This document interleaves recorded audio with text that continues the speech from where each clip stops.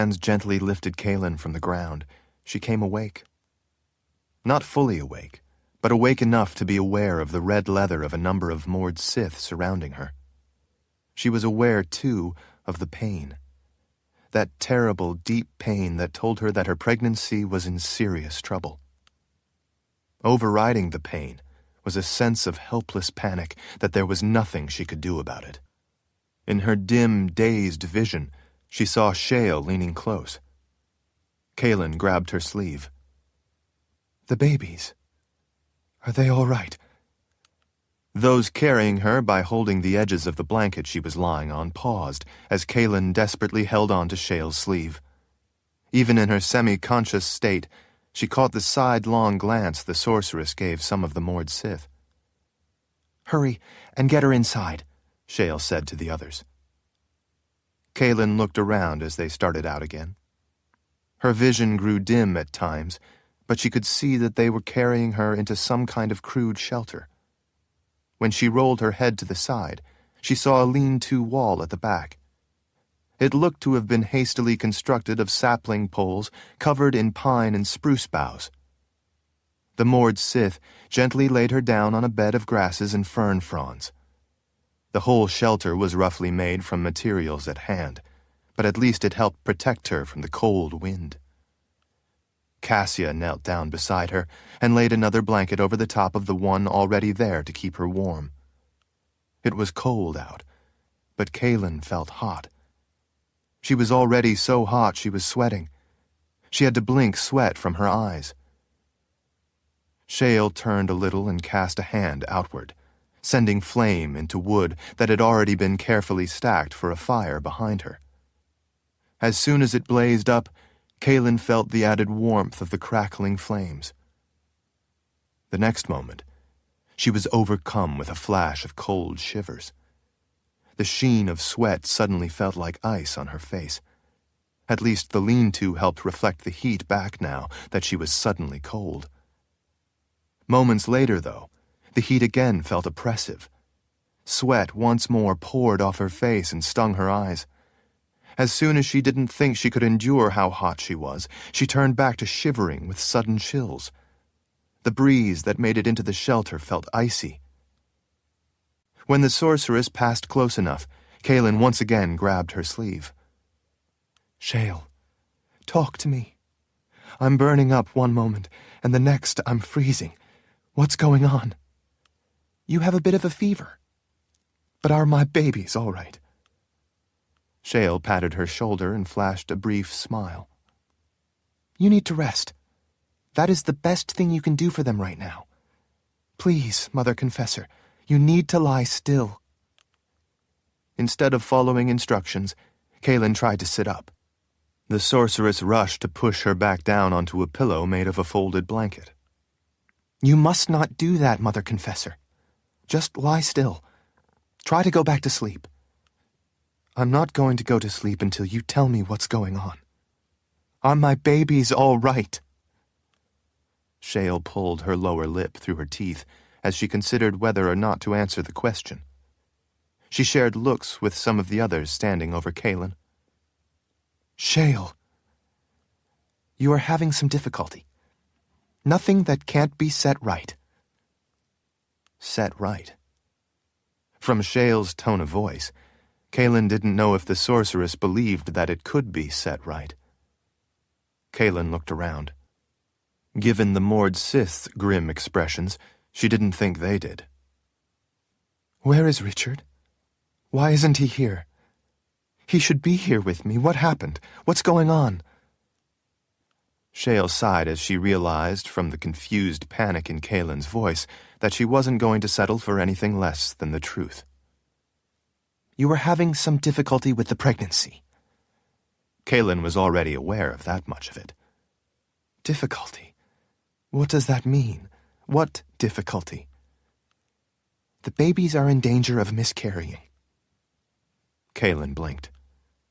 "But I can't lose them." Shale pulled the blanket up a little, tucking it under Kahlan's chin. "Lord Rawl and Vika went to find a plant I need to heal you, to save your babies. Once he returns with that herb, I will make you a medicine that should set you right." Kahlan clearly caught the word should. It wasn't a word that inspired confidence. "What plant?" "It's called Mother's Breath."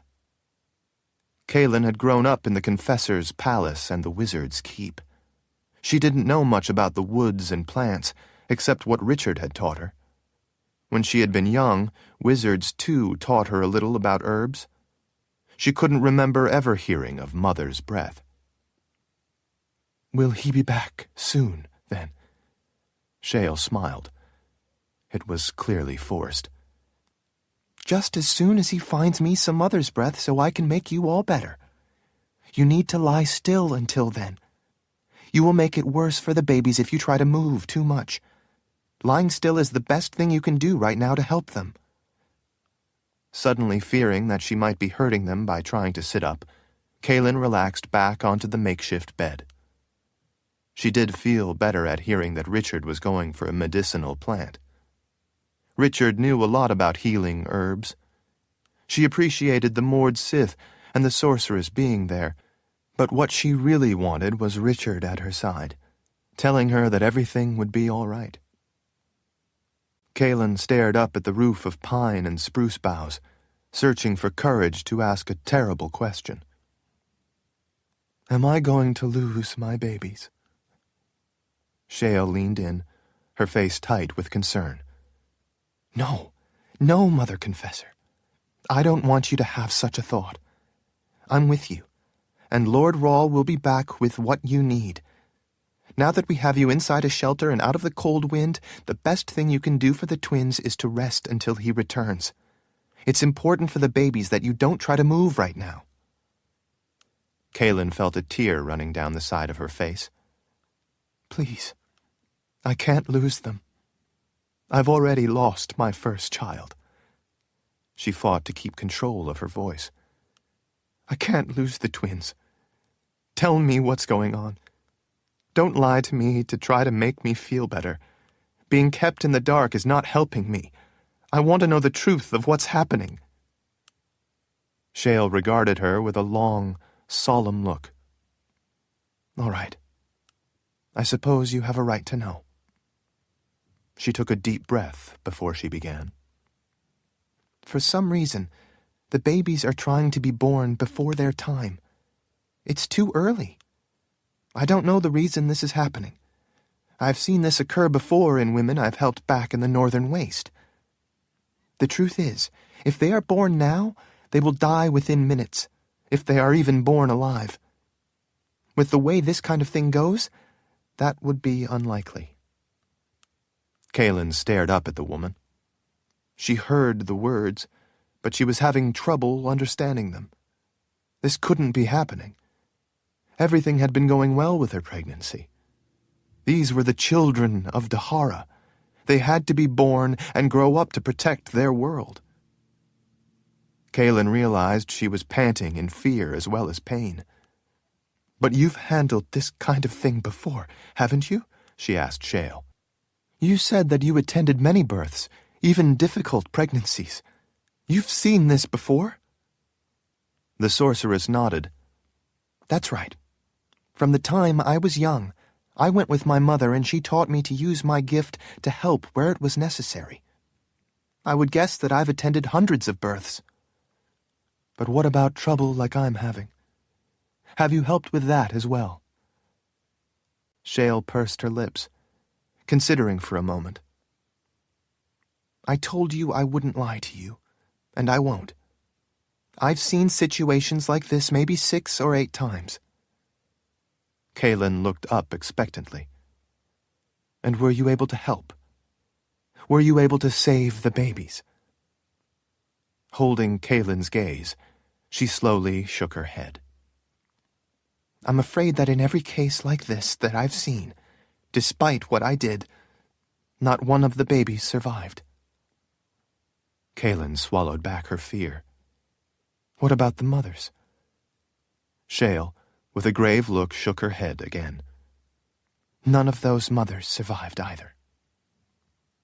Kahlan's muscles went slack. Her weight sank back. The world seemed to be spinning. That was the end, then. The end of everything. Shale put a hand gently on Kahlan's shoulder. But we have things on our side that I didn't have any of those other times. Kahlan looked up. What things?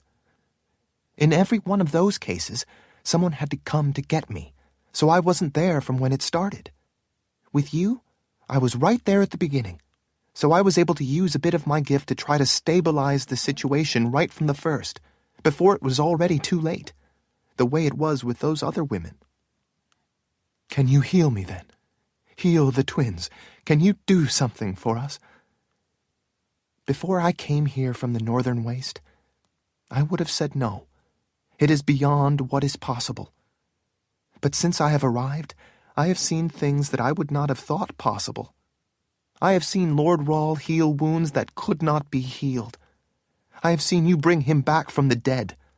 I have seen Lord Rahl do things that I used to know with certainty could not be done. If you and Lord Rahl have taught me anything, it is that we are all more than we may think we are. That we should never give in to despair and defeat. That we should never give up. I intend to save you and the twins, even if I have never been able to do such a thing before. That is the long and short of it. I will keep all three of you alive until Lord Rahl returns with the herb that can reverse what is happening so that you can carry the twins until it is time for them to be born. Kahlan felt more tears run down the side of her face. Thank you, she whispered. Shale leaned in and placed one hand on Kahlan's forehead and the other on her swollen belly. Now, I'm going to put you into a deep sleep in order to slow down what is happening. I will do everything I can to help the twins stay in the safety of your womb until your husband returns with the mother's breath. When he does, it will heal you. Until then, you need to sleep. The next time you wake, if I am half the sorceress I think I am, half the woman you have taught me to be, you will be well on the road to being set right. Kahlan wanted to say something, but before she could, magic swiftly brought darkness that took her.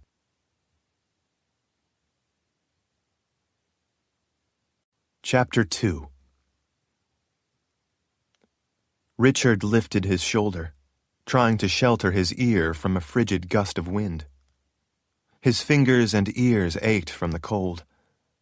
As the sun sank behind the mountains, not only was the light fading fast, but the temperature high up in the mountains seemed to be dropping even faster. The cold, though, was the least of Richard's concerns. He urgently needed to get even higher up in the mountains to the tree line to find the mother's breath plant if he was to save both Kahlan and their unborn babies. Vika had told him that mother's breath had odd, lopsided leaves. She held up her fist with the back of her hand facing him. The shape of the leaves looks like this. If you ever saw it once, you would never forget it. But it's rare. I've only seen it a couple of times in my life, and then only up in the mountains near the tree line. Richard dared not let himself worry about how rare it was. He just needed to get up to where it grew so he could search for it. He told himself that he was going to find it, and that was that. The tree line, though, was still quite some distance away and much higher up the mountains.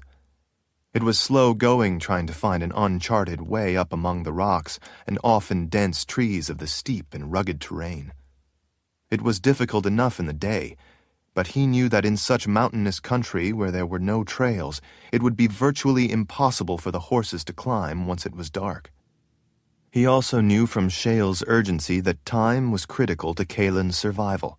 So darkness or no darkness, one way or another, he intended to press on. Since the horses couldn't continue on in darkness, as soon as he found a place to leave them, he intended to keep going without them. An all too familiar memory came to mind. Zed had always said that nothing was ever easy. Richard forced the thought from his mind as he turned his attention toward an opening between a stand of young spruce trees. Beyond was a jumble of rock with just enough space for the horses to pass through. It was the only way he could find that looked to have any chance to lead them higher. Richard was using all his knowledge and experience as a woods guide to find a way to steadily make it to higher ground. Occasionally, game trails helped. Even so, without a real trail, they had a number of times come to the base of impassable cliffs that forced them to find another way around so they could keep going up. Other times, what had looked like a good route ahead ended at a drop-off that forced them to backtrack and find another way in order to keep going. Richard tried to scan the mountainside higher up while his horse carefully picked its way over the loose rock between tall rock formations rising up to either side. Water seeped down the faces of some of the speckled rock, leaving green and brown streaks. Plants growing in the cracks hung down in places, making it look like green walls. Tangles of roots here and there made the footing tricky. He wanted the horse to hurry, but he knew that it was climbing as fast as it could. It was almost as if it could sense his urgency. As they made steady progress ever higher, they entered low clouds. The soft gray blankets rolled over the jutting towers of rock as if trying to find a way down. As they climbed upward into the clouds, it made the granite the horses had to walk over slick and the footing dangerous. In places, the horses had difficulty on the steep ground only made worse in the wet. Their hooves slipped repeatedly before they could find adequate grip. He knew that in such steep country, going back down would be considerably more difficult for the horses than going up. It would likely be too dangerous in many places to ride down. For much of the way down, he knew they would have to do the descent on foot, letting the horses pick their way without having to also deal with a rider who would make it more difficult for them to balance. But first, they had to find the plant Shale had sent them for. That was all that mattered. Vika followed behind without comment. She was his sworn protector, after all, and in addition to wanting to find the mother's breath, as Mord Sith, Richard's safety was her first responsibility.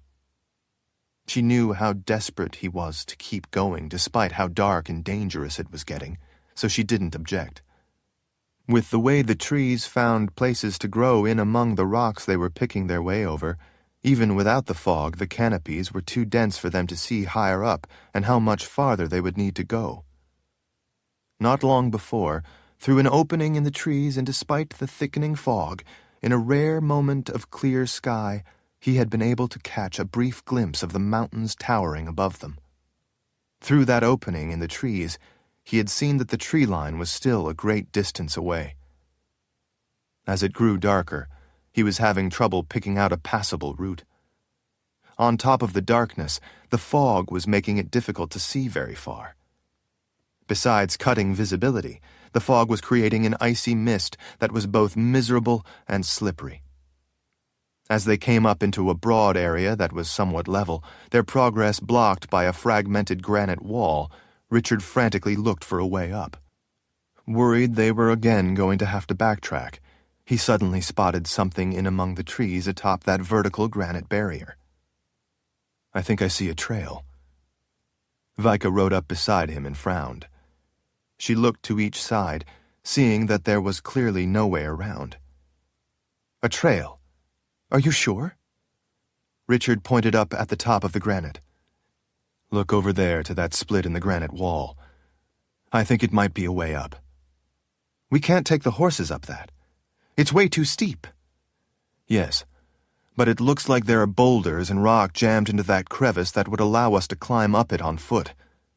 Look at the top of the wall over to the left by that mass of tree roots coming down over the edge.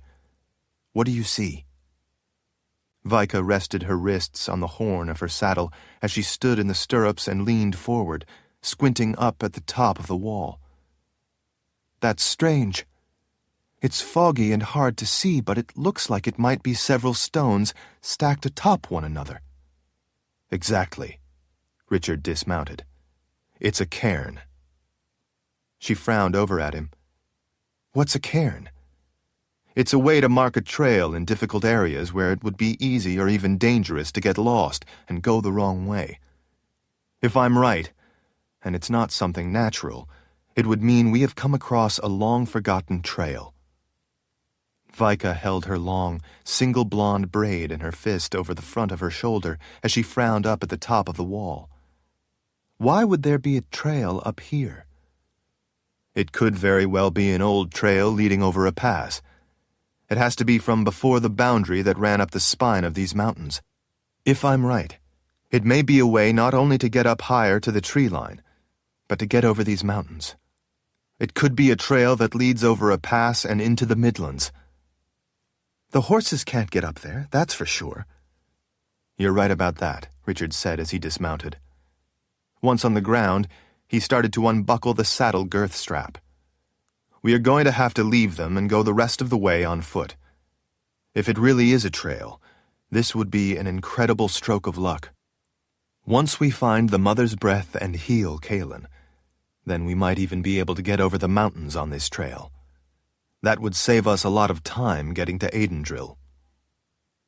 Vika scanned the area before she climbed down out of her saddle. It's pretty flat here. But what if the horses wander off? It's a risk we will have to take. Let's get the saddles and tack off them, he said. Should we take anything with us? She asked. Richard nodded. We'd better at least take our packs. We should also take some dried meat and whatever supplies we can carry, she suggested. I have some oats tied to the back of my saddle. I will leave some of it out for the horses. That should keep them around. Richard gestured to the left. There is a little water running down off the rocks over there. It's collecting enough for them to get a drink. After we get the saddles off, we need to break out the travel candles. The light is fading fast. But if that really is a trail up there, the candles will help enough that we should be able to keep going. Vika glanced up toward the mountain they could no longer see. Candles in the tin traveling cases won't provide much light.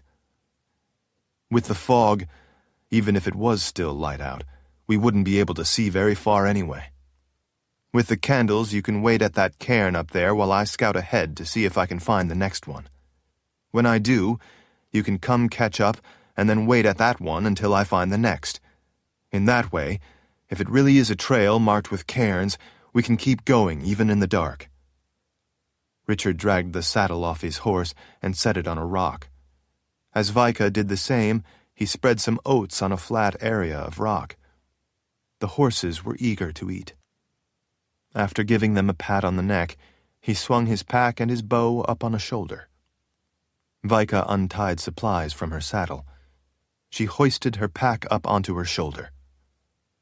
Once Richard lit a strip of birch bark with a steel and flint, and it flared up into flame, he then used that to light the candles. They immediately started out into the foggy darkness, climbing up the narrow split in the granite wall.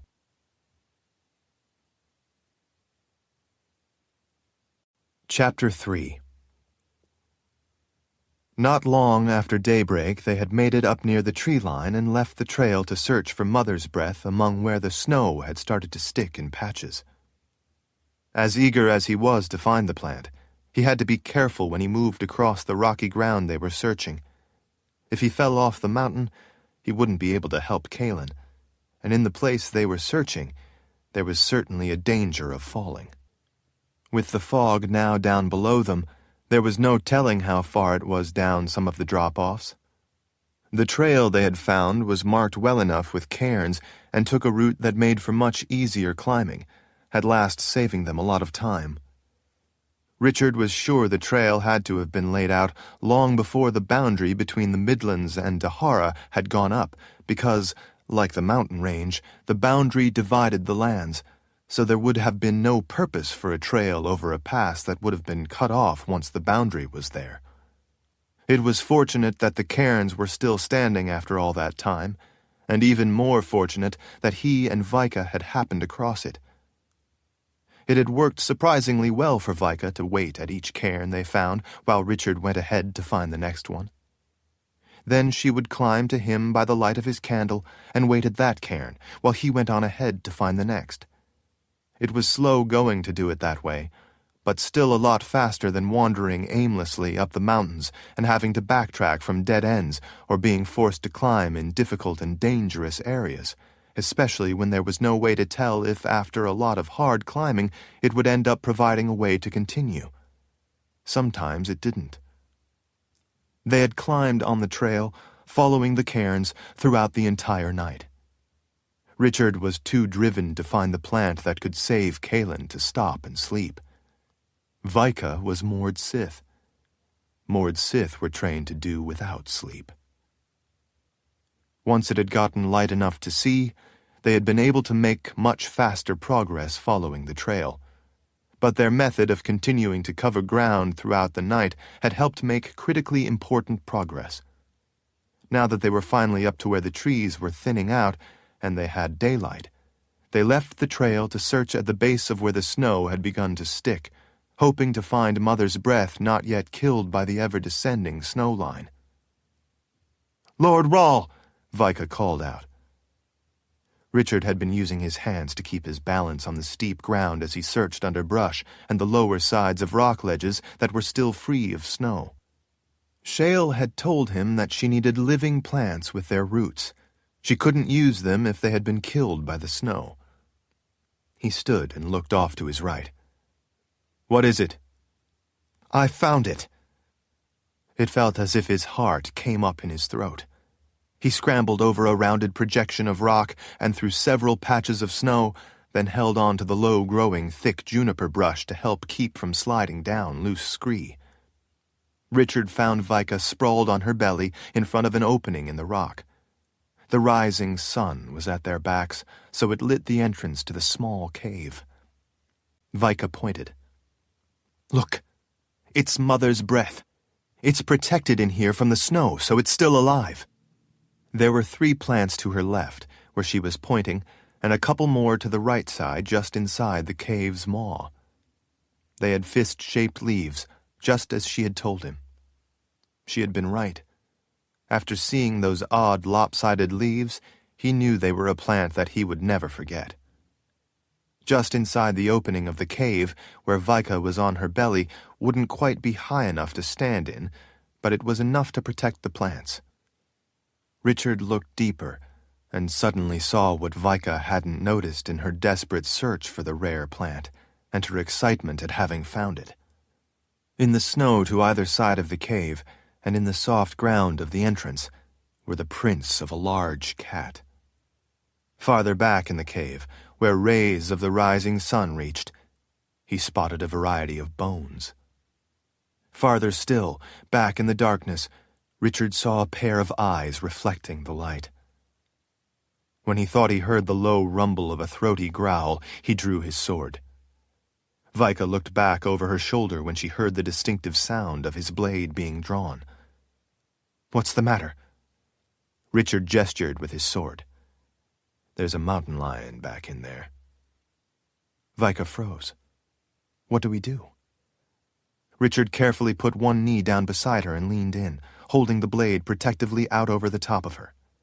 He put his left hand on the back of her shoulder to keep her down as he spoke quietly, so as not to alarm the animal hiding back in the darkness. "Dig up the 3 plants right there by your left hand. Shale said she needed the whole plant, so dig out the roots. We need to get all of the roots you can dig out. 3 plants should be more than enough. Leave the other 2 on the other side to help them regrow. While you dig these 3 out, I'll watch and make sure that mountain lion stays back."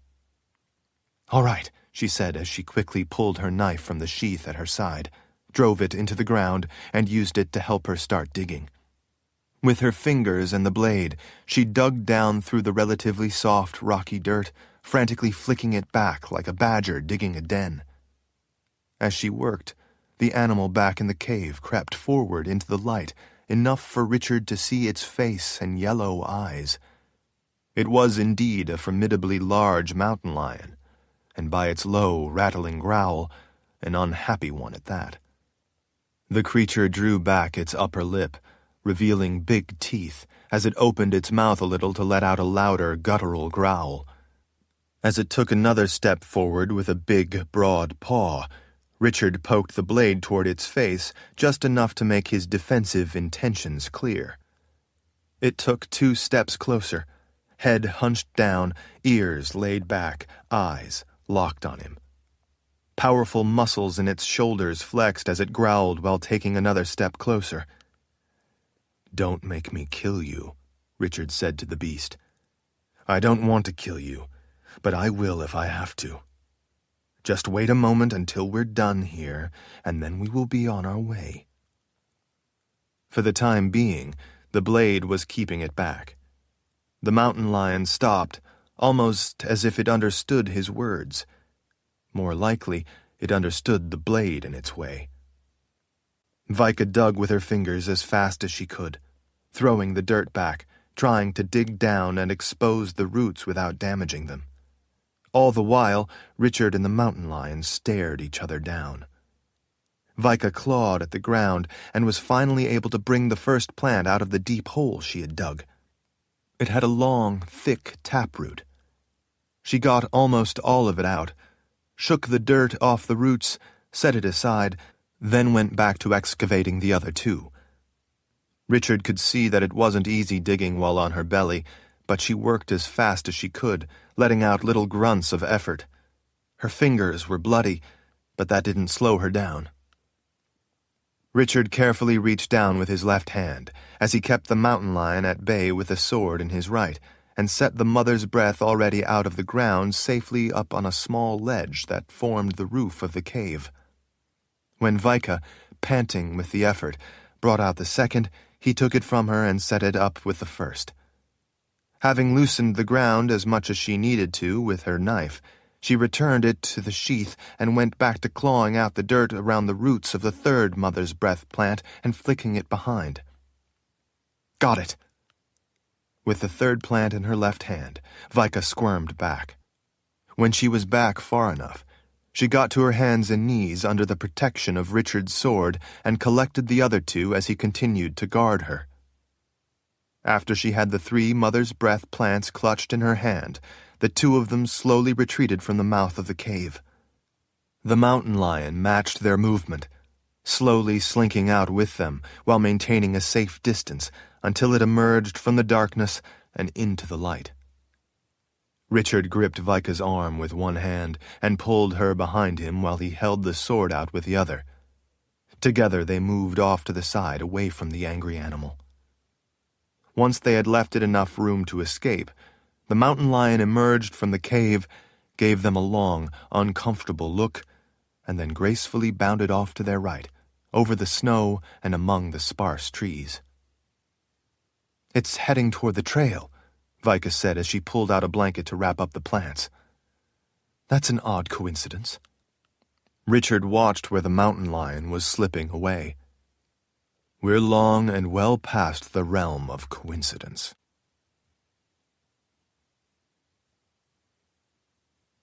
Chapter 4. Quiet darkness was settling into the woods when Richard spotted Nida on watch, long before she spotted him and Vika. When she finally did see him, she ran out and whistled a bird call he had taught the Mord Sith to alert the others that they had returned. Rika then emerged from a thick underbrush behind him. He hadn't spotted her. He was glad to see that they were using the tactic of positioning one person on watch so as to be spotted and distract anyone approaching. If it turned out to be a threat, the one still hidden could then take out that threat from behind. Even though he was glad to see them using their heads, he had more important things on his mind. Richard and Vika were both exhausted from the long ride up the steep terrain, climbing the trail in the dark the entire night before, the hunt along the steep and difficult ground for the mother's breath, the tense encounter with the mountain lion, and then the difficult journey back down the mountains to where they had left Kahlan, Shale, and the rest of the Mord Sith. As they galloped into camp, Richard leaped off his horse. Berdine ran in and took the reins of both horses as Vika jumped down and handed Richard the blanket with their precious cargo. Shale was adding a stick of wood in the fire when she saw them ride in. She stood and then rushed to meet them, brushing crumbs of bark from her hands. "Do you have it?" Richard flipped open the blanket to show her. "How is Kahlan?" Shale gently lifted out all 3 plants, using it as an excuse to divert her gaze. She looked amazed that they had actually found some mother's breath. 3? This is wonderful. And you managed to recover them with their taproots intact. I had dared not hope you would find even 1. This is exactly what we need. I asked how Kahlan was. Shale looked up from under her brow. The mother confessor is asleep. Richard gently grabbed Shale's upper arm. I asked how she is. The sorceress considered the intensity in his eyes briefly before answering. She was losing the babies, and her life along with theirs. The only thing I could think to do until you returned with the mother's breath was to use my gift to immerse her in a form of very deep sleep. I had to put her in that place between life and death. You called it the cusp. My hope is that inducing such a profound sleep will slow down all the functions in her body enough to keep her from miscarrying. It was the only way I could think of to save her and the twins. So far, she still has the babies, and she is still breathing. But she will be all right. It came out more like a command than a question. He didn't like to hear that the sorceress had pushed Kahlan to the cusp between life and death. He didn't like it one bit. But he didn't want to second-guess her decisions. He knew the extent of the emergency and that Shale would do everything she could to save Kahlan. Now that we have the mother's breath, will she be all right? The sorceress hesitated. I hope so. At least for now, she and the twins are alive and together. With the mother's breath, we have a chance. Now, I must hurry and prepare the medicine she needs. What can I do to help? Richard asked as he followed close behind her as she hurried back to the fire. Shale paused and considered a moment, looking toward the lean-to beyond a crackling fire before gazing at the 3 plants resting in her hand. I need to prepare the remedy, but that is going to take several hours. Since you were able to bring 3 plants, and considering the seriousness of the situation, she handed Richard the one with the longest taproot. Maybe there is something you can do to help. Take this one. Go to her. Break off the bottom tip of the root, and then let the milky fluid drip into her mouth. She needs to swallow it. Do it only when you have it over her mouth so you don't waste any. It is a very rare and precious substance. If I'm going to let some of the milk drip into her mouth, why do you need to prepare a remedy? Shale didn't shy away from his gaze. Lord Rahl, please do as I ask and hurry. Richard was concerned that she was deviating from the plan of preparing the plants first. He knew a great deal about plants and herbs, but he didn't know anything about mother's breath or how it needed to be prepared. He did know that there were plants that, when prepared properly, could heal, but he also knew that when raw and not properly prepared, they could kill. Will it harm her to give her the raw milk of the plant? Are you sure you shouldn't prepare it first? Shale touched her fingers to the hollow of her neck as she considered it a moment. It was apparently a question that worried her, too. To tell you the truth, I can't be sure. I've never heard that mother's breath is poisonous, but also I've never heard of giving a miscarrying woman the milk of the plant raw rather than in a prepared remedy. I do know that the healing power of the plant lies in the milk. She held up a hand and rubbed her first 2 fingers together with her thumb. It's a sticky substance, much stickier than the milky sap in any other plant. I believe that sticky quality is what may be the key to how the plant helps stop a miscarriage. I was told by an herb woman I knew that she believed the sticky milk of the mother's breath plant strengthens the bond the mother's body has with the unborn babies, keeping them in her womb. But to be honest, I'd never heard of the milk being given raw. My thought is that women are always given the prepared potion, but that may be because living plants are never at hand, whereas the preparation can be made up ahead of time and kept in stock, sealed in jars, ready for when needed in an emergency. Then to be safe, why not just wait until you can prepare the plants the way you were taught? Shale gave him a meaningful look. Because it took you a long time to find the plant. Too long. I realize that's not your fault, and it is remarkable that you were even able to find it at all. But as far as the life of the Mother Confessor is concerned, it took too long. That's the reality. The only reason she hasn't miscarried and she is still alive is because I was there right when it started, and so I was able to put her into that deep state of sleep before it had advanced too far.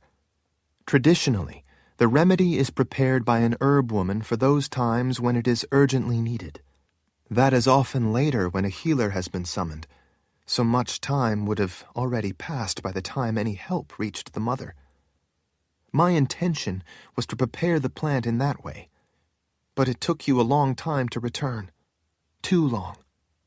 But if you were to prepare it, to be honest, Lord Rawle, even though she is in a deep sleep, I don't think your wife can last long enough for me to prepare the plants. My hope is that the raw milk will stop the miscarriage and keep the three of them alive and together until the preparation is ready. For all I know, the raw milk might even work better, and then the prepared potion wouldn't even be needed. But what I can't say is that it won't do harm. In my judgment, we have to chance it. It's a big chance, he said. It is, Shale agreed with a nod. I leave the choice to you, then. You are her husband and would know best what her wishes would be. You decide for her. What would she want you to do? Richard didn't have to think about it. She would say that it's the only chance for her and the babies, so we have no choice but to try it. Shale offered him a brief smile. Hurry, then, and give it to her. Richard gripped the plant in his hand as he nodded. How long will it take you to prepare the other two? She looked over at the fire. To boil it down and prepare the remedy will take a few hours. I think you have made the right decision in the meantime. You must give her some of the raw milk now. Richard looked down at the plant she had handed him. Could it hurt her? Could it hurt her if it's raw, or hurt the babies? I already told you that I just don't know. The sorceress glanced over the fire to the still Mother Confessor. But I think that the problem may actually be if it works too well. Richard frowned. What do you mean? Shale looked back at him. I mean that it may bind the babies into her so well that it may prove difficult for her to give birth. Well, then, maybe... Lord Rawle, there is no time. It is already long past when she should have been given the potion that I have yet to cook. By all rights, she shouldn't even still be alive. I doubt she will be for much longer. If you have made your decision, then you must do it now, or she will be lost. Richard let out a troubled sigh as he gently gripped the plant in his fist. He knew that there was really no choice. He just wished it were not a choice he had to make. Shale put a hand on his forearm as if to steel him. Hurry now. Go to her.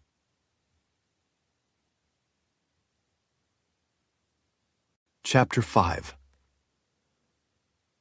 Richard's fear for Kahlan had him feeling like he was watching himself from somewhere high above the campsite as he rushed around the fire to the lean-to. If he had made the wrong decision, he could very well be about to poison the only woman he had ever loved, the only woman he ever could love. He found Kahlan laid out just under the shelter of the lean-to on a bed of grass. She was covered with blankets.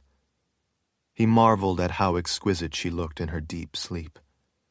It was the perfect innocence and beauty of a child. He hoped the sleep was a peaceful one. He knew, though, that if Shale really had succeeded in putting Kahlan in that nowhere place between the world of the living and the world of the dead, it was anything but peaceful there. The keeper of the underworld would be whispering promises to her, urging her to take that last step and enter his eternal realm of rest. Richard knew all too well that it was a seductive call and difficult to resist. But he knew, too, that she would be trying with all her will to resist so that her babies would have the chance to live. If she was able to resist that longing to be free of pain and suffering, it would be for them. Cassia was there as well, on the opposite side of Kahlan from the fire, sitting on the ground beside her, holding her hand in both of hers. As Richard knelt down beside her, Cassia offered a hopeful smile as she moved back out of the way. "How is she?" he asked back over his shoulder. Cassia's voice was heavy with anguish. "She hasn't moved since Shale put her in a deep sleep. I was relieved, though, when she did, because the mother confessor was struggling terribly in pain. I ached myself at seeing her in such agony. At least she is breathing more easily now." Richard nodded and turned back to Kahlan. He pushed her chin down until her mouth fell open. With his thumbnail, he clipped off the bottom of the taproot. One drop of the milky white sap dripped on her cheek before he could get the tip of the root over her mouth. As he held the plant over her with one hand, letting the milky fluid slowly drip into her mouth, he swept the drop up with a finger and wiped it onto the inside of her lower lip. Even though she was still not conscious, Kahlan's tongue worked at the contact with the milky fluid. When the dripping slowed to a stop, Richard pushed up on her jaw to close her mouth. He knew she needed to get it into her stomach, so he was relieved to see her swallow. After she had swallowed a few times, he opened her mouth again, then snapped off the taproot halfway up. When he did, more fluid began running out, dripping into her mouth. Once the flow finally stopped, he closed her mouth again until she swallowed, then opened it and snapped the root off where it turned to the green stem. An even more plentiful, thicker flow started to drain from the rest of the plant. He understood, then, why Shale had told him that it had to be a living plant. A dead and dried-up plant would have no milky sap. When the flow stopped, he worked his fingers to gradually wad up the plant in his fist. He squeezed to force out as much fluid as possible. When he was sure the dripping was finished, he handed the crumpled plant to Cassia. "Take this to Shale. There may still be some milk in the plant that she can add to the medicine she's making." Cassia nodded and then raced off to take the crumpled plant to the sorceress. Sitting on the cold ground beside Kahlan, Richard watched as Shale tore the plant into small pieces and added it to the steaming pot she already had cooking on the fire. She reached into a pocket of her trousers and pulled out a pouch. From the pouch, she added a few pinches of some kind of powdered preparation to the pot. As she stirred the boiling potion, Richard lay down close beside Kahlan to help keep her warm. He gently ran a hand over her round belly, hoping she would know that he was there with her. As much as he wanted to stay awake, he was exhausted and soon nodded off into a troubled sleep. He hadn't been asleep long when he heard Shale speaking to some of the moored Sith. He sat up and rubbed his eyes. The brief nap had done nothing to banish his exhaustion. To his side, Vika sat on the ground, watching over him and Kahlan. He knew that she had to be just as tired as he was. "Why don't you lie down and get some sleep?" "I will," she answered, "but not until after the Mother Confessor gets the medicine Shale is preparing." He looked over at Shale, squatted down beside the fire, leaning over the pot she had set on the ground, continually stirring the preparation. She lifted the stick out, letting the concoction drip off to test its consistency. She dipped her little finger into it to test if it had cooled enough. Apparently it had. She gave an order to one of the moored Sith. Vale quickly stood and rushed to one of the saddlebags. She dug around until she came up with a piece of cloth. Shale urged both Nida and Vale to hold all 4 corners of the cloth. When they had, she slowly poured the pot of liquid in the cloth to filter the preparation and let it drip into a tin cup she had placed on the ground. Once the liquid had mostly dripped through, she took the cloth and twisted it around and around. She grimaced with the effort of squeezing out all the remaining liquid. When she was finished, she threw the cloth and its contents onto the fire. Blue and green flames and glowing sparks shot up from the cloth as it burned, lighting the trees all around in flickering colored light. After dispensing with the filter cloth, she picked up the cup and hurried to Kahlan. She knelt down on the other side and set down the cup before putting a hand to Kahlan's forehead, checking on her fever. "That's good. Her fever is down," Shale told Richard. She gestured. "Sit her up for me." He carefully and gently scooped an arm under Kahlan's shoulders and lifted her. Kahlan's head slumped to the side. Shale straightened her head and then put her fingers on Kahlan's temples with her thumbs over her eyes. She softly spoke some kind of chant. Richard couldn't hear the words well enough to understand them. He doubted that even if he could hear them well enough, he would have known what the words were. He assumed it was some sorceress's or even witch's spell. Sorceresses, and likely witchwomen, often relied on spells. Whatever it was, it caused Kahlan to gasp in a deep breath along with Shale. Richard noticed that Shale synchronized her breathing with Kahlan's for a moment. Finally, the sorceress took her hands away, and Kahlan opened her eyes. Richard jumped a little in surprise. "Kahlan!" He was excited to see her awake. "How are you feeling?" The sorceress swished a hand. "She can't hear you. She is still in that deep place. I don't want her to choke or drown when I give her the preparation." Indeed, Kahlan seemed completely unresponsive. Though her eyes were open, it didn't seem like she saw anything. Still, Richard felt hope at seeing her beautiful green eyes. There was life in them, and that was cause for hope. As he held Kahlan up, Shale brought the tin cup with the milky potion to her lips. As she tipped it in, Kahlan began to drink it. It took a while for her to slowly drink it all. When she had, Shale took the cup away and motioned for Richard to lay her back down. As he did, Kahlan's eyes closed once more. Shale stood and let out a weary sigh. "Now we must let the mother's breath do its work. Both what you gave her and what I prepared.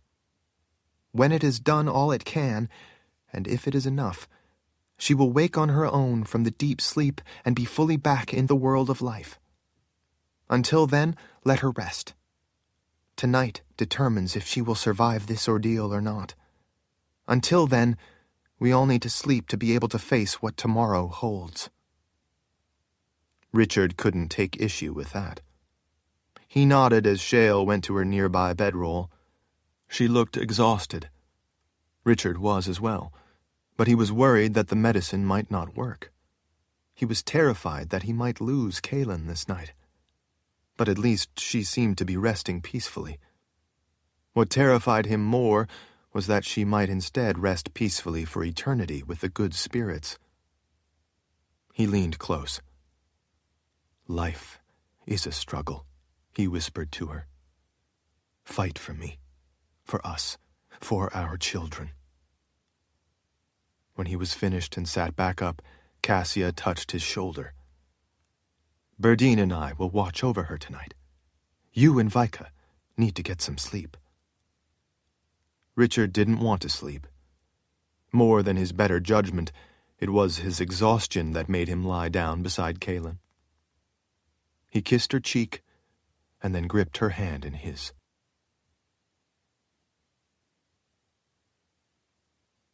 Chapter 6. Richard was having a wonderful dream that Kahlan was kissing him. As it always did, The feel of her soft lips on his seemed to open up the feminine half of the universe to him. It was a profound completion of his reason for being.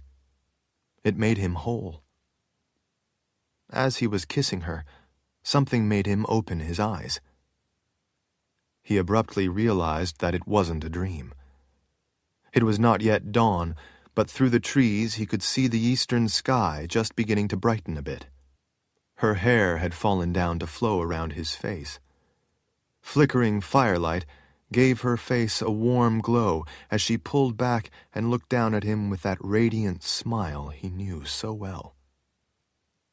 "You were sleeping so peacefully. I didn't want to wake you." The smile widened with mischievousness. "But I couldn't resist kissing you." Richard let out a deep breath of relief as he embraced her, holding her tight to him. His fears melted away in that moment. He finally gripped her shoulders and lifted her back away from him. "How do you feel?" Her mouth twisted playfully. "Pretty good now that I've had a kiss." "No, I mean everything else." He looked at her skeptically. "Are you all right?" She shrugged.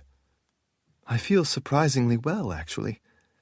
I think I was having a terrible nightmare, and it felt like I was asleep forever in some faraway place. I didn't like being in that place. While I was sleeping, I thought I heard you say that life is a struggle, and I should fight for you, for us, and for our children. So I did, and woke up." Seeing that Kahlan was awake and up, Shale threw off her blanket and rushed around the fire. "Mother Confessor, you're awake. How are you feeling? Don't try to stand. Any pain? Are you hurting anywhere?" Kahlan struggled to sit up as Shale tried to push her back down. "I feel like I've had a very long and restful sleep, actually. I feel fine." As the Mord Sith rushed up around them, Kahlan frowned. "Why is everyone acting so strange?" "You don't remember?" Richard asked. Kahlan made a face as she half smiled. "No. Remember what?" "You were having difficulty with your pregnancy," Shale said. Kahlan's face suddenly went ashen. "What?" The sorceress waved her hands to dispel the fear from Kahlan's suddenly pale expression. No, everything is fine now. Lord Rawl found a plant I needed to make you some medicine, and it fixed you right up. It was not a big thing, really. You were exhausted and just needed a bit of medicine and rest, so I helped you go to sleep. Don't worry, everything is fine now." Kahlan looked skeptically at all the faces watching her as she ran a hand over her round belly. "Are you sure?" She looked under the blanket. "Where are my trousers?" When everyone was silent for a moment, Rika finally spoke up. "I washed them for you, Mother Confessor. I dried them by the fire. They are ready whenever you want them." "I made some breakfast," Berdine said with a big grin. "I thought you'd be hungry when you woke up. We have fresh fish and rabbit. Which do you prefer? I have to say I like the rabbit best." "Well, actually, I am pretty hungry. The fish sounds good." She tipped her head to look out of the lean-to. "It looks like the weather is no better." Richard glanced out. "At least it's not snowing down here. Fortunately, it's not raining any longer either, at least for now. The weather in these mountains can change in an instant, but I don't think it's going to be getting much better for a while." "Well," Kahlan said, "we need to get moving south to try to find a way to get around these mountains if I'm to have these babies at the Wizard's Keep." "There can be no going south," Shale said with a frown. "Not with that boundary wall of death thing." "The boundary?" Kahlan's brow twitched a little as she put a hand to her forehead. "That's right. I seem to have forgotten that we had run into the boundary." "Lord Rawl found a trail leading to a pass over the mountains," Vika said, hoping to dispel Kahlan's sudden concern. Kahlan's mouth fell open. "A trail over a pass?" That would mean the boundary wouldn't matter, and we can cross the mountains here. That would get us directly to Aidendrill. She looked up hopefully. If there is a pass, we could get over the mountains right away. That would significantly shorten our journey. The sooner the better, Shale said. You aren't getting any less pregnant. I would feel a lot better if we weren't out in the wilderness when the time comes to give birth. Kahlan still seemed somewhat confused. So then I'm all right. The twins are all right? Was I having some kind of trouble? Some of the Mord Sith exchanged glances. Everyone noticed that Kahlan seemed not to remember what had happened. Richard could see no reason to tell her how close she had come to losing the babies, to say nothing of her life. It would needlessly frighten her to know how grave the situation had been. From the looks on all the other faces, it seemed that none of the rest of them thought it would be a good idea to tell her either. Berdine suddenly smiled brightly. Lord Rawl found a plant that made you all well again. Kahlan looked over at him and put a hand on his chest. Was it any trouble? None at all, Vicus said from behind Richard. Richard wasn't as happy about the pass as the rest of them. It seemed everything had been conspiring to force them to cross the mountains in this place. Someone was behind the strange woods they lost so much time in. Someone had usurped his ability and used it to put up those boundaries. Kahlan had begun to miscarry, and he had to find a very rare plant to save her and the babies. There just happened to be some of those very rare mother's breath plants up the mountain trail they just happened to come across. Whatever hidden hand was behind all of the recent events seemed determined to get them up into these mountains. And there just so happened to be an old trail for them to use. As soon as we have something to eat, then we should probably get going, he said. There's no telling how long this break in the weather will last. It would be good to make some distance while we have the chance. She flashed him a smile. I would like that. The sooner we are to Aidendrill, the better. I feel well rested. I'm up for some traveling. I'm afraid it's going to be a difficult journey, Richard cautioned her. It's a demanding climb from here to get to the trail, and the trail itself is not an easy one. I'm afraid that once we get to it, there's no way to take the horses up that trail and over that pass. Well, she said thoughtfully, I expect the horses will enjoy their freedom. I'm sure they will be glad not to have to carry us and all our gear any longer. Richard smiled. Kahlan always tried to find the bright side of things. He was sure she was worried about what lay ahead for them, but she didn't want to show her concern. As the mother confessor, she always tried to keep everyone positive. Richard wasn't feeling nearly so positive. As pregnant as she was, it was going to be a difficult journey on foot. Worse, he knew that they were being guided by a hidden hand.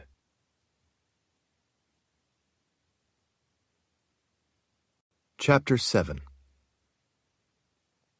Fat snowflakes drifted through the still, cold air, dissolving away the instant they touched Richard's face and the backs of his hands. Dark, brooding clouds overhead seemed to hang still in the pass, casting the day in gloomy light. Richard could just make out the smell of wood smoke. They all lay in a line on their stomachs in the fresh snow, heads just high enough to peek over the edge of the ridge in order to squint into the distance. Richard was not liking what he was seeing. Why would such a strange place be way up here? Rika asked. Nida pulled the small willow stick she had been idly chewing from her mouth.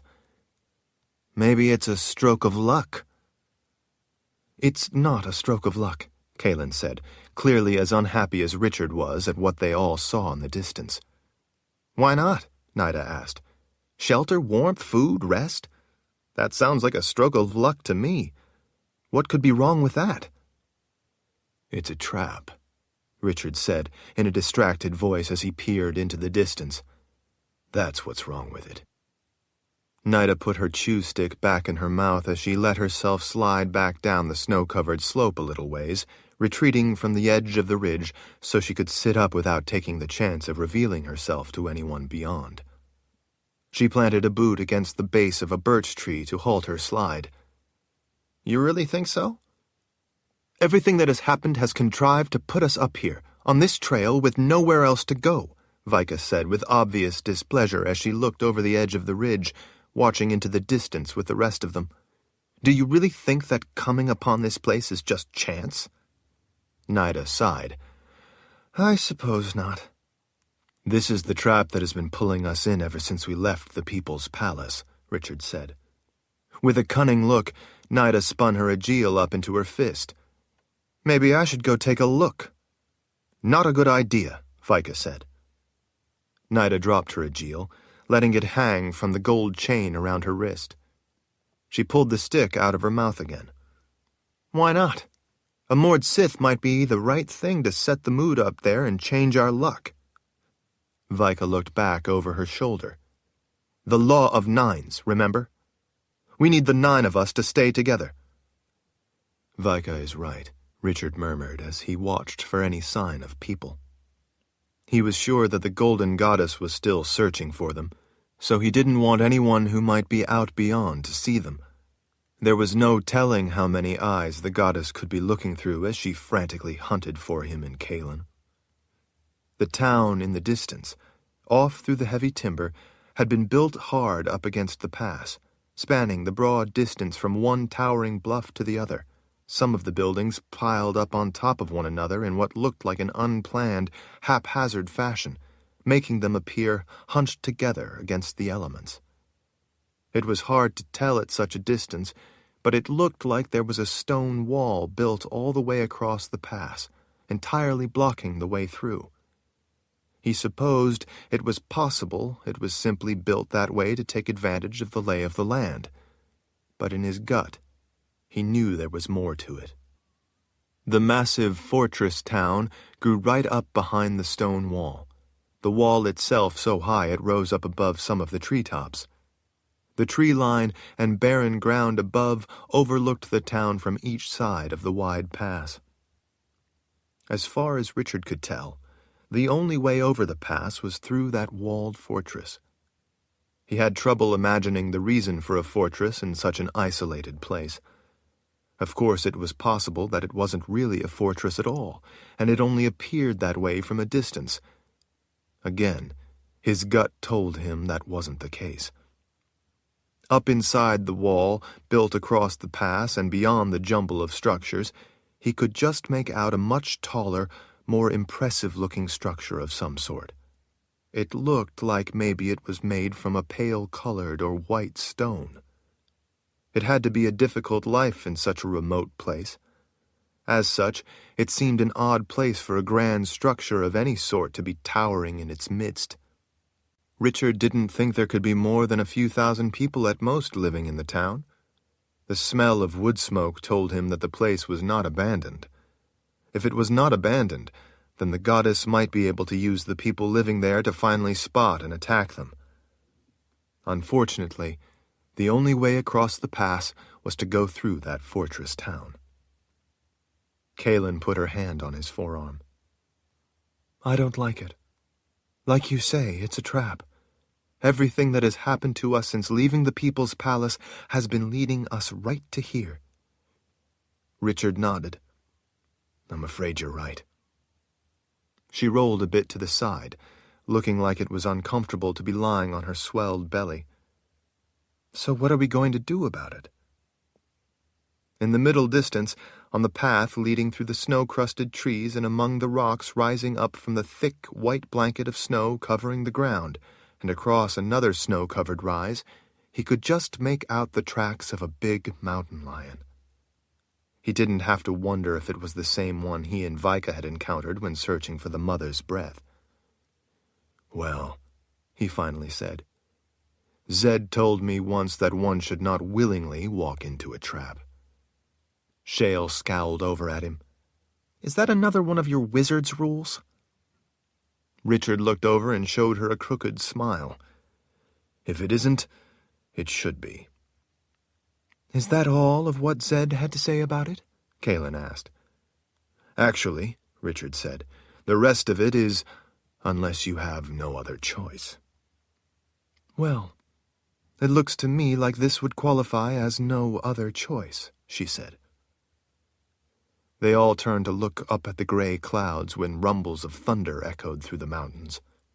The low, ragged clouds that were silently gliding in obscured the higher peaks, and by the looks of them, they promised some bad weather. I grew up in mountains like this, Vika said. Thunder and snow high up in the mountains are a worrisome pair. So what are we going to do? Kahlan asked, ignoring Vika's comment and obviously growing impatient. I'm not in favor of walking into a trap. Someone wants my babies. I don't intend to simply walk in there and hand them over or have them taken from me. But I'm cold, and I want to get beyond these mountains and down into Aidendrill where it will be warmer. We can't lie here forever watching that place. Richard let out a long breath. The rising breeze carried away the cloud of that breath as he appraised her green eyes. I agree. He showed her a smile. I have a plan. Kahlan arched an eyebrow. A good plan? He wasn't in the mood to debate the merits of it. He was more concerned about avoiding whatever kind of trap waited for them in the walled stronghold blocking the pass. He was also concerned about the way the wind was coming up and the weather was closing in. The night before had been miserable, huddled in the protection of a quickly built pine bough shelter, with no fire as they ate some of their dwindling supply of dried meat and hard travel biscuits. First, he said, I need to know if you're up for a difficult attempt to get over these mountains in order to avoid walking into the trap that's waiting for us. Kahlan frowned at him. What are you proposing? Richard put an arm over her shoulders and pulled her close so she could sight down the length of his other arm to where he was pointing. Look at that notch to the left side of the pass, just before the slope of the second mountain over starts to rise up again. See what I'm talking about? Kahlan squinted into the distance. I can't tell for sure. You always could see better than me, and you know more about such country than I would. Well, there's an indentation in the side of where that mountain rises up. He gestured to indicate the slope on the left side of the pass. That notch is higher than the pass with that walled town built across the trail, but it might be a way over the mountains without having to go through the town. See? Up there, not far above the tree line. I see it, Shale said as she pushed in close on the other side of him, finally seeing where he was talking about. I see it too, Vika offered. What of it? Kahlan asked. What are you thinking? Like I said, it might be a way over the mountains, a way to skirt that walled fortress built across the pass. You mean a way to skirt that trap? The sorceress asked. Richard nodded. Yes, I think it could give us a way to avoid walking into a trap and instead go right around it. If it is a way across, we could avoid anyone seeing us, and we just might be able to make our own luck and get over the mountains and into Aidendrill and then to the Wizard's Keep. Then what are we waiting for? Kahlan asked, blowing some warm breath into her cupped hands again. I'm waiting for you to tell me that you're up for it. It's going to be a difficult climb. It's not a trail, so we will have to make our own way. It will be hard climbing. I'm pregnant, Kahlan said. I'm not helpless, and I'm not eager to spend any longer up here than necessary. Let's get going while we still have light.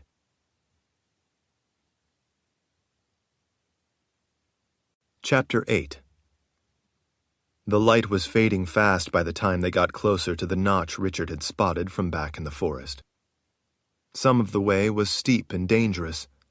They had struggled to make it through the snow up above the tree line. In several places, Richard had to climb up, lie on his stomach, and then reach down to help Kahlan because her pregnancy made it more difficult for her to pull herself up, and also Berdine because her arms weren't long enough to reach the edge.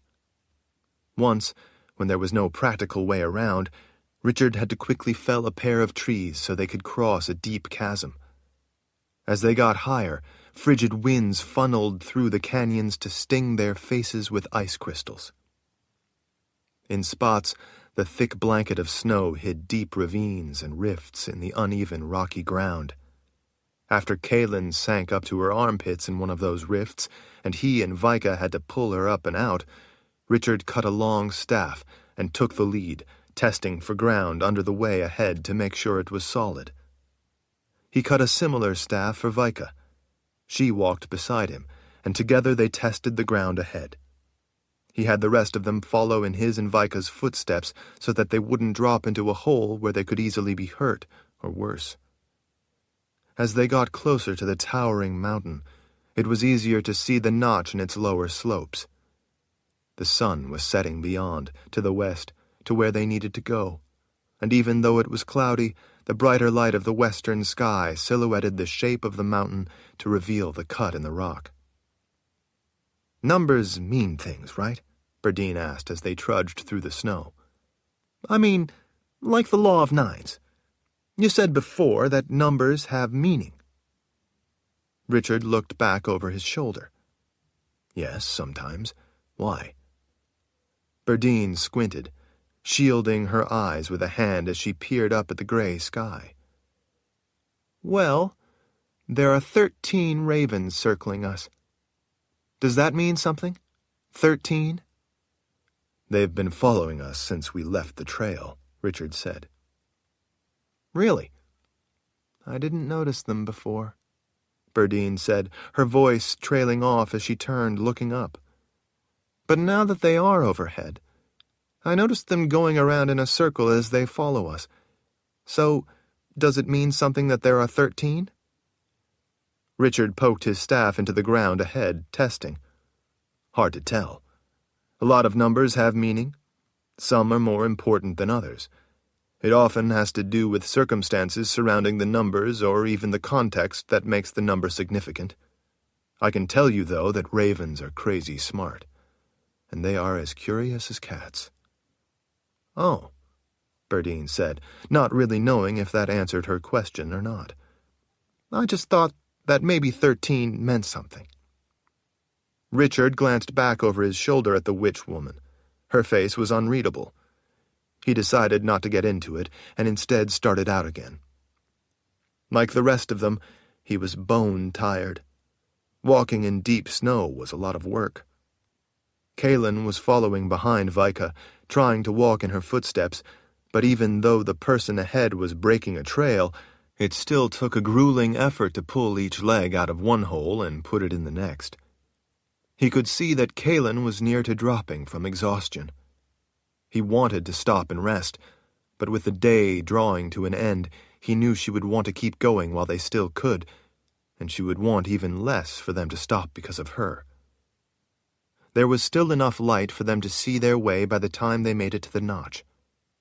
As they worked deeper into the cut through the mountain he had seen earlier, sheer rock rose up to each side. It looked like slabs of the granite making up the mountain had broken off and fallen away, leaving the opening for them to make it through. The fractured rock created small shelves that allowed snow to build up, making white ledges that stood out against the gray rock. In the sky between the soaring granite walls, he could see the 13 ravens circling high overhead. Sometimes ravens followed hikers, hoping to snatch small animals such as voles that were flushed out by the noise and vibration of people walking. He didn't think these ravens were looking for voles. Richard was relieved to see ahead that there was easily going to be enough room for them to make it through the opening, although the snow had built up in the sheltered gap between sheer walls, making it deeper and progress even more difficult. But at least it was a way to finally get across the mountains and around the trap. With the light fading fast, they were all eager to get through the opening before they had to stop for the night, so despite their exhaustion, they pressed on through the deep snow. No one wanted to waste their breath to talk. No one wanted to give up until they were at last through. Each of them struggled to simply put one foot in front of the other. To make matters worse, the wind had picked up, and snow was beginning to fall harder all the time. It collected on their eyelashes, and it had to be blinked away to see. Every few difficult strides through the deep, packed snow, they had to pause to get their breath in the thin air of the higher altitude. They were all keen to get far enough to finally see beyond and confirm that they had indeed managed to find a way across the mountain range by skirting the trap of that strange fortress town across the pass. Richard expected that once beyond the walls to each side of the notch and finally on the way down, they would all need to at least stop and rest, if not stop for the night, but he would prefer to press on long enough to make it down to the tree line and get back into the shelter of the forest before they stopped. He could see the tops of trees beyond, so he knew that the ground descended just ahead, and the next day they would finally be able to start down out of the cold and snow of the towering mountains, down to where winter hadn't yet fully taken hold. As Richard poked his staff in the snow ahead and took another step, the air all around unexpectedly began to glow green. There was no mistaking that color for anything else. Vika, her head down as she wearily plodded forward, was out a little ahead of him. She took another step, and a hard green wall lit in the air all around her. Richard reached out, grabbed her arm, and yanked her back before she even realized what she had almost walked into. She looked up, stunned to see that she had nearly entered the world of the dead without even realizing it. She had been so focused on making headway that she was only watching the pole she was using to check the ground where she wanted to put her foot next. They all stood stunned, staring at the greenish glow to the air before them. There was no need to talk. They all knew what it meant. They all felt the same sense of bitter disappointment. Kahlan dropped to her knees in tears. Richard pulled the blanket she had around her shoulders up tighter around her ears to keep her warm. He hugged her then, holding her head to his shoulder. He hated to see her in a state of such despair and on the edge of giving up. Shale touched her shoulder, as did several of the Mord Sith. They all felt that same sense of wordless despair, but Kahlan seemed to be the one who most exemplified what they were all feeling. "It's clear that we can't go any farther," Richard said as he looked up at the rest of them all huddled around. "We need to go back." "I'm so tired," Kahlan wept. "The sun is down, and it's getting dark fast," Richard said. He looked up at the others. "We need shelter for the night. We need to get her warmer. I'm sure we can't make it back down to the tree line. These rock walls offer some protection, but not enough." "We need to go back just far enough to be clear of this boundary of death, and then make a snow cave," Shale said. "We do that often in the northern waste. It's a quick way to have shelter, and it can save your life on a cold night." Still holding Kahlan's head to his shoulder, Richard nodded. "That would make the most sense." Shale pointed. "That spot, just back there, where the snow is drifted up against the jog in the face of the rock wall, would be good. The snow will be deeper there and compacted from the wind that drove it in there." "Let's hurry and get it done before it gets too dark," Richard said. "We'll all feel better when we can get out of the wind and have something to eat." Directed by Shale, the Mord Sith began digging into the tightly packed snow. Once they had a good start on a cavern, Shale had them stand back. With them safely out of the way, the sorceress cast her hands out, sending a roaring stream of orange and yellow flame into the cavity. It curled around, melting the snow in deeper. She held her hands out to keep the fire going until it had melted a big enough space down inside for them. The snow walls to the side that had been melting quickly froze into a glaze of ice. Richard glanced up at the black clouds through the snow that was beginning to fall in earnest, swirling around in gusts through the split in the mountain. "The storm is upon us. We need to get out of the weather." Shale nodded. "Take the Mother Confessor into the back against the rock wall. It will be warmest against the rock from the heat of the fire. It should be hot enough to let us all get warm. The ice walls will keep the heat in for a while, and I can use my gift to warm the rock when we need it." "That sounds wonderful," Kahlan said through chattering teeth.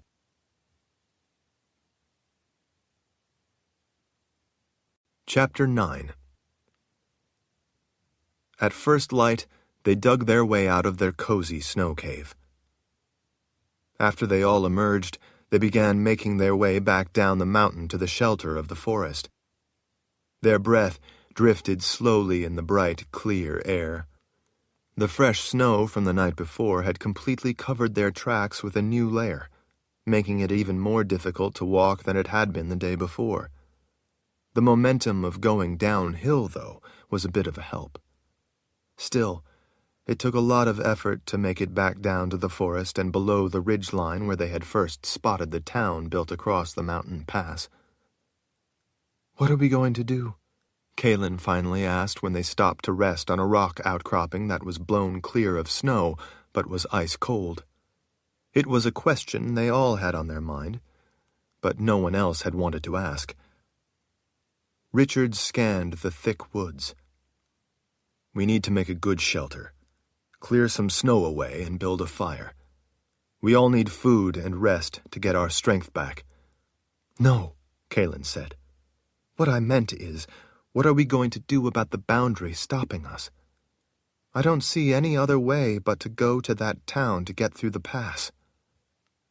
Richard shook his head.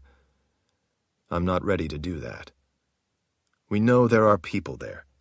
If the goddess can use them, we could suddenly find ourselves fighting an army of Glee. We need to avoid that at all costs. We need to recover and think this through before we do anything." "So, what are we going to do then?" Kahlan pressed. "We obviously can't go back." Richard gave her a look. "We are going to make camp." He didn't want to tell them what he had in his mind, so instead he went about cutting some young trees and stripping them of limbs to make poles. He used one of the bigger poles to span between the crotches of a couple of trees and used a vine to secure them. As he cut down more saplings, the Mord Sith placed them against both sides of the one bigger pole spanning between trees to make a roof of sorts, leaving a space on one end for an opening to get inside. Richard made sure the space inside was big enough for all of them. He finally gestured. "Shale, could you clear the snow away in front of the door for a fire?" The sorceress used fists of air driven by her gift to blast the snow from the ground for their shelter. It cleared the snow down to the forest floor. Scraping away wet leaves and branches uncovered solid rock that was broad enough to be a good place for a fire. Some of the Mord Sith went about collecting pine, spruce, and balsam boughs to place against the poles to form a roof to protect them from the wind if it came up again and hold in the heat. It took several hours to complete the roof. While they were doing that, a couple of the others collected dried deadwood for a fire. They stacked up the wood, and as it began growing dark, Shale sent fire into the stack. In short order, they had a good blaze going.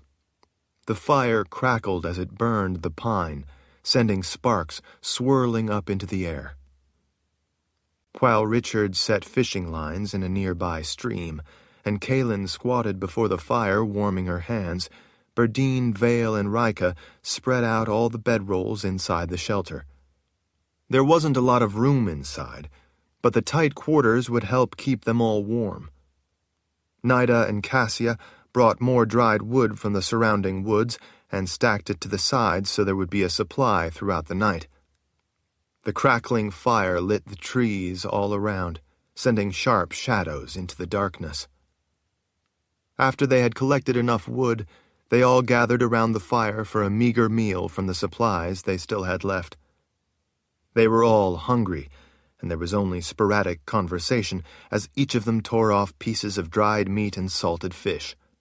It wasn't very enjoyable, but at least it helped quench their gnawing hunger. They scooped up snow in tin cups and set them close to the fire to melt the snow for drinking water. After they had all eaten, the Mord Sith decided on watches. Richard let them talk him into sleeping the whole night. He knew he was going to need the rest. Once their meager dinner was finished, they all crawled into the shelter, except Vika and Nida, who had first watch. Richard hugged Kahlan close to him. He ached all over from the strenuous hike up to the notch and back, and he knew she felt just as sore. It was a lot of effort that had in the end been for nothing. They were all disheartened that their way had been unexpectedly blocked by the boundary. At least it felt good to have Kahlan tied up beside him. He enjoyed the quiet pleasure of holding her as long as he could. But in mere moments, sleep took him. At the first hint of light, Richard woke when he heard Rika putting more wood on the fire. He sat up and stretched as quietly as he could. Kahlan was still asleep, but when he started to climb out from under the blanket that had been around both of them, she woke up. He told her to go back to sleep. He was relieved that she lay back down while he made his way out of the low shelter. He searched around until he found some tender saplings, then set to work. He used his knife to split them and then bend them around to make a hoop. With a supply of leather thongs from his pack, he wove a net across the loop of wood. About the time he finished, everyone woke up and came out. They dug travel biscuits from their packs and had a quick bite to eat as they all rubbed sleep from their eyes. "All right," Kahlan finally said. "We're rested. So what are we going to do now?" Richard, his forearms resting on his knees, chewed the hard biscuit for a moment before answering. "Well, you all are going to camp here and get some rest." Shale, Vika, and Kahlan all looked up suspiciously. "And what do you intend to do while we all rest?" Kahlan asked. "I'm going to go into the mountains on the other side of the town. I'm going to see if I can find another way around." "You mean you are going to go see if the boundary is over on that side, too?" Kahlan said, obviously realizing what he was up to. "We need to know for sure if there is a way through or not." "Then we should all go," Kahlan said. Everyone else shifted their gazes between the two of them, not wanting to get in the middle of what was Kahlan's obvious displeasure at the plan and Richard's clear determination. "No," he said. "We should not all go. I can travel faster by myself. There's no reason to expose you to the dangers and the difficult hike if it turns out to be for nothing, like it did on the other side. If I find a way through, I'll come back, and by then you all will be rested and ready to travel." "You're not going alone," Vika finally said. "I'm going with you." "Not this time." "Why?" Kahlan said. "Why can't you at least take Vika?" "Because with me gone, I want everyone else to be here to protect you, that's why." Vika clearly looked upset. "Lord Rahl, I want you to stay here and protect the Mother Confessor. We don't know what dangers might be about. She carries our children, our hope for the future of our world. I want her protected." He stood, lifting his pack, slinging it up on one shoulder. He picked up his bow from where it was leaning against the shelter. "The subject is not open to debate. Check the fishing lines. Hopefully you can all have some fresh fish. I'll be back as soon as I can." "You said that we have to all stay together," Berdine said, "for that Law of Nines thing." "I'm doing what I think best," he said. "It doesn't take 9 of us to trudge through deep snow to scout the terrain. Scouting ahead is what I'm good at." Berdine pointed off through the trees to where the ravens had roosted. "Can you at least shoot a few with your bow so that their number will be less, like ours will?" "It can't be done," Richard said. "Why not?" "Because the ravens would not allow it." Berdine wrinkled up her nose. "Not allow it? What are you talking about?" Richard gestured to the birds perched on branches in the pines. "Watch." He turned his back on them as he quickly strung the bow. He gripped it in one hand as he pulled an arrow from the quiver over his shoulder. He quickly knocked the arrow in the string and then turned around toward the ravens. Before he could even raise the bow to aim, all the ravens started squawking as they took to wing and, in an instant, had vanished back into the trees. Richard cocked an eyebrow at Berdine as he replaced the arrow in the quiver and hooked the bow over his shoulder. Like I said before, ravens are crazy smart. But those are not merely ravens. I want Kahlan protected while I'm gone. His gaze swept over everyone watching him. Is that clear? Once Shale and all the Mord Sith nodded, he sat on the edge of the rocks and bent to tie the snowshoes he had made to his boots. That's pretty creepy, Berdine said as she looked again to see that the ravens had vanished. It's like they're watching us. They are. So they will be back, he said. Now, all of you watch over Kahlan for me until I get back. Please, he added.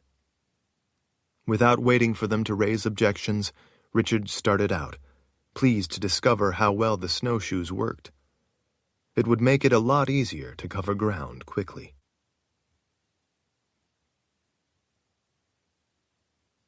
Chapter 10.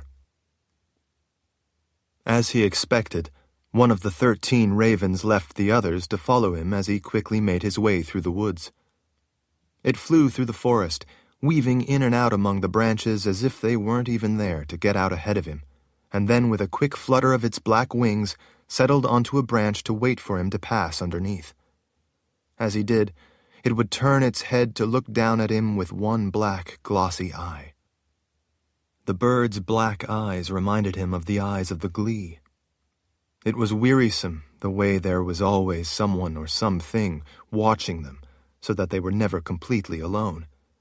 To know instead that they were always being observed for any sign of weakness, and for the right time to attack. He knew that if he wanted to, he could kill the raven.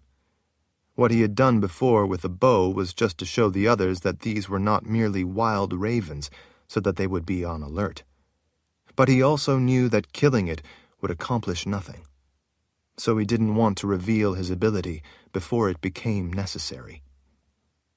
Besides, the animal itself was innocent. It was merely being used, much the same way the goddess looked through the eyes of unsuspecting people. He actually rather liked ravens, although they were often quite noisy. Richard was happy to find that the snowshoes made for much easier progress over the snow. They weren't perfect, but they worked. Rather than his legs sinking in with each step, he could simply walk on the surface almost as well as he could on the bare ground. He didn't know why he hadn't thought of it the day before as they had struggled to make their way up the mountain to the notch he'd spotted. He guessed that he was letting himself become too focused with worry of what was going on and with what he had been hoping would be their way out. He supposed that he simply wasn't thinking straight. He reprimanded himself that such lapses could be fatal. They were in a lot of trouble, more trouble than any of the others realized, and he needed to think clearly. That was the only thing that was going to save them. He wasn't concerned about leaving the rest of them back at camp. He knew they weren't in danger there. The danger was in that fortress town built across the pass. That was where the spider waited at the center of this web. They had discovered that to the left of the fortress town in the pass, the boundary blocked their way. He needed to see if there was a way around the pass on the other side so that they could make it to the wizard's keep without having to go into that fortress. He had to know if they had a choice or if the boundary continued on to the right of the town. As the day wore on, he continued to push, making more progress than he ever could have if he had let Kahlan and the others come with him. Kahlan never complained about the physical challenges, but with her being pregnant, it was difficult for her to push as hard as she would like to, or as hard as he could alone. Before she had become pregnant with the twins, he would never have had any doubt that she could keep up with him. At times, if anything, he had trouble keeping up with her. But he knew that now she couldn't. When he finally made it above the tree line, he stopped and turned back to see the raven sitting on a bare limb, watching him. He turned and started ahead, panting with the effort and the thin air at this altitude. After a time, he paused and with a hand shielded his eyes from the bright sunlight as he scanned the mountainside. While the place he spotted was far from ideal, and he knew it likely wouldn't be a way they could cross the mountains, he headed for the spot anyway, because it would serve his purpose to confirm what he suspected. In such a life-and-death situation, he dared not leave any stone or escape route unturned. It was some time in the mid-afternoon when he had to remove his snowshoes to start climbing bare rock that had been blown mostly clean of snow by the howling winds. At least those winds were now calm. It was hard climbing, but he was able to keep going without stopping to rest. Some of the places were so high that he had to jump and grab an edge with his fingers and then pull himself up. After such places, he had to lie on his back and catch his breath in the thin air. His legs ached, and the altitude was not only causing him to become easily winded, it was starting to make him feel sick. The answer, he knew, was to reach the place that would tell him one way or the other what he needed to know, and then he could start back down. As he pulled himself up and over the top of another ledge, he saw that the way ahead was relatively flat and would be a lot easier walking. As he started across, he could see trackless forests of trees crusted with snow blanketing the slopes beyond on the way down. It would be impossible to climb down the cliffs on the other side of the place he had reached, but that wasn't important for now, so he kept going. Partway across the broad ledge, he abruptly had to stop when the air all around him lit with green light. Another careful step, and the wall of green appeared all around him. It was the boundary he expected to find, but had hoped he wouldn't. He found no joy in confirmation that he had been right. Richard backed away from the boundary until it became invisible again, and he could see beyond, then sat down on a knee-high section of ledge. He put his face in his hands, disheartened at the discovery. He had known the boundary would in all likelihood be there. Finding it removed all hope that they could avoid what he knew waited for them in that fortress built across the pass. When he looked up, he spotted the mountain lion sitting on its haunches some distance away, its color making it blend in well with the rock. When their gazes met, the animal rose up, stretched, arching its back with its paws stretched out in front. Long, sharp claws came out from its paws as it stretched, scraping across the rock. The big cat stared at him the whole time. Richard lifted his sword a few inches to make sure it was clear as he stared back at the sleek creature. He let the weapon drop back in its scabbard, sending a clear message of his own. "Tell your mistress that I'm coming for her," he called out to the mountain lion. The creature stared at him for a moment longer, then turned and trotted off. Richard knew who it was going back to. He now knew for certain that they had no choice.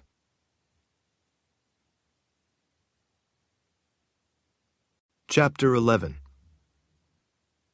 When Kahlan, sitting in front of the fire to stay warm, heard one of the moored Sith let out a bird call, she stood. Shale rose to her feet beside her. "Do you think it's Richard?" the sorceress asked. "Yes, it's him. Nida would have made a different call if it wasn't. If it was a stranger or some kind of trouble. He's finally back." Cassia glanced back over her shoulder to the woods in the direction of the bird call, then put another stick of wood on the fire before standing. A spit over the fire had rabbits roasting. The cooking meat smelled good, but Kahlan, wringing her hands expectantly, was too worried about what word Richard would bring to them to be hungry. When she spotted him coming out of the trees with Nida, she ran to him and threw her arms around his neck. Her loneliness and worry of the day melted away at the sight of him. Something about being pregnant made her want to be close to him all the more. She kissed his neck. "I'm so glad you're back. I was so worried." Even though she was relieved that he was safe, the grim look on his face had her stomach once again feeling like it was tightening in knots. She gestured back to the fire. "Cassia and Vale set snares and caught some rabbits. There were also some fish on the lines you set out before. You're just in time so that we can have a good meal together.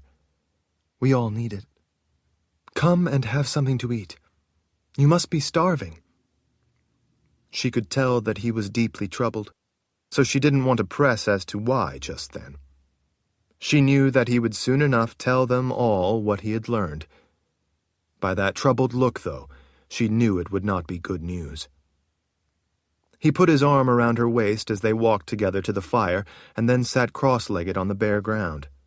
The fire had been going since the day before, so it had warmed the rock they were all sitting on, making it a cozy refuge from the cold.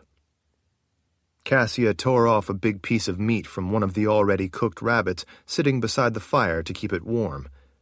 She grinned as he took the meat from her. "We used snares, like you showed us," she told him. Richard returned a smile. "I'm proud of you. You did good." "So, are you going to tell us where you went and why?" Shale asked, obviously not willing to wait for him to decide to tell them in his own way in time. "I had to confirm that the boundary was also on the other side of the town, blocking that pass. It was. It runs off in both directions." That bit of news was disheartening, but not exactly unexpected. "It wasn't worth all of us going just to find that out. Going alone, I made good time, and was able to confirm it quickly," he explained.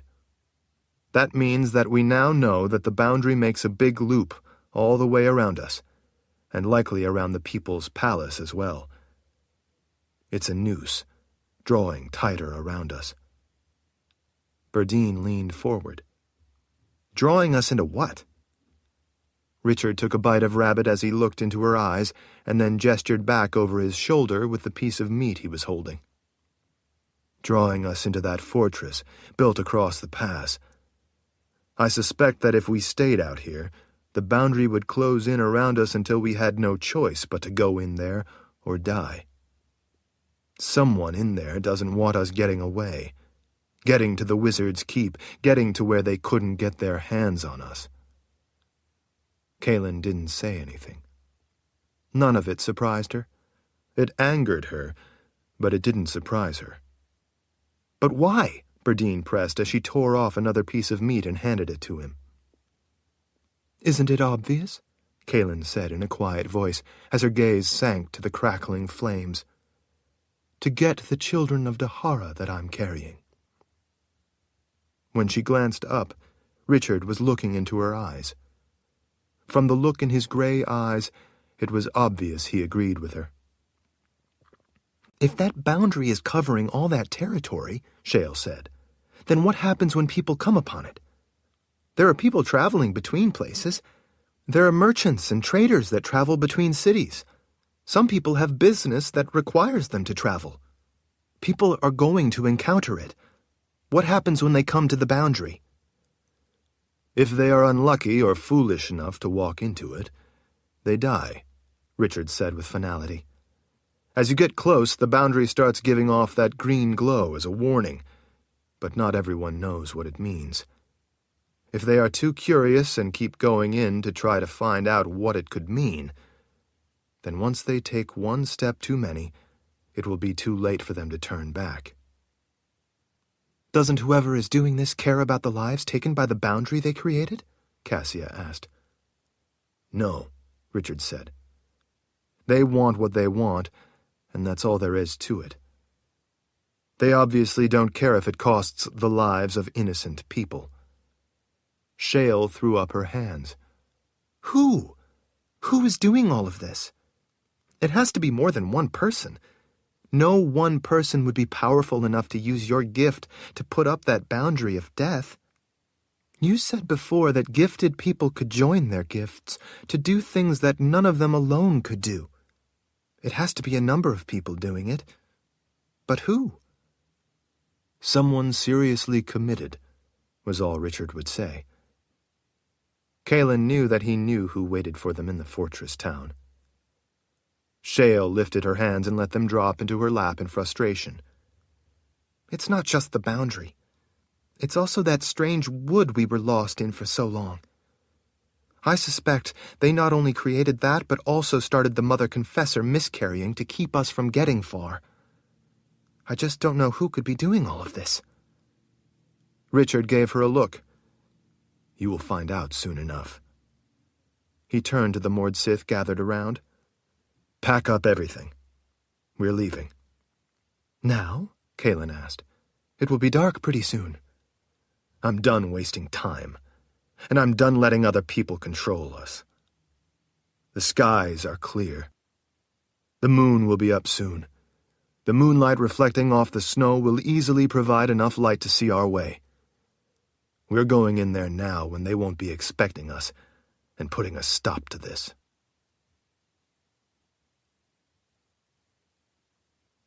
Chapter 12. The snow crunched underfoot in the cold, still air as they made their way up to the path marked by cairns. Kahlan could smell wood smoke mingled with the aroma of balsam and spruce. Richard and Vika led the way, poking their staffs into the snow ahead to make sure it didn't hide any deep holes. Kahlan and Shale followed behind them, with the rest of the Mord Sith guarding the rear. If the fortress up in the pass had sentries, they hadn't seen any yet. The moonlight on such a clear night was proving to be more than enough to help them see their way. It was a little harder to make out the lay of the land in the dark pools of moon shadows as they passed under dense canopies of trees, but with the light reflecting off snow, they were still usually able to make out the trail well enough. In a particularly dense, dark section of the woods, Richard had Shale light a torch he made so they could see. Since they were going to the town in the pass, they would be seen soon enough, so it no longer really mattered if they were spotted by the light of that torch. When they once again emerged into bright moonlight, Shale turned the torch down and doused it in the snow. It turned out that the fortress town they had spotted from that ridge the day before was a lot farther away than they had initially thought.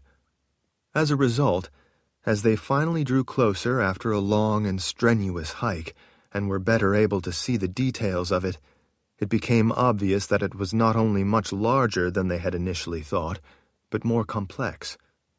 At parts of the wall to either side, the wall itself continued up to become the walls of multi-story buildings, their square windows looking out over the approach to the pass.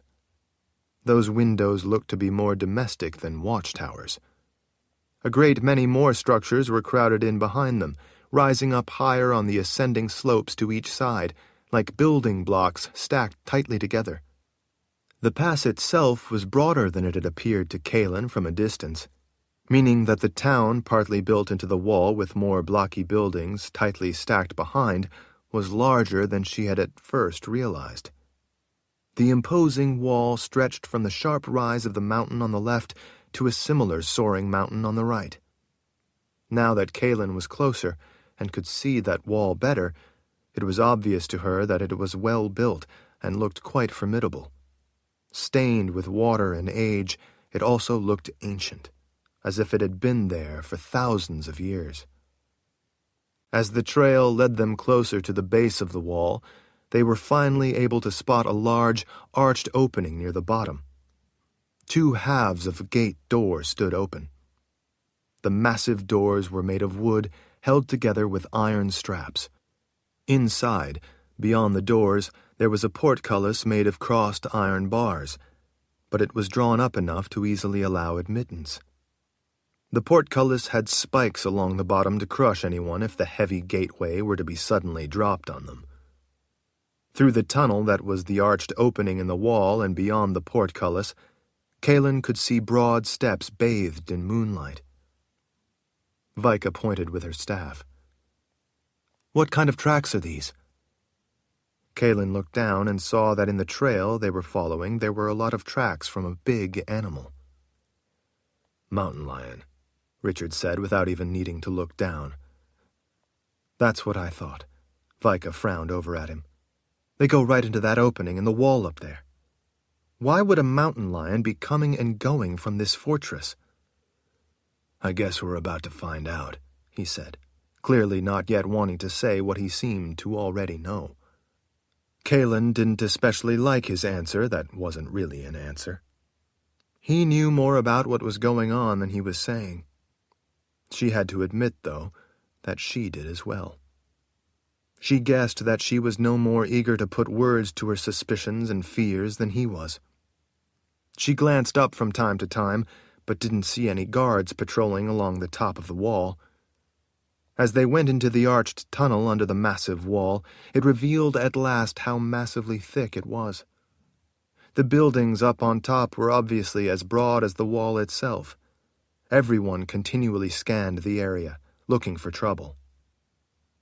Kahlan thought it was just a little bit too easy for the gates into the wall to be wide open and the portcullis drawn up out of the way, like the maw of a beast inviting them in. As they started climbing the broad hill of stairs, Richard gave the moored Sith a hand signal. They spread out, some racing up the stairs, with others dashing off diagonally to the sides as they ascended. When they finally reached the top of the long rise of stairs, Kahlan was stunned by what she saw. Spread out before them were row upon row of plants to each side of the wide path. Off in the distance beyond the fields of low plants were more of the blocky buildings, presumably homes. They were stacked along the base of the mountains to either side, all on top of one another, stepping their way up the steep slopes. Richard paused and bent to lift a big leaf of one of the plants as he looked up at Shale.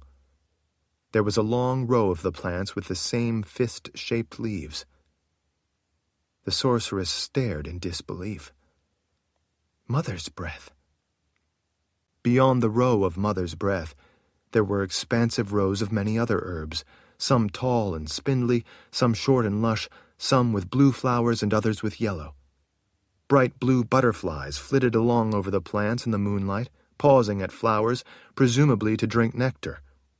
There were vast rows of different kinds of plants stretching off to each side of the cobblestone path. Kahlan recognized some of the herbs, but not most of them. Some of the plants were exotic, crooked shapes unlike any she had seen before. Far out ahead, beyond the fields of herbs, up against the buildings, there were pens with animals. Kahlan could see pigs and sheep. Given the size of some of the other pens, she was sure that there must be milking cows in some of the buildings that had to be barns. The place beyond the fields of herbs and the animals was not a village. It was more like a small town. There were square buildings built of stone stacked up along the rising ground to each side of the pass. Out ahead in the flatter ground, beyond all the fields and animal pens, there were yet more of the blocky buildings crowded together. While most of the buildings were small, some were larger, with 2, 3, and in some cases 4 stories. But it looked to Kahlan like it was possible that each of those square buildings was an individual home. Like the stone walls themselves, all of the windows were square and devoid of any exterior decoration. Nor were any of the buildings at all fancy or adorned in other ways. The roofs were uniformly tile, making all the buildings appear simple and much the same. A few of the windows had lamplight coming from inside, but most were dark. "It's not cold here, inside the wall," Richard said as he looked around at the growing fields of herbs. Kahlan looked around then, too, realizing when he said it that he was right. Not only wasn't it cold, but there was no snow. It felt like a gentle spring night, with no sting of approaching winter. All the plants looked green and healthy. It was as if the wall also kept out the snow and cold. Shale looked around in wonder. The air is mild enough to grow all these rare herbs. I think we all know that there has to be some kind of magic involved, Richard said. The Mord Sith all returned from scouting to form a protective ring around Richard and Kahlan. The ring tightened when they saw a man in the distance, making his way toward them down the cobbled mountain path road. He lifted an arm in a friendly greeting. He walked with an odd side-to-side sway to his gait, as if his knees didn't bend very well. "Welcome," he called out when he was still some distance away, his arm repeatedly waving in greeting. Despite his obvious difficulty walking very fast on his stiff legs, he did his best to hurry to meet the visitors. He finally came to a stop, wheezing a bit as he caught his breath. "Welcome," he repeated. "We were expecting you tomorrow, not this late at night. But welcome anyway. I'm Iron Jack." Kahlan could see where he got his name. He was quite stout-looking, with a thick neck, a full red beard, and a full head of wiry red hair. His thick features revealed that he was well beyond middle age, but he looked like a man made of iron, with his red hair giving him a rusty look, the kind of man who had been in many a battle in his years and had the scars to prove it. Kahlan stepped forward, holding her hand back at her side in signal before Richard could say anything. "I am the Mother Confessor." Richard arched an eyebrow at her when the man showed no reaction, least of all reverence. Cassia stepped forward as she spun her aegil up into her fist. "Perhaps you are hard of hearing. This is the Mother Confessor. You should be on at least one knee, and two if you had any common sense." He smiled as he gestured dismissively. "My knees don't work so well anymore. Sorry, but I'll not be able to kneel." He didn't look at all concerned. Cassia did. "Then maybe I can help you to—" "It's all right," Kahlan said as she gently took Cassia by her upper arm and pulled her back. "It's clear that the man has bad knees." Cassia looked in a mood to bite spikes in two. His neck isn't bad. He can at least bow his head. Iron Jack's cheerful face suddenly didn't look at all cheerful. "If it would speed matters along." He performed a perfunctory bow of his head. "Mother Confessor, welcome." Out of the corner of her eye, Kahlan saw Richard use 2 fingers of his left hand to lift his sword from its scabbard enough to make sure it was clear. She had seen him do that same thing as a prelude to the possibility of violence countless times since he had become Seeker. But this time, the sword didn't lift away from the scabbard. Instead, the scabbard lifted with the sword as if the two were welded together. Richard tried not to betray his surprise, but Kahlan could read his reaction in the change of his posture. Kahlan didn't usually become overly concerned when someone didn't show the proper respect for the office of Mother Confessor. But with Richard's sword suddenly not available to him, her level of concern rose several notches. She returned her gaze from Richard to Iron Jack so as not to draw attention to what was clearly a problem. "What is this place?" she asked the man before her. "Why, you didn't know?" Iron Jack lifted an arm and swept it around in grand fashion. "You have arrived in Bindamoon." "Bindamoon? This is Bindamoon?" Shale asked with a frown of surprise as she took a step forward. "I know of Bindamoon." Iron Jack's tense expression eased, and he beamed again. "Then you know what a wonderful place it is." Richard shot a suspicious look at the sorceress. "You're from the Northern Waste. How do you know of it?" "Some of the people in the Northern Waste trade in Bindamoon for rare herbs. Healers consider this place sacred. They make pilgrimages here to collect the rare herbs they need." Richard turned back to the blocky man. "You said that you were expecting us." "That's right," the man said as if no explanation were needed. Richard clearly wanted to hear that explanation. "How is it that you were expecting us?" The Queen told us that you were coming. The Queen, Richard repeated in a flat tone. Iron Jack twisted around to lift an arm toward an elegant, soaring structure built on a prominent rise of rock in the distance. Yes, the Queen. That would be her winter palace up there. We need to see this Queen, Richard said. Now. Iron Jack, the mirth again vanishing from his gnarly features, lifted his eyebrows. Oh, I'm afraid that isn't possible.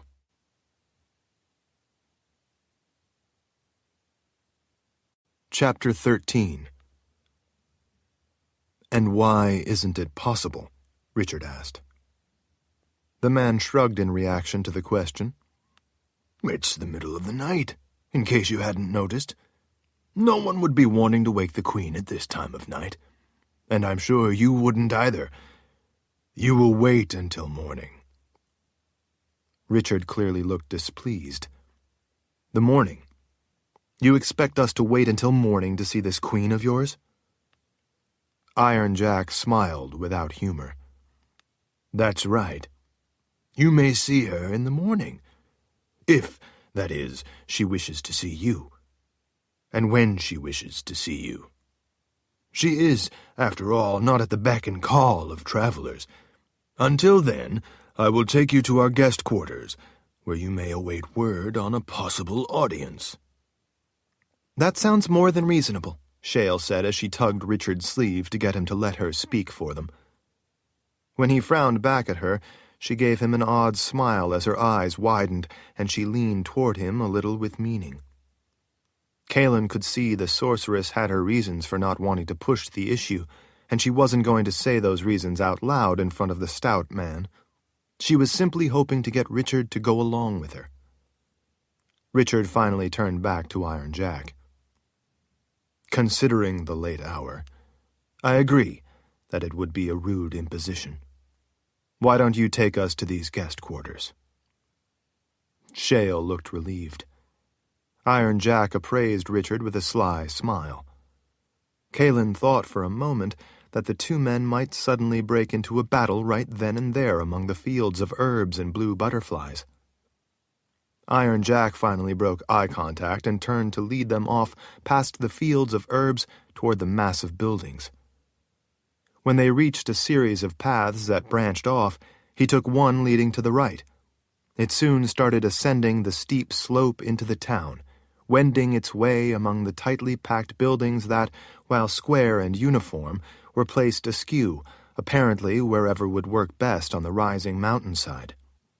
Heavy wooden beams every few feet were set across the cobblestone path to make steps of sorts, as well as help keep people from slipping in the wet as they climbed through the canyon of buildings.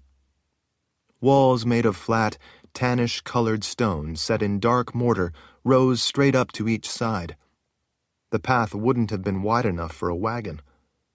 When they came to a small handcart sitting tight against the wall by a door painted dark green, they all had to turn sideways in order to squeeze past. They finally reached a long, low, blocky building in a row of low, blocky buildings set in front of another. Since each of the buildings had a number of doors, the long buildings were apparently divided into a series of separate rooms. Iron Jack opened the first weathered wooden door they came to. These are guest accommodations for visitors, merchants, traders, and those passing through Bindamoon and needing a place to stay for the night. He pointed to the row of doors in the low stone buildings. There is a different room for each of you. I don't know what sort of food would be at hand at this hour, but I will have someone bring along something to eat to each of your rooms. Thank you, Iron Jack, Shale said, stepping in front of the others before anyone else could say a word. We could all use a bite to eat and some rest. He bowed his head with another sly smile as his gaze passed among all those watching him. Have a good night's rest, then. I will come by in the morning to take you to the Queen, if she is of a mind to greet visitors. Once the man was gone, Richard ushered all of the Mord Sith through the open door rather than letting anyone go to one of the other rooms. He then urged Kahlan and Shale inside and, once inside, shut the door. The sorceress lit a lamp on a small table and another on a shelf in the stone wall. There was a bed, and other than a table with a bench on each side, not much else.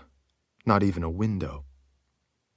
"I don't want us splitting up and going to different rooms," Richard said. "I have to agree with your sentiment," Shale said. "All is not right here, and not what it seems." Berdine arched an eyebrow sarcastically. "You don't say." The sorceress turned from Berdine to Richard. "Iron Jack is gifted. Maybe a sorcerer or possibly even a wizard. I don't know exactly what he is, but I do know he is gifted." Richard shared a look with Kahlan. "He's a wizard?" Kahlan asked. "You mean like Richard?" "No one is a wizard like Lord Rahl," she said. "But is he powerful?" Kahlan asked. Shale shrugged unhappily. "I don't know a great deal about wizards and such. All I can say with any certainty is that he is powerful enough to cause us a world of trouble." Richard slipped the baldric off over his head.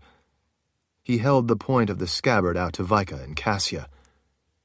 "Take hold of the scabbard while I try to draw the sword." Despite their looks of confusion, the two moored Sith gripped the scabbard and together spread their feet. Richard held on to the hilt and pulled the sword with all his might. The two women bent their knees and backs into it. As Richard pulled and they held on tight, their feet slid as he dragged them both across the wooden floor. Kahlan was alarmed that the sword would not come free. She could see that the scabbard wasn't bent or dented. Richard finally conceded that it wasn't going to work. Shale frowned with concern. "Here, let me see it." When he handed her the sword with the baldric still attached, she held it in one hand and ran her other hand down the length of the elaborately engraved silver and gold scabbard. She finally handed it back. "I can't tell the exact nature of it, but I can tell you that the blade has been locked in by a spell of some sort." Richard tried jiggling the handle in an unsuccessful attempt to draw out the sword before looking up at her. "Can you break the spell?" Shale arched an eyebrow. "You're a war wizard. Can't you break the spell?" Richard's only answer was to smile. Kahlan couldn't understand the meaning behind the look. Before she had time to consider his expression, Shale shook her head in sympathy. "It would take more power than mine to overcome the magic holding the sword in the scabbard. It was likely a relatively easy trick for someone gifted to merely weld it in, as it were, so that it can't be drawn. It would be a much simpler way to disable the magic of the sword itself than to actually defeat such immense power." Richard simply nodded as he slipped the baldric back over his head anyway, apparently not willing to abandon the weapon, even if he couldn't draw it for now. Kahlan had a hard time believing that he couldn't pull it from its scabbard. "The Seeker is the weapon," she reminded him. "The sword is just a tool." Richard smiled at her. "You're right." "Iron Jack may be gifted in some way," Vika said, "but Lord Rahl is a war wizard. Lord Rahl is more powerful and can handle that red-haired fool. He has killed legions of Glee with his power. He can certainly pull the head off that obnoxious Iron Jack if he has to." Shale sighed. "I hope you're right. And I don't mean to discount Lord Rahl's ability. I've certainly seen things that I can't begin to understand. But I think there is more to Iron Jack than meets the eye." Kahlan stepped closer. "Like what?" Shale shook her head, clearly distressed. "I don't know. But think about why we are here." "You mean the boundary?" Kahlan asked. "Yes, and don't forget about the strange wood, among other things. The boundary was put up by someone or some group of people using Lord Rahl's gift. If they are that powerful, then—" Vika planted her fists on her hips. "Then you think Lord Rahl isn't powerful enough to handle them?" Shale looked anguished to be taken the wrong way. I'm not saying that. I'm only bringing up the fact that people powerful enough to steal his ability and use it to create the boundary are at the center of this. So it seems obvious they manipulated us in order to get us to this place. I only mean to say that we are dealing with something profoundly dangerous, and we should not assume anything. Not about Iron Jack or anyone else we might meet here. Bold people often end up dead. Vika's glare eased. Well, I would have to agree that Lord Rahl is often too bold for his own good. He would usually be better off if he let us handle things. Whatever is going on, Richard said, seemingly irritated by the way they were talking about him, it is profoundly dangerous. And we need not to have tests of magic with anyone until we know what we're up against. Shale nodded with relief. That's all I meant. Before they had time to discuss what they were going to do next, there was a knock at the door. When Richard opened it, a shy woman, holding a tray, looked inside and blinked in surprise. She then leaned back to look to the other doors. Richard leaned out for a look himself. Kahlan could just see through the open doorway that there were other women also carrying trays at the other doors, confused that their knocks weren't being answered. They all wore the same formal brown dresses with white aprons of servants. "You aren't all in your rooms," the woman said with obvious surprise and uncertainty as to what she should do about it. "They will all be going to their rooms in a bit," Richard told her in a friendly tone to ease the worry on her face. "We're all in here talking about our arrival at this amazing place of Bindamoon." His words did the trick to put her at ease. The young woman finally smiled. "Bindamoon certainly is an amazing place." "And how do you like the Queen?" he asked, offhandedly. The smile evaporated. She bowed her head, fearing to look up into his eyes. "I am but a nobody, sir. I have never met the Queen, so I would have no reason to have any thoughts on her, much less an opinion." "I see," Richard said as he took the tray with a bowl of soup. Relieved of her tray, she took a step back to motion the others to bring theirs. As they filed in, several of the Mord Sith took the bowls of steaming soup, pots of hot tea, and cups and placed them all on the table. Once they had emptied the trays, they glared at the women. The women, fearful of meeting the gazes of the Mord Sith, bowed their heads as they tucked their trays under an arm and filed out. The one who had come first bowed deeply several times. "Please enjoy your meal." After she hurried away, Richard shut the door. "I don't want us splitting up and going to separate rooms. I want all 9 of us to stay together." "I couldn't agree more," Vika said. The rest of the Mord Sith all nodded that they were of the same opinion. Shale, over at the table, turned back to the rest of them after staring down into the soup. She stirred a finger over one of the bowls. "I don't advise eating any of this." "Is there a problem with it?" Kahlan asked. "I believe that I can detect some kind of nasty magic floating around in it." "You mean the food has been spelled?" Richard asked. "Yes, I believe so. But I don't know what kind of spell it could be. It's possible that it could merely be an innocent spell to help us sleep, but I think it best if we don't eat it and find out too late that it is something more." With the heel of his hand resting on the hilt of his sword locked into the scabbard by some sort of magic, Richard drummed his fingers on the wire-wound handle. He frowned in thought as he looked around at the others. "Why are we here?" "To see the Queen?" Berdine asked. Richard shook his head. "No. We came here because the boundary left us no other way around the mountains. But the path, while leading us into this trap, also revealed a pass that can get us over the mountains. That's what we need to do. Get through this pass and cross over the mountains and into the Midlands." "Why would we need to see the Queen?"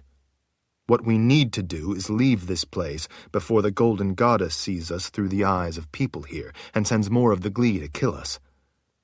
We've been lucky up until now in fighting them. I'd rather not press our luck and have to fight them again." Shale passed a worried look between Richard and Kahlan. "What about Iron Jack? He is gifted, and you can't use your sword because of some magic he has used on it." "Hopefully, he went to bed." Richard showed her a grim expression. "But if he tries to harm us, and if I have to, I will put my sword, scabbard and all, through his heart." "At last," Vika said, throwing up her hands. "You are finally making sense." Her sisters of the Aegeal all nodded their agreement.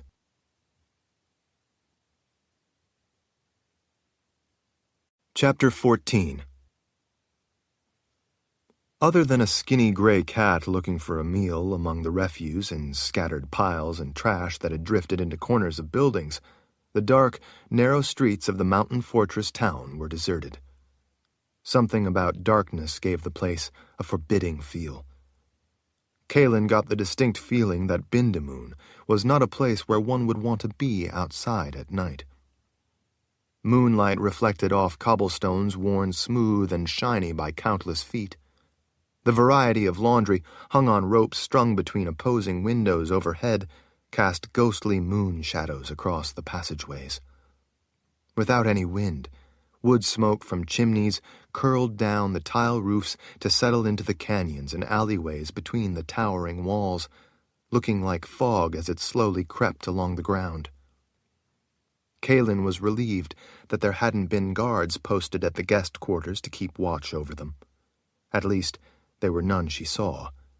She supposed that they assumed the spells in the soup had rendered them helpless or unconscious, or even dead. Shale had said that she didn't sense anyone near. Richard, worried about how the gifted might be able to use magic to conceal their presence, and not exactly sure of the extent of Shale's ability to determine such things, had gone out alone to scout the area anyway and make sure they weren't being watched. Once he was satisfied that there was no one about, he and Vika took the lead as they left the buildings Iron Jack had taken them to. They left the soup and pots of tea untouched and cold on the table. Berdine shadowed Vika, with Kahlan and the rest following behind. They stayed close together as they made their way through the cobblestone streets as quietly as possible. None of them spoke for fear of waking the sleeping residents or giving away their position if there were any watchmen in the city. She also knew of magic that could detect and even overhear distant voices, so they used hand signals when necessary. The windows overlooking the tight, winding passageways were all dark. While there was a main road leading through the town, Richard didn't want to take it for fear of being spotted out in the open, so they took a route through the tight cluster of buildings, stepping up the steep rises to the side of the pass. As far as Kahlan could tell, other than the main road through the pass, there were no large thoroughfares among the densely packed buildings, just a maze of narrow streets and alleys. Those narrow streets and alleyways weren't laid out in any particular pattern she could discern.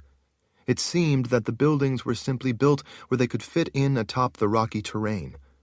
That meant that to go in the desired direction, they needed to take a zigzag route among the stone buildings.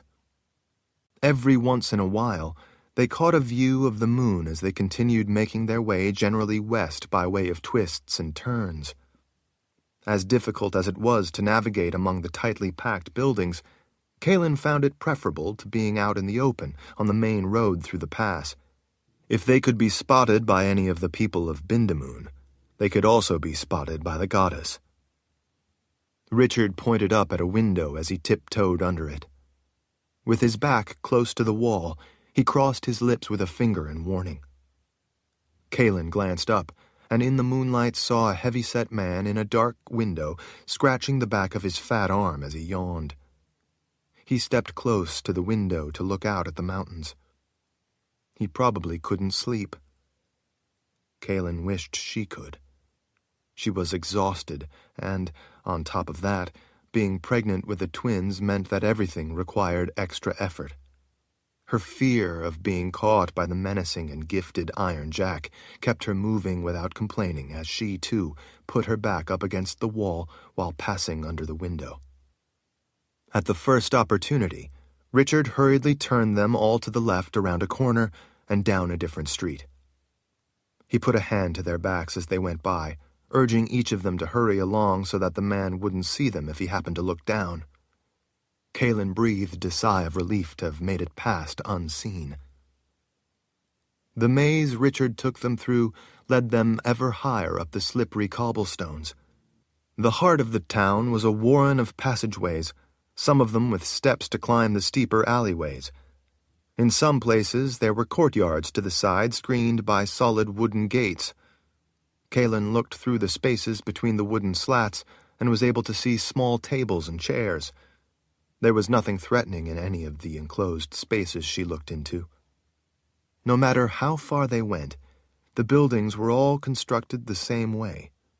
The moonlight among the vertical stone walls was enough for them to see by, but barely, and not enough to banish the spooky shadows and angular twisting corners. Kahlan worried about what might be lurking in those shadows. In many places they had to step carefully, lest they walk in the muck that people dumped out of the windows. Large populations of rats scurried along close to the walls. The alleyways stank of the waste thrown out from chamber pots. The streets didn't smell much better. The stench mixed with the wood smoke creeping along the ground to make a pungent tang. In places, the overwhelming smell made Kahlan feel sick to her stomach. She was eager to get away from Bindamoon and out into the fresh air of the surrounding forests. As the sky began to brighten with the approaching dawn, and they came to the top of a cobblestone passageway, they got their first glimpse between buildings at what lay out beyond the town. It wasn't a good enough view to satisfy Kahlan, but through the vertical slit between the walls she was at least able to see open countryside. The expectation of getting away had them all hurrying to get beyond the buildings of the town and out into the concealment of the forests. When they finally reached the outer edges of the town, where some of the buildings sat right atop the wall where it met the mountain, they all finally got their first good look over that wall and down the trail on the western side of Bindamoon. In the brightening daylight, Kahlan could see that the path went off into snow-crusted trees. She knew that anyone would be able to follow their tracks in the snow, but she also knew that the path would eventually descend below the snow line, where it would be much easier for them to disappear into the thick trees and brush among the rocky outcroppings. She could see that lower down the pass there were dense green forests blanketing the slopes to either side that would help conceal them. In the center of the descending ground, among the hills far below, she could see a broad valley with a large stream snaking back and forth through flat grassland. She could also see the path in places as it wound its way down toward that expansive valley. Beyond the grassland with that meandering stream, the countryside was open. There were no mountains to block their way. What Kahlan was looking out at was the eastern ranges of the Midlands, where it met Dahara. She felt a swell of excitement at seeing that open ground. Her heart beat faster. Each breath came quicker. She was almost home. She felt tears unexpectedly well up at the thought of finally being in the Midlands. "It's our way out," she whispered to Richard with tear-choked words. Richard circled an arm around her shoulders to give her a quick hug. "We will be to Aidendrill before you know it." Below them, they could see that the road went through the opening in the western wall of Bindamoon. She knew, though, that once on that road, they would be out in the open, where they could easily be spotted from either side of the town. To make matters worse, it was getting brighter, as the sun was close to rising behind them. It couldn't be avoided, so they hurried down out of the buildings to the road that would get them as far away from the town as swiftly as possible. Once they were on the main road that led through the wall and out of town, everyone kept a watch all around. Fortunately, they didn't see anyone. Lights from lamps began coming on in a few windows behind them, but Kahlan didn't see anyone looking out. The road led to an arched opening in the wall that was much like the one in the wall they had come through when they had entered Bindamoon from the east side, meaning that the town was a walled fortress with a wall guarding it from both sides of the pass. Kahlan was relieved to see that the portcullis was drawn up. As they passed into the dark, arched tunnel through the wall, they all kept looking back to make sure no one was watching or following. Kahlan's gaze flicked from window to window, but she still didn't see anyone watching them. The huge wooden doors, like the ones on the eastern side of the town, also stood open. She was alarmed to see, up on the wall, a small group of ravens looking down, watching them pass beneath. Beyond the wall, the road dwindled back down to a well-worn trail. They hurried away as quickly as possible without running, putting distance between them and the town. As soon as they were out of the protection of the town, the cold air returned. With the mild conditions inside Bindamoon, she had forgotten just how cold it had been outside. Kahlan felt a sense of relief when they finally made their way in among sparse trees. Most were pine, and the ground was open. In places there were groupings of white birch.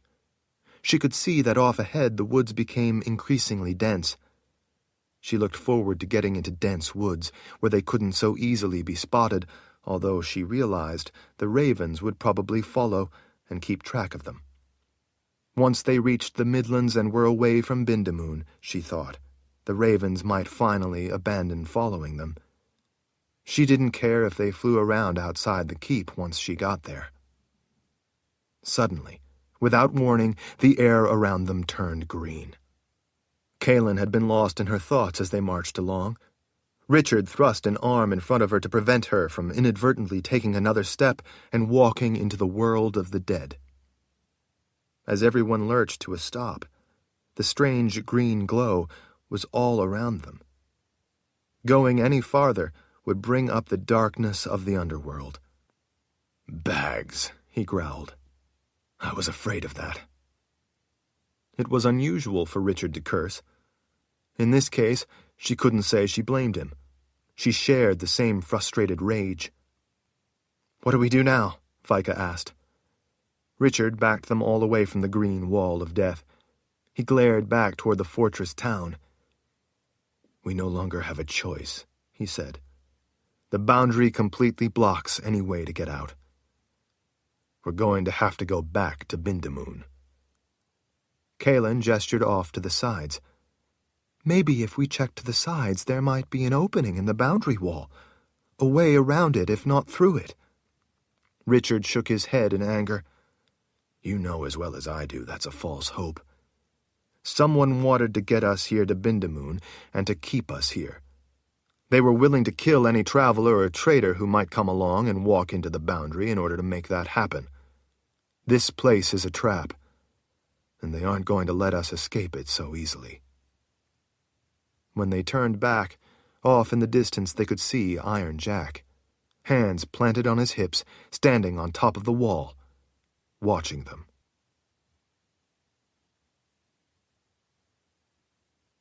Chapter 15. With the boundary now blocking any hope for escape, they had no choice but to turn around and trudge back toward the tunneled opening in the wall. Satisfied to see that they were returning, Iron Jack turned and vanished from the top of the wall.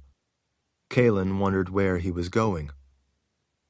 Richard fumed in a quiet rage. His silence was telling. She knew that when he got like this, it was best not to ask him anything unless it was important. The focus of his anger rightly belonged on whoever was doing this to them. As was his way, he had first tried to avoid a conflict. Now that those who had created this trap had made avoiding conflict impossible, he was prepared to meet it head-on. Kahlan struggled to put one foot in front of the other. She was exhausted, both physically and mentally. It seemed like everything was grinding her down. Her worry, though, was for the twins, not for herself. It seemed like forever ago that they had started out from the People's Palace, and yet the distant Wizard's Keep seemed no closer. In her mind, the keep had come to seem more an impossible dream than a place they would ever reach. They had been traveling for so long, her belly had grown quite large. She was relieved to feel the babies kick from time to time, because it meant they were still alive. Everyone sacrificed their own food to give to her, knowing she needed it for the growing babies. Because they had lost an unknown stretch of time in the strange wood, she was no longer sure of when the babies would come, other than knowing that it was still a ways off. But with as big as she was getting, that time was clearly getting closer, while the keep wasn't. She reminded herself that she was still the Mother Confessor, and no matter her concerns and doubts, this was no time to show weakness. She gestured to the sides. "There is still some forest here, outside the wall. I don't like that place inside the walls. We know they already tried to spell us or poison us with the food, and we know that the man up there bound your sword into its scabbard. Obviously, it's dangerous in there. Why don't we just go into the woods and set up a camp while we come up with a plan?" Richard kept his gaze resolutely ahead as he continued to march toward the opening in the wall. "How is camping out here going to get us to the keep?" "I don't know," Kahlan said in a weary voice, "but how is going back in there without a plan going to get us to the keep?" "I have a plan." Kahlan gave him a sidelong glance. "And what would that be?"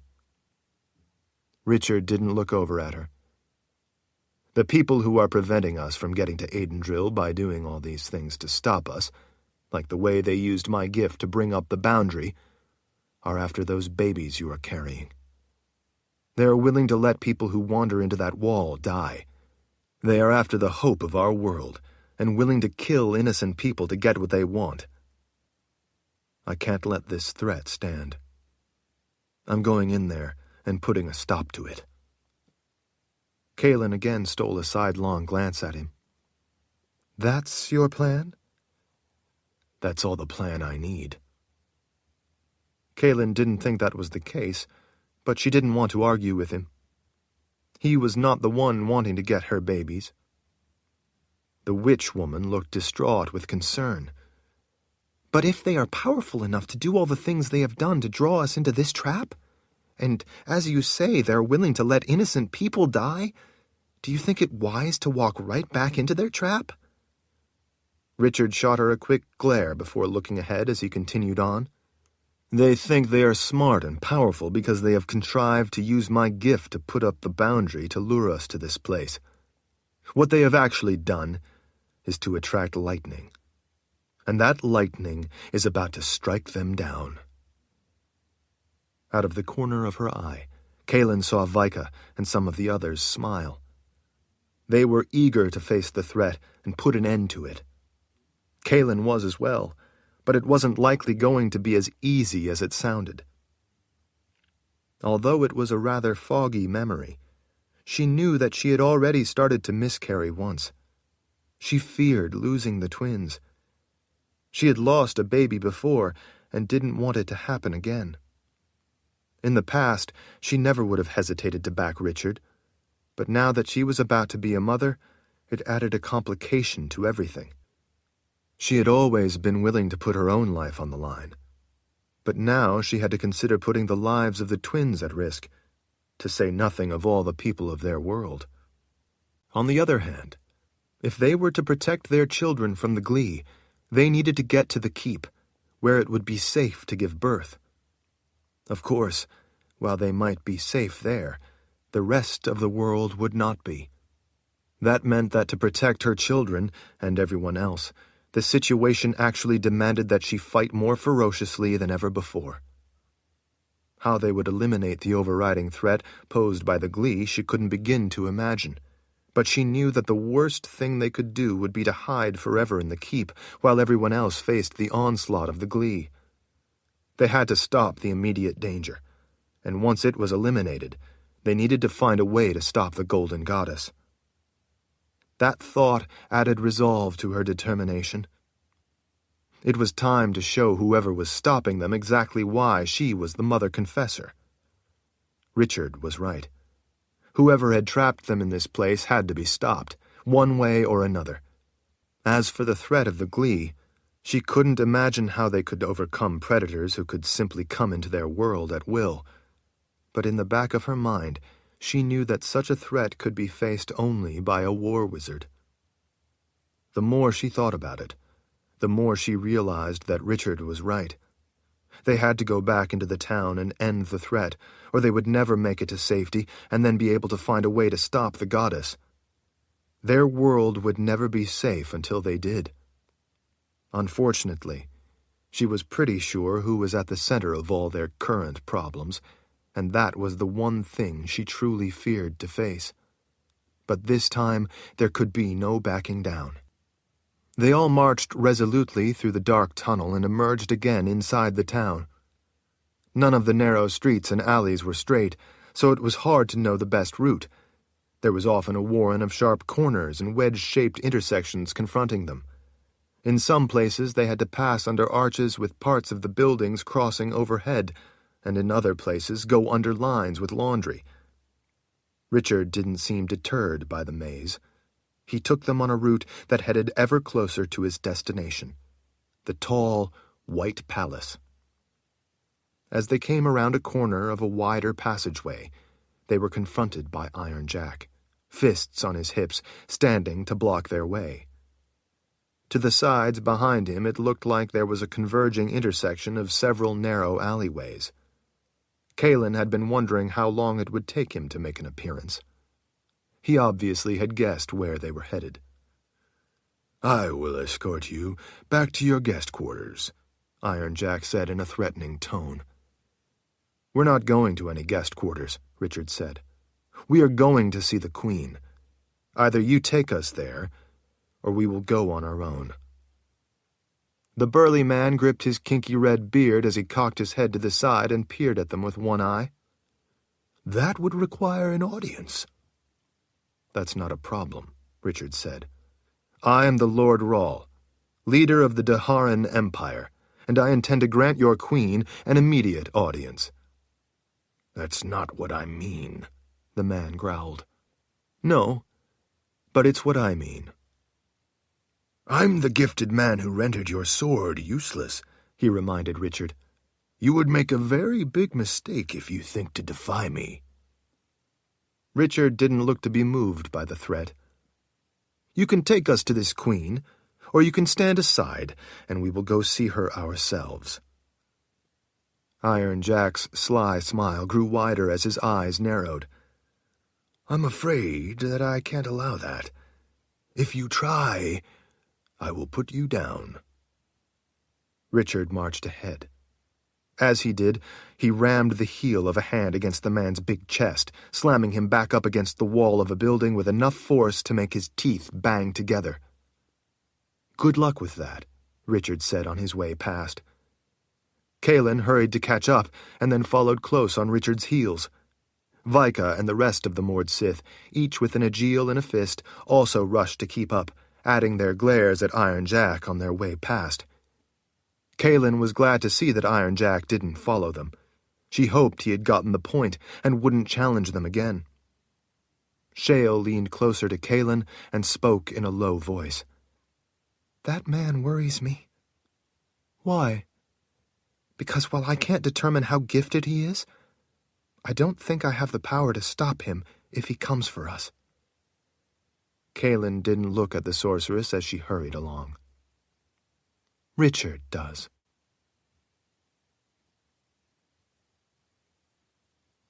Chapter 16. When Kahlan looked up between buildings, she finally got a good glimpse of the soaring palace. It wasn't dark and sinister-looking. Instead, it looked light and elegant. While the base was obviously quite large, It didn't have a lot of grounds around it the way a typical palace would have had. It did, though, seem impossibly tall and graceful. Small round spires, each with a conical tile roof and an arched window, stuck up here and there in various places along the towering height of the palace. Colorful pennants flew from each of those pointed roofs. When they got closer, Kahlan spotted a flock of black and white wood storks, slowly flapping their broad wings and then soaring together in the clear morning air. She realized from how small the birds looked against the white walls of the palace that the place was both bigger and taller than she had thought at first. The scale of it didn't seem real. She also realized, now that she was seeing the town for the first time in daylight, that most of the buildings were actually washed with faint color. There were a light mint green, pale pink, light blue, and soft yellows. All of the colors had faded over time so that the stone showed through. Bindamoon was in many ways cramped and unappealing, even with the long, faded, colorful paint, but the palace, glowing in the early morning sunlight as it overlooked the town, was actually rather magnificent. She realized that it was a mistake to ascribe a sinister aspect to a building inhabited by what could only be sinister people. Considering all the twists and turns they had to make, there clearly wasn't a direct route through the town to the palace. That left them to try to find their way through the maze of structures as they worked their way ever closer to the palace rising up above them. The buildings of the town seemed to have sprouted around the soaring palace like mushrooms around a tree trunk in damp weather. As they got close, they didn't need the view between buildings. It loomed over them. Here and there, Kahlan saw people in the windows of the surrounding buildings, looking out, greeting the early morning. In a few places, women leaned out to pull in laundry that had dried overnight. Occasionally, in the distance, she saw people hurrying among the buildings, but she didn't see anyone nearby. As they were going up a cobblestone street that rose gently toward the palace, Iron Jack suddenly stepped out from a side alleyway to once again block their path. "This is as close to the palace as you will be getting until the Queen says otherwise," he announced. Richard grew calm in a way that she knew all too well. Trouble was about to begin. She saw, then, several more men waiting in the shadows behind Iron Jack. Without being obvious about it, she pulled her knife from its sheath at her side. She saw Shale do the same. She was surprised to see Richard reach over and grip the hilt of his sword. He couldn't possibly have forgotten that it was bound into the scabbard by magic, so she couldn't imagine what he was doing. He stood for a moment. Head bowed, eyes closed, the muscles in his jaw flexing, his right hand on the hilt of the sword at his left hip, the muscles in his arm relaxed. She realized he was letting the power of the sword flow into him, letting its rage join with his. She suspected he was also summoning his own gift. And then he began to draw the sword. The blade came out silky smooth. Its distinctive ring echoed through the canyons of buildings as the blade, stained black by the world of the dead, emerged from the scabbard. The gleaming black steel greeted the dawn, ready to do battle. Iron Jack looked stunned. "You can't do that. I myself sealed the sword and scabbard into one with powerful magic." Richard glared at the man. "I am the Lord Rawl." "Not my lord. I answer to no one but the Queen." "You and the Queen answer to me and to the Mother Confessor," Richard said in a deadly voice. Vika stepped up beside Richard. She made a show of spinning her aegil up into her fist. The rest of the Mord Sith moved protectively around Kahlan. Each of them had her aegil in her fist at the ready. They looked fed up with Iron Jack's nonsense and seemed more than pleased that Richard was as well. So was Kahlan. Growing up, she had never had any interest in flaunting her authority. Her mother instilled a sense of responsibility as a confessor, not self-importance. It was simply something she had been born with, not something she had that she would hold over others. As Mother Confessor, she knew how to wield that authority when it was necessary. And when it was necessary, she found that she didn't especially like that authority dismissed or disrespected, because respect for the Mother Confessor was not about her. It was about everything she represented. Richard was much the same. He had never lusted after power. He never sought to be the Lord Rawl. But he had come to accept the responsibility, and he too was fed up with his authority being ignored in something so important. He was, after all, the leader of the Daharan Empire, and as such he ruled over these people, including Iron Jack and the Queen. They were about to find out why. As Iron Jack watched, Richard drew the sword across the inside of his forearm, giving the blade a taste of blood, something that made the sword's anger lust for more. Kahlan could see the sword's magic dancing in the Seeker's eyes. Richard brought the blade up to touch his forehead. He closed his eyes. "Blade, be true this day," he whispered. "Is that supposed to scare me?" Iron Jack asked. "This blade can't harm an innocent," Richard said.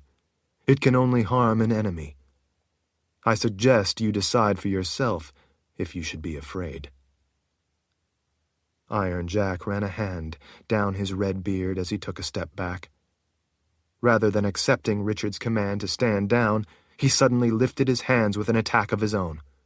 When he did, every one of the Mord Sith around Kahlan toppled to the ground as if a rug had been pulled out from under them.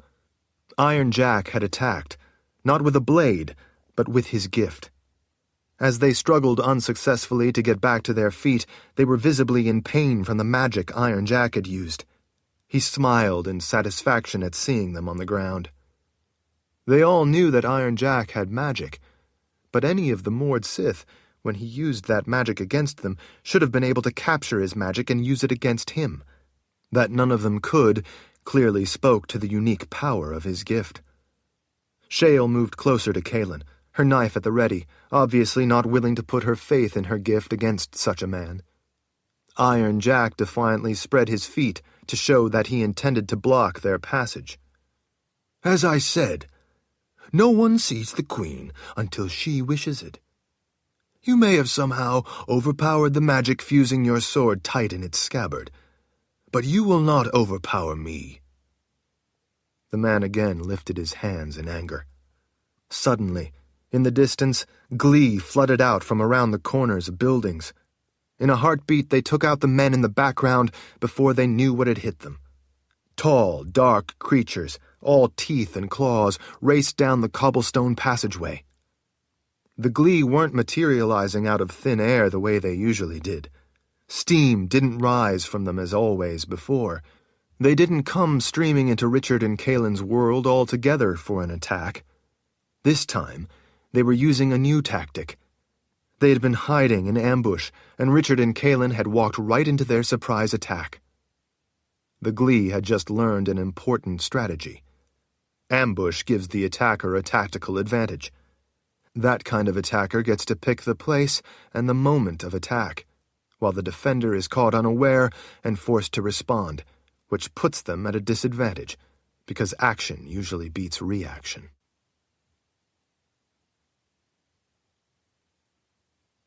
Chapter 17.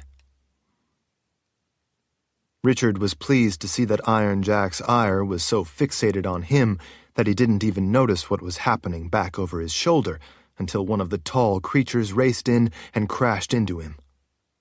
As it did, it grabbed him from behind. The glee's new tactic of ambush meant never letting the opponents see you coming. Iron Jack hadn't seen them coming. Before the stunned, bearded man could grasp what was happening and react, dark, slimy arms had already circled around him from each side. Jack twisted frantically in an attempt to get out of the bear hug, but the powerful arms held him in tight against the glee that had him. Shards of light flashed from the man's hands as he tried to use some kind of power to get the better of his attacker. The Glee bent its head first one way and then the other to avoid each of the flashes of light. But another creature nearby was torn apart by the release of the man's gift and fell dead. Before Iron Jack could do anything to get away, the Glee that had him sank its teeth into the back of the man's neck to hold him. The creature then pulled its claws in opposite directions as Iron Jack was being held by the teeth in his neck. One claw ripped open Iron Jack's chest. At the same time, the other claw pulled in the opposite direction to tear out his throat. He didn't even have time to cry out before the Glee dropped him in a bloody heap to come charging for Richard. Fortunately, because they surprised Iron Jack first, Richard was ready, and the magic coursing through him from his sword was ready to respond with swift violence. As the Glee charged in, Richard had already begun his counterattack. The tip of the blade came around with such speed that it whistled as it sliced through the air. When the creature saw the sword, it reflexively lifted its arms to defend itself. Richard gritted his teeth with the effort of the swing. The blade took off both the creature's claws and its head in that one lightning-quick strike. Richard held the blade up straight and took a step back, at the same time turning sideways and out of the way. The momentum of the clawless, headless body carried it past him to stumble across the cobblestones and collapse.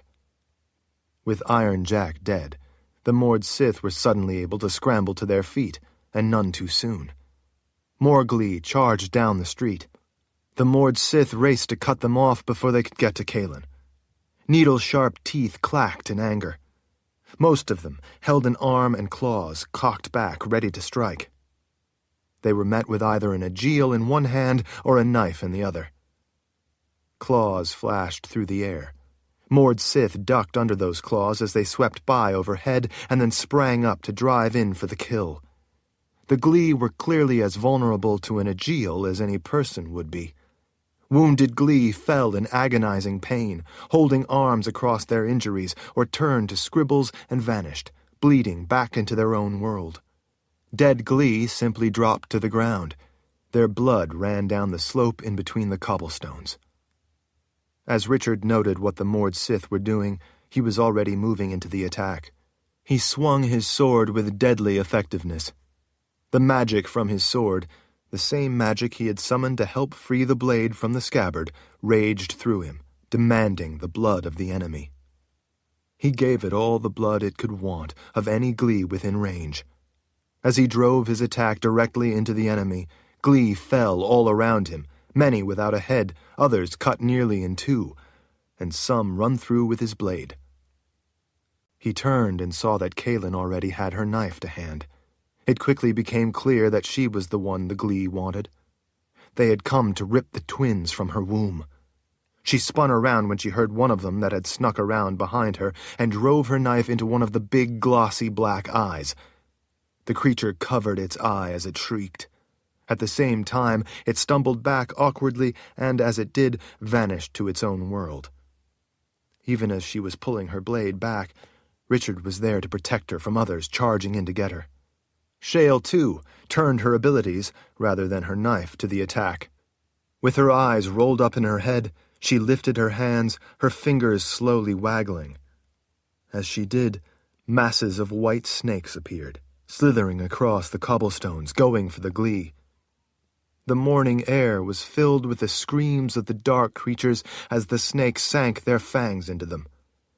From their awkward, jerky, contorted movements as they were struck by the snakes, it was clear to Richard that not only were the snakes venomous, but the venom acted so swiftly as to be almost immediate in its action. Glee, with snakes firmly attached to their legs, arms, and bodies, stumbled back, gurgling and choking pain as the venom quickly began to paralyze their lungs. Shocked people appeared in windows, looking down on the frantic battle. Some screamed and ran back into dark rooms. Some, their mouths hanging open and hands gripping the windowsills, leaned out to watch. Knowing the snakes were Shale's and meant for the Glee, Richard ignored them. It was Kahlan most of the Glee were going for. She was the one they most wanted to kill. It was Kahlan he had to protect. In that moment, as the fury of the sword's magic twisted together with his own and stormed through every fiber of his being, he lost himself to the madness of the battle. He became that madness. The glee had come as hunters. Richard was now the hunter, and they the prey. As he responded to the attacks, he suddenly came to comprehend in a new and clear way how the glee moved, the extent, the range, and the limitations of their movements. He began to see exactly how they used their claws to strike, with their teeth being their backup weapon. It was often a quick flick of a strike, but other times they used those claws to intimidate their prey for a fraction of a second, to make the prey freeze just before they struck. That allowed them to be more accurate and deadly when they did strike. The reason for the tactic, he saw, was that the glee had most of their power when their arms were used in close combat. The farther they reached, the less power they had. The way they had killed Iron Jack had been their biggest strength, holding the prey in close as they tore it apart. Once he grasped the technique in their strikes and how they set up for an attack, he was able to predict how they would move, which claw they would use first, and when they would strike with it. Or instead, if their claws were not able to be used to their best advantage, use their teeth to try to kill. He began to understand the fight with them in a whole new way. It all made sense in an entirely new light. He understood the battle from their perspective, rather than seeing it from his perspective, defensively. Once he had the full scope of the realization, those attackers, rather than seeming like frightening creatures coming for him and Kahlan in a crazy, hysterical frenzy, became instead a part of the larger dance with death. That meant he was no longer fighting them in the same ways he had previously. Now he was using their nature against them, turning it back on them, using their limitations and weaknesses as openings. For the first time, he was, in a sense, fighting them on their terms. And in that way, because he could anticipate what they would do next, he abruptly put them at a distinct disadvantage. In that moment, he came back at them in a new way, in a way that completely overwhelmed their multiple tactical advantages of teeth and claws. Their limitations in range and movement became his advantages and openings. In that moment, he stopped trying to kill them and switched instead to the quicker task of cutting off their powerful, deadly claws. It was a revelation. He didn't need to kill them. He simply needed to deny them their primary weapon. If the glee didn't have those razor-sharp claws, they were nearly defenseless. They couldn't grasp or cut or rip or hold prey in order to use their teeth. His sword spun through the air without pause, cutting at a dizzying pace. He moved around Kahlan, protecting her, disabling any enemy that came for her. She took out several with her knife as he momentarily moved around the other side of her. His sword lopped off claws as fast as they came within reach of his blade. He understood now where and how those claws would be coming, and which of the two were the actual threat. Severed claws tumbled through the air as he lopped them off at the wrist or forearm. The still twitching claws littered the ground. The creatures shrieked as they lost their precious claws. Some held out stubs in disbelief and tried to reach out to grasp so they could attack with their teeth. But without their claws, it was easy for Richard to take off the heads of those determined enough to continue to come for him, rather than escape back into the safety of their world. Seeing what happened when they came in at him, and seeing so many of their fellows with stubs of arms and no claws as they vanished back into their own world, they began to rightly fear to swing their own claws and lose them. As they hesitated, the snakes struck and sank fangs into them. Once they had their fangs in the soft black skin, they would not let go. As that happened, Richard spun through their midst, taking the claws off at the ends of their arms. Without their claws, they couldn't effectively try to tear at the snakes to get them off. All around, panic spread among the shrieking and dying glee. As their boldness and aggression turned to terror and timidity, those who still could started to turn to Scribbles to flee back to the safety of their own world before Richard or the snakes could get to them. Without a target, Richard finally paused, panting to get his breath as he let the tip of his sword lower to rest on the cobblestones. He looked all around, searching for any threat. The rage of his sword still thundered through him, demanding more blood. The ground was littered with hundreds of claws and dozens of heads, as well as the bodies of those that couldn't vanish before death.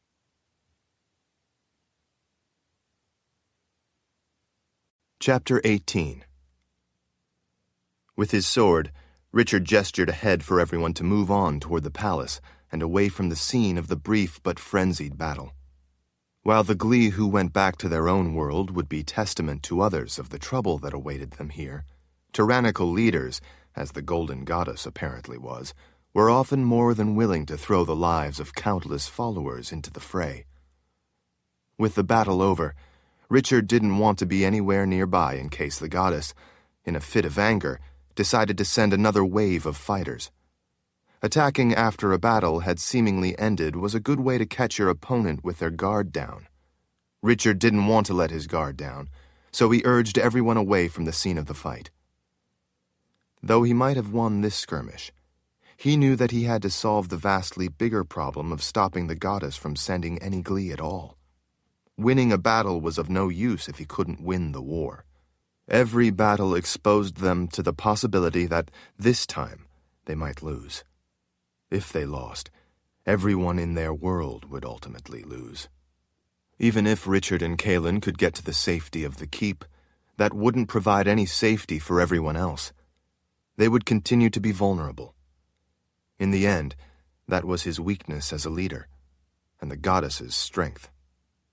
There was virtually no way for normal people to protect themselves, especially if the Glee came in massive hordes, and Richard couldn't protect everyone. People everywhere would be prey at the mercy of savage predators. He took Kahlan's hand to help her balance as she stepped over the thick, tangled ring of severed claws and slimy bodies surrounding her. All those claws were now still, but it was a very visible reminder that they had been meant for her and her unborn babies. He knew that more would come. The Glee were relentless. He felt sick at not knowing if he was ever going to be able to stop them once and for all. Richard let go of Kahlan's hand so she could help Shale, who looked weak and exhausted after unleashing masses of white snakes. The snakes she had conjured were gone now, either withdrawn by the witch woman after they were no longer needed, or taken back to the home world of the Glee as they fled with the snakes still attached to them. Those snakes were in a way part of her, so when they were taken away with fleeing Glee, they were in a sense ripped away from her connection to them. In the aftermath of the effort, the witch woman looked like she might collapse. Cassia rushed in on the other side and helped Shale stay upright as she stepped among the mounds of claws and the remains of the dead. With the sword still in his hand, the magic of it still surged through him, filling him with rage. The sword hungered for an enemy. That was its way, its purpose. With the threat so fresh, the shrieks and howls still echoing through his head, Richard was not quite ready to relinquish the rage of the sword's magic spiraling through him. He wanted it at full force and at the ready just in case. As the moored Sith started up the narrow cobblestone street, closely protecting Kahlan, he held back to reassure himself that there were no more threats lurking around any of the corners. Seeing none, he finally sheathed his sword and, in so doing, extinguished the rage. Once that fury of magic was finally cut off, it left him feeling weak and exhausted from the effort of the fight. When the hair on the back of his neck tingled and stiffened, he looked up and saw a single Glee standing in the sun atop a 2-story building, looking down, watching him. Somehow he had known that it would be there. The rest of those with him were helping each other and talking among themselves as they made their way up the narrow street. They didn't see the Glee. He didn't think that this lone creature wanted anyone but Richard to see it. As he stood, staring up at it, The glee opened its arms a little and spread its claws to reveal webbing between its razor-sharp claws. Richard felt that it was a sign, that it was trying to convey the message that it meant no threat. And then it bowed at the waist, as if out of respect. He spotted then, in those slow movements as it bowed, something he had never noticed before. There was a slight, iridescent greenish sheen to this glee's skin. It reminded him a little of the iridescent green sheen on the backs of some black beetles. He hadn't seen this quality to the flesh of any glee he had fought. Even though he hadn't noticed this slight greenish sheen on this particular glee before, there was no doubt in his mind that this was the same individual he had seen several times before, when on previous occasions it had also signaled that it intended him no harm. When the glee stood back up, it shared a long look with Richard. From time to time, as it stared, its third eyelid blinked across its big, glossy black eyes.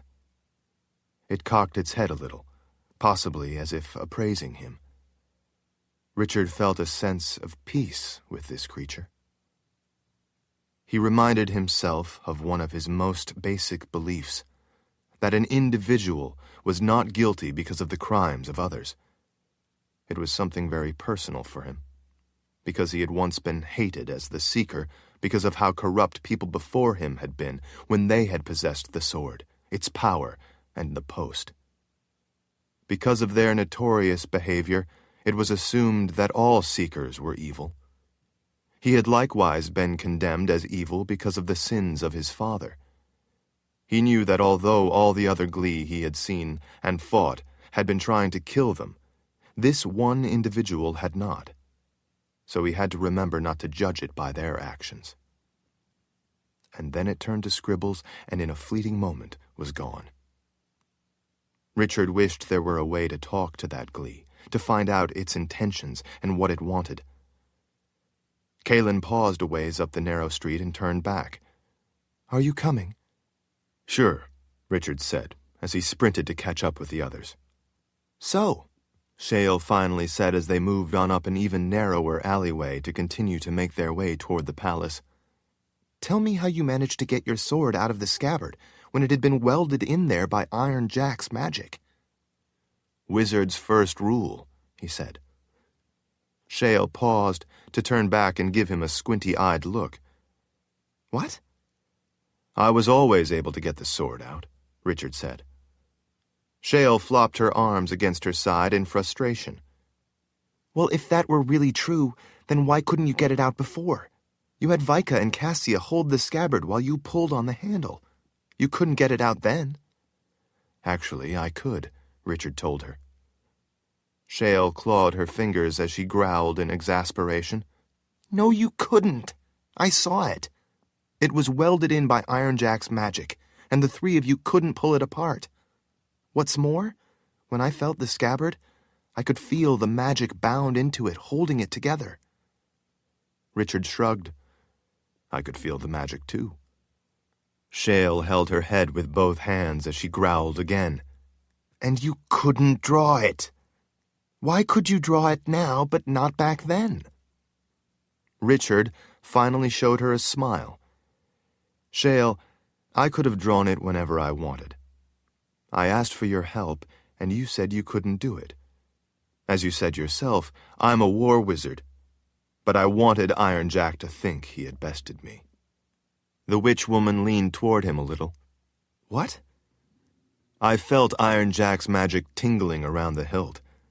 It was only additive. There was no subtractive element to it. So, I only pretended I couldn't get it out of the scabbard because I knew he would be able to sense if his spell was broken. For that reason, I was careful not to. I wanted him to think instead that I had tried and failed, so I was defenseless. I wanted him to believe that, so he would feel emboldened. I wanted him to think he had everything under control, so that he would lose his sense of caution and act true to his nature." Shale straightened her back and stared at him for a moment. "You mean you were concerned that if he feared you, he might put on an innocent and friendly act?" Richard smiled again. "Now you're getting the idea." I felt no need to show off and pull the sword when he thought his magic had locked it in the scabbard. I wanted to see what he would do when he thought he was in complete control. Shale turned to Kahlan. Your husband is a very devious man. Kahlan nodded. Annoying, isn't it?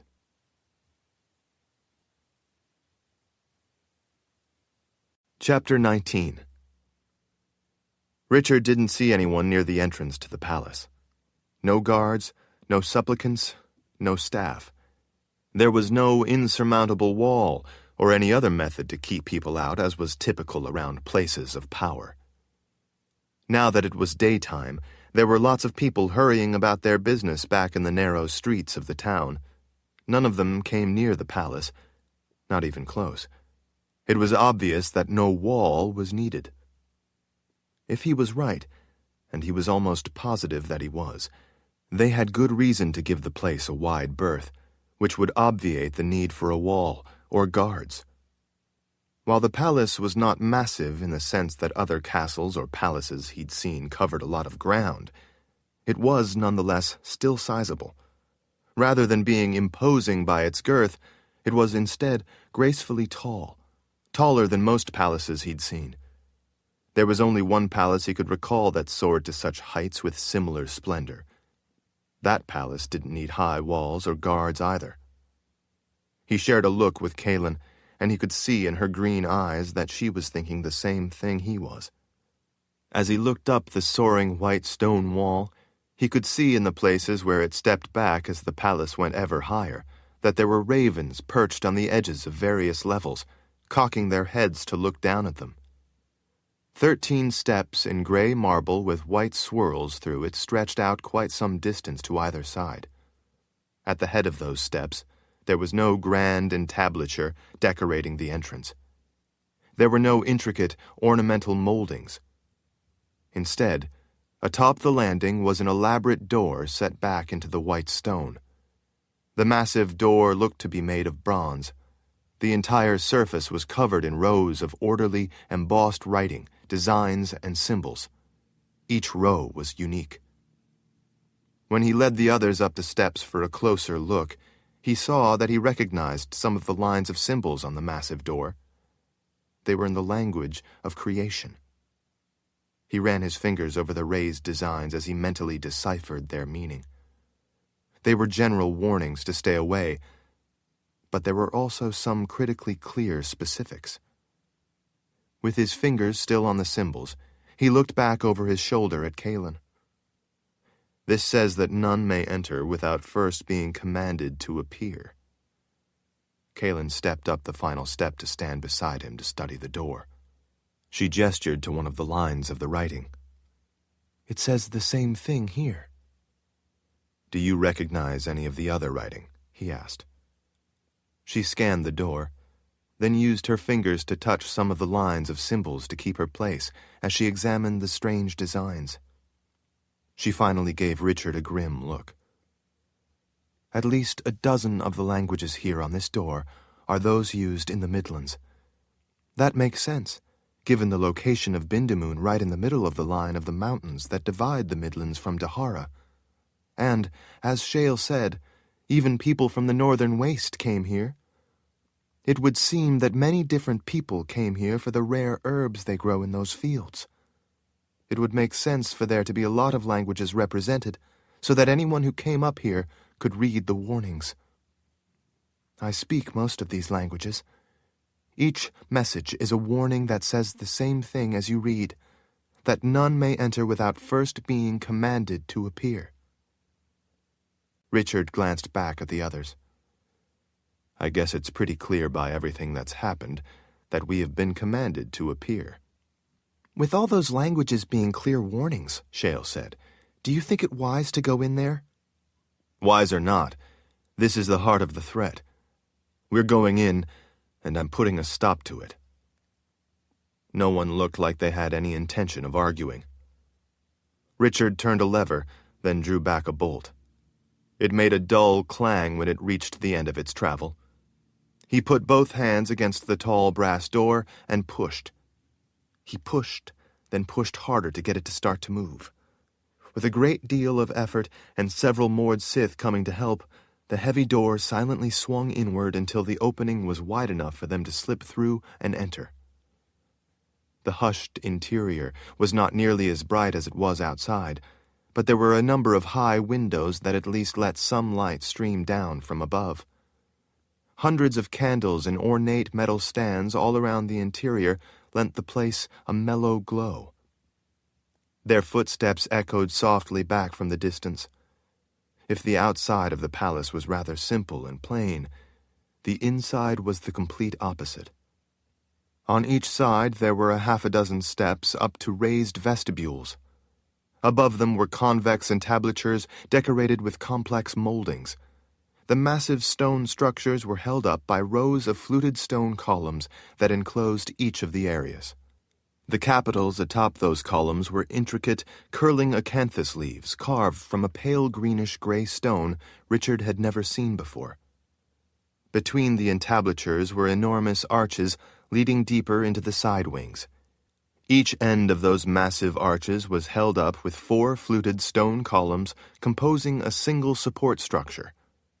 The bases of those arches were so sizable that they had small internal arches on all 4 sides of their bases, each held by a stone column, all of them together holding up the more massive main arch. The whole thing was so complex, it sent the eye dancing over the elaborate, involved and interconnected shapes. The windows beyond those arches were made up of what had to be hundreds of small pieces of beveled glass in a gridwork of stone mullions. That beveled glass sent prisms of colors scattering all across the walls and columns. Beneath and beyond those windows, Richard could see ornate side chambers, lit by countless candles. In the center of the room, the arches before those antechambers formed a perimeter to support a central dome. Massive square support structures with square fluted pilasters anchored each of the primary arched sections. Inside the top of the dome, small windows all around let in light from exterior rooms above and around the interior dome. All of the stone of the entire place was various shades of greenish-gray, giving the place a uniform, muted theme. In the center of the massive room, beneath the dome, was a floor with cream and gray stone making up large squares that marched all the way around a central design of a wreath made out of gold-colored stone set against a background of white. In the center of the wreath were more concentric designs that stepped down in size. The floors to the sides, going off into the antechambers, were gridwork designs made of the same cream and gray stone. In between the fluted columns and the fluted pilasters, there were recesses with life-size statues in the same greenish-gray stone. Some were of people, but most were of strange, contorted figures that didn't look quite human, or possibly were people in great pain. All the figures were clothed in flowing robes carved out of the same stone. The carved robes were so realistic that it made it look like there was a brisk breeze blowing through the place.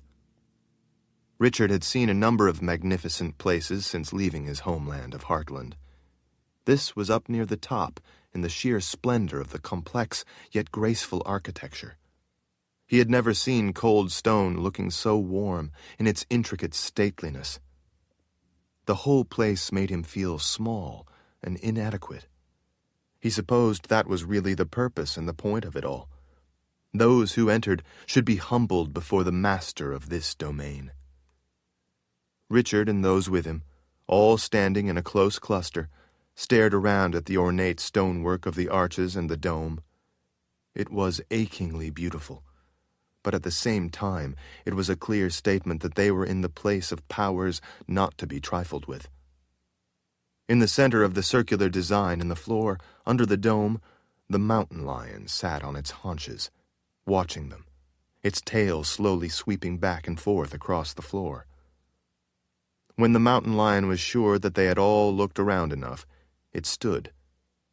As they all watched, it turned and started walking away deeper into the palace, clearly expecting them to follow.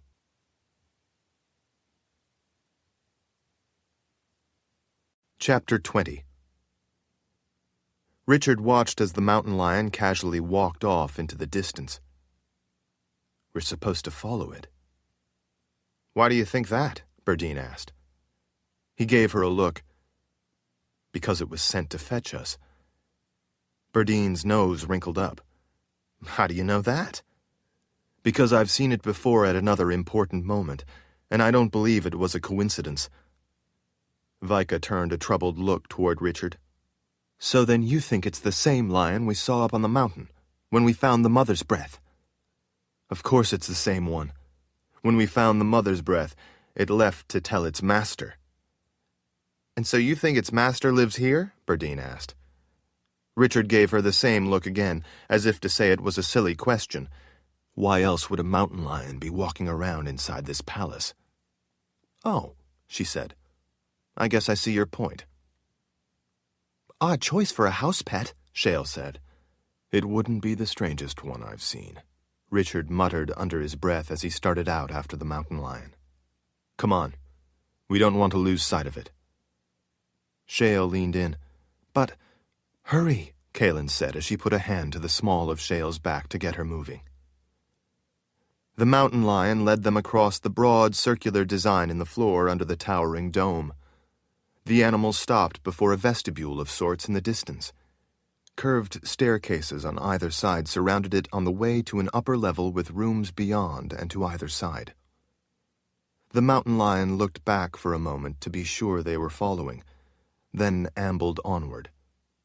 That vestibule, with more of the greenish-gray columns to either side, stood before a broad passageway that wasn't as wide as the antechambers off to the sides of the domed area had been.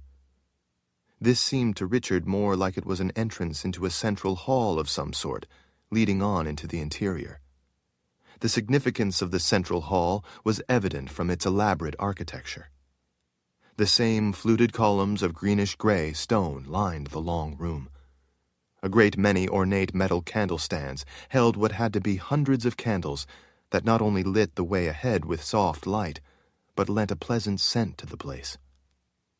To the sides, between pairs of fluted columns, inside stone frames, there were large square panels of incredibly beautiful red marble with swirls of green, gold, and black veins running through them. Each one of those massive red granite slabs seemed to glow in the soft candlelight. It occurred to Richard that the swirly red marble panels reminded him of a floor covered with blood that had been cut out and then hung up for display. He paid closer attention to the red slabs as he passed by them, scrutinizing them to make sure they weren't actually patterns of blood. Even though he stared closely at each one, he still wasn't sure. Farther down into the dark end of the magnificent but somber passageway, the pairs of columns were set closer together. Rather than the red marble that was displayed between the previous columns, between each of these there were faces, again carved in the greenish-gray stone. They were similar to the statues Richard had seen before, except these were only life-size busts. Each one leaned out, making it seem they were trying desperately to come right out of the wall. All of the grim faces stretching out from either side were distorted in agony, or longing, or terror. Some of them reminded Richard of the carvings of tortured souls he had seen in the old world. Like those statues he had seen there, he had seen the real thing in the underworld. Other faces looked like they might be human, but if they were meant to be human, they were ghastly examples of torment and torture. The others, the ones that weren't human, Richard couldn't even guess at, but they too had horrified expressions, with mouths opened wide as if they had been frozen in mid-scream. The farther they went into the ever-darkening passageway, the more grotesque and distorted the faces became, with flesh carved to look like it was torn open so that the bones and teeth beneath the ripped cheeks were visible. The wide hallway was enough to sap the courage of anyone who got this far, but it didn't dim his determination. If anything, it reinforced his resolve to stop the person responsible for depictions of such horrors, but more importantly, those responsible for what they were doing to Kahlan. Shale looked from one side to the other. staring for a moment at each one of the faces, looking like they were trying to push themselves out of the walls to escape. Why would anyone carve such awful things? Richard glanced back at her. Well, I like to look at beauty, but there are people who choose instead to look at ugliness. That alone tells you a lot about them, don't you think? Shale looked from Richard back to the busts. She shook her head in disgust. I fear to think what this tells us about the people who live here. At the end of the long passageway, farther away from the light of the high windows and lit only by candles, Richard realized that the hallway didn't simply get dark. It actually ended in a dark opening, but not the kind of opening that went with the rest of the palace. It was a hole crudely chiseled into the stone of the mountain the palace had been built into. It looked like nothing so much as the rough opening into a mine, or the underworld. Unlike everything else he had seen in the palace that was ornate and highly detailed, this was merely a roughly round opening cut into the rock with crude tools used for excavation. The mountain lion vanished into that dark maw. He saw the tail flick up briefly, and then it was gone down into the darkness. When they got close enough, they could see that there was a bit of flickering light inside from somewhere far down below. As Richard paused at the opening to try to see where the mountain lion had gone, he saw that there were steps leading down. I don't think this is a good idea, Shale said. We're walking right into the heart of this trap. Richard turned back to her. And how do you propose we free ourselves of that trap unless we face it and put an end to it? Shale's features twisted unhappily. I don't know, but I don't like it. There are remnants of a spell of some sort lingering here. Richard frowned at her. What kind of spell? Can you tell? Shale shook her head. It's just a trace of something, but I can't tell what. She sniffed the air. She frowned. I can sense them, but I can't tell what sort of spells they might be. Whatever it is, it's interfering with my sense of smell. Well, we know that this trap was set with powerful magic, Kahlan said, so there are bound to be spells lingering about this place. Sometimes magic does that, leaves traces. Vika stepped ahead of him into the opening. Rika, Vale, come with me. The rest of you wait here. We will go down first and see if it's safe. Richard gripped her arm and forcefully pulled her back before she could start down. Are you out of your mind? Of course it's not safe. Now stay behind me. She looked so shocked by what he said that she did as he told her. Richard started down with Kahlan at his side, expecting the rest of them to follow. Vika followed as close behind him as she could without stepping on his heels. Shale was right behind Kahlan. The others flowed down the steps behind them. Only the first of the steps were carved well. On the way down, they soon became rough-hewn slabs in some places, and steps simply carved directly out of the stone of the mountain itself in others. Their uneven shape made footing treacherous. The treads and risers were different depths and heights, requiring care with every step they took. Sometimes it was a long stride, and sometimes so short that they almost fell. Richard held on tightly to Kahlan's hand as he held his other out behind to urge the others to be careful. He didn't want them falling on top of him and Kahlan and causing them all to go tumbling down to somewhere far below. As they cautiously descended the curving, irregular run of steps, he realized that the stairs followed the uneven excavation down along the rock walls. When they got farther down, he was finally able to see that they were descending to the edge of what was a vast, roughly circular chamber. He was astonished by how immense it was, both in width and height. Like the opening above, the walls had been cut with excavation tools, leaving a rough, unfinished surface. It looked to Richard that in places on the walls, great slabs of rock had collapsed down, actually aiding in the excavation. It resembled a mine more than a room, except that it was huge beyond any normal room, or any mine for that matter. He had seen chambers in natural caves that were this immense, but this was not a cave, and not natural. He couldn't imagine its purpose. Rather than it getting darker, they began to see flickering firelight from below that helped them see the steps better. Keen to find out what this place was and what was going on, he had to force himself to be careful and not to hurry. The fact that it was a trap, with the mountain lion leading them into it, also tempered his urge to hurry. He started to realize that this strange underground chamber had to actually be the true purpose of the palace. The place above was merely a facade. Like a man irresistibly drawn to a beautiful woman with an evil heart, Richard felt that he had first been charmed by the beauty of the palace architecture, but he was now being drawn to the evil heart of this place. The stairs turned as they approached the bottom. He saw then that they were coming down behind enormous statues of ravens that were at least 3 times his height. Their wings were extended in front to hold stone bowls of flaming oil that provided light. The smell was similar to that of burning pitch. It also left a haze to settle in the cool air of the pit. When they reached the bottom of the rough stairs and they came around one of the ravens, he saw that there were more of the stone ravens all around the room in a circle, 13 in all. They all faced inward to the center of the chamber.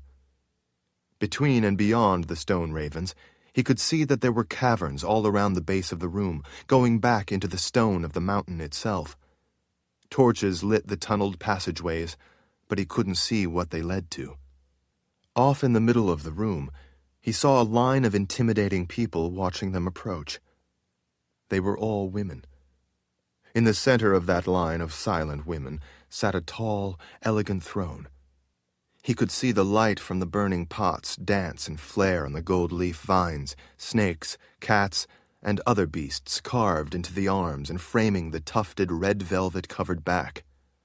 A canopy draped with heavy red brocade and trimmed with gold tassels jutted out overhead, making an imposing statement. The mountain lion sat beside the throne. Richard had seen that throne before. As he cautiously closed the distance, he recognized the woman sitting in the massive structure. It was his mother.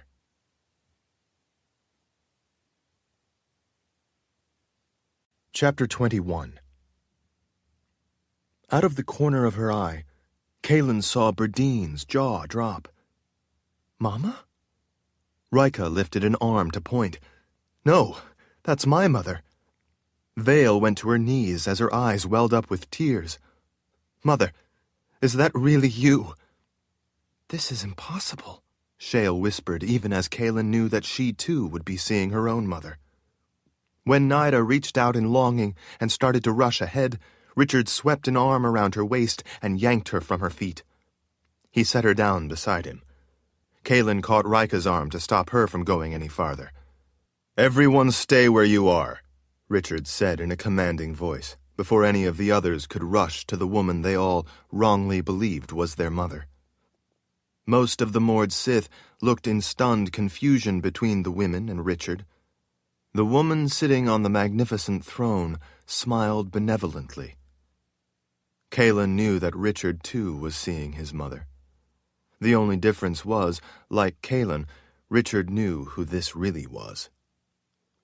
"Shota, stop it," Richard called out in a voice that cut through the hiss of the burning lamp oil and echoed around the chamber.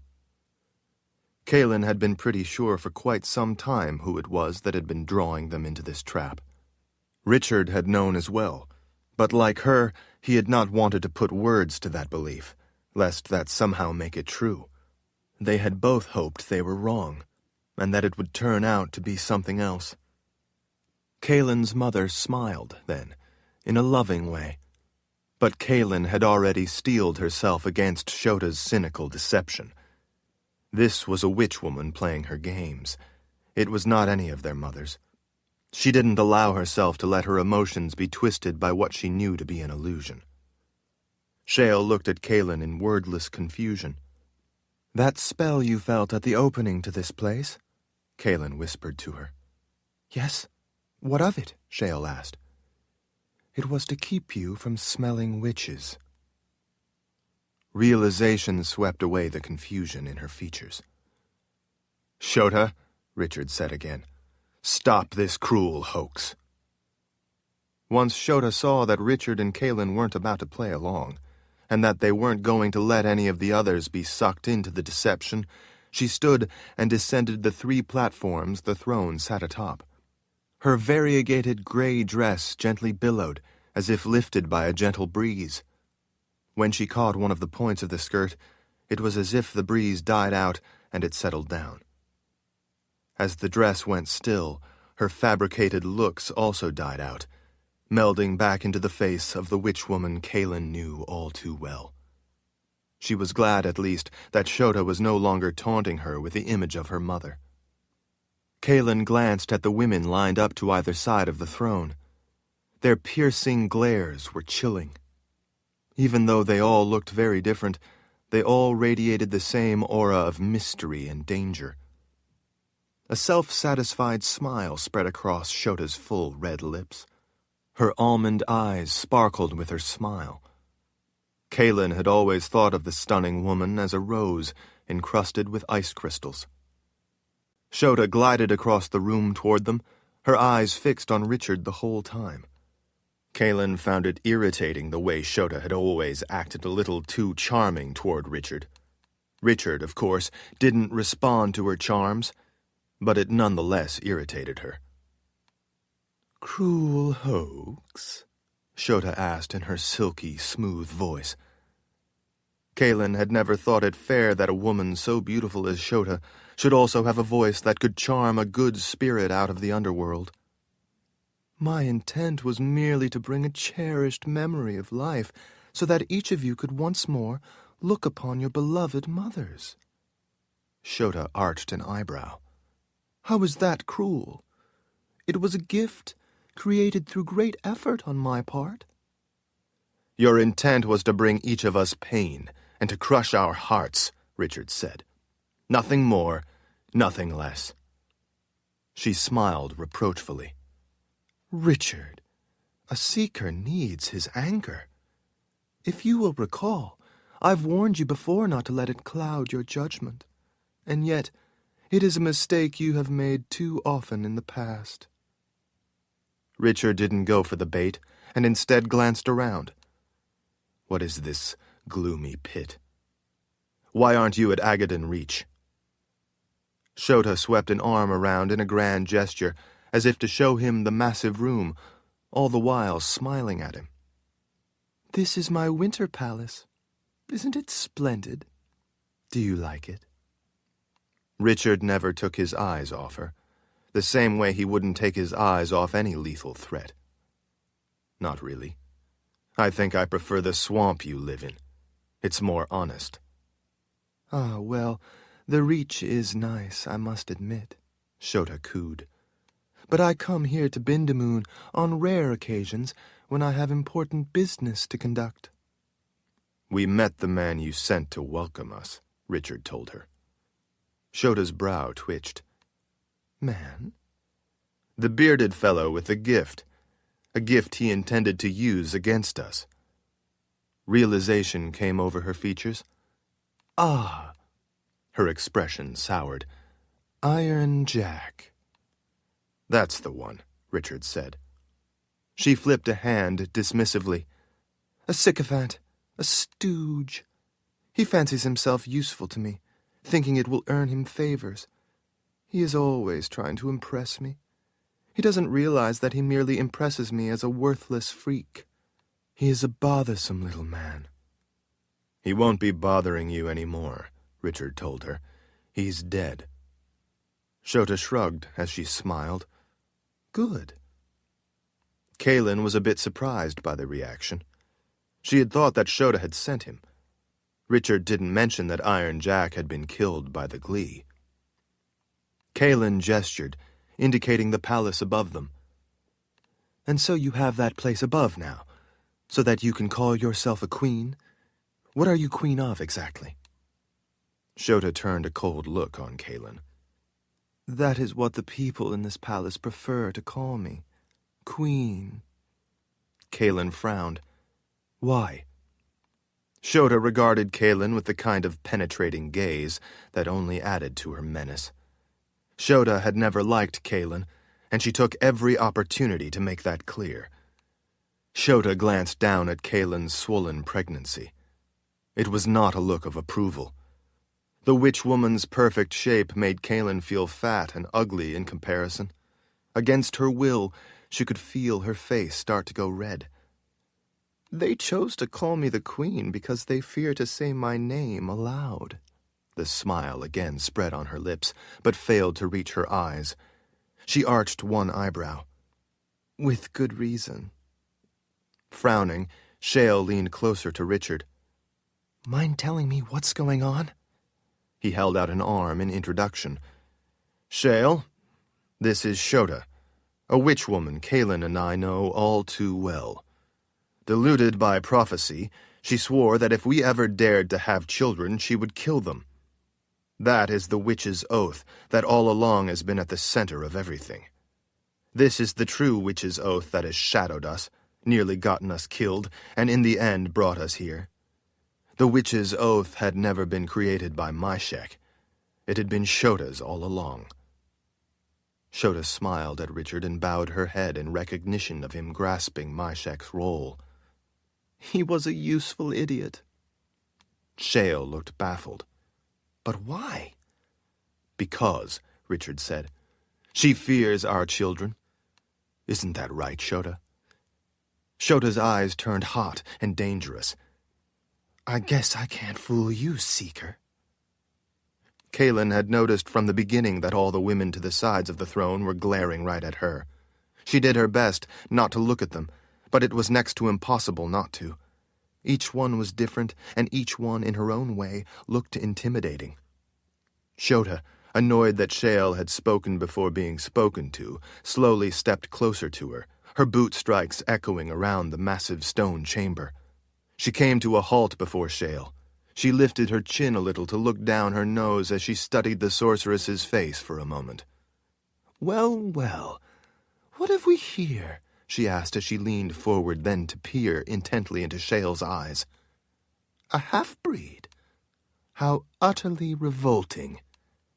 She straightened back up. Had you any shame, my dear, you would have long ago killed yourself. Shota's disapproval turned again to a mocking smile. Not to worry, she cocked her head. I will help with that when I'm finished with you. I can only assume that you are responsible for the boundary that appeared to force us to come here, Richard said to draw Shota's attention away from the sorceress. That means that you are responsible for the loss of any innocent lives of the people who have been killed when they walked into it without realizing what it was. I want that terrible boundary brought down right now. Richard leaned toward Shota, fixing her in his raptor glare. Right now. Shota shrugged. As you wish. She twirled a hand around overhead. Done, she said in a voice that might have been used to announce dinner was ready. Richard looked a little surprised to have her so easily agree, and a little dubious that she had actually undone something of such massive power. More than that, though. He was not at all happy about the boundary being put up in the first place. How many innocent people do you suppose you murdered with that thing? Shota regained her imperious attitude. I regret the loss of any innocent lives, but it was unavoidable in order to prevent what would be a much greater loss of lives. So in that sense, you two are actually the cause of such deaths. Richard continued to glare at her. How do you figure that? Shota walked slowly to her ornate throne to stand for a moment as she gathered her thoughts. She lifted a finger without looking back. You saved me from the Keeper once. And this is how you show your gratitude? Richard asked in a rising, angry voice. After a moment, the witch woman turned and strolled back to stand before Richard and Kahlan. I told you both that because of what you had done, I would be forever grateful. I meant it. She touched her fingertips to the side of Richard's face. I actually rather like you. You are a noble individual. You and the Mother Confessor both. You both have fought for the survival of your people, and in so doing fought for my survival as well. You have done good and brought peace to the world. For all that and more, I respect you both, and wish you no harm.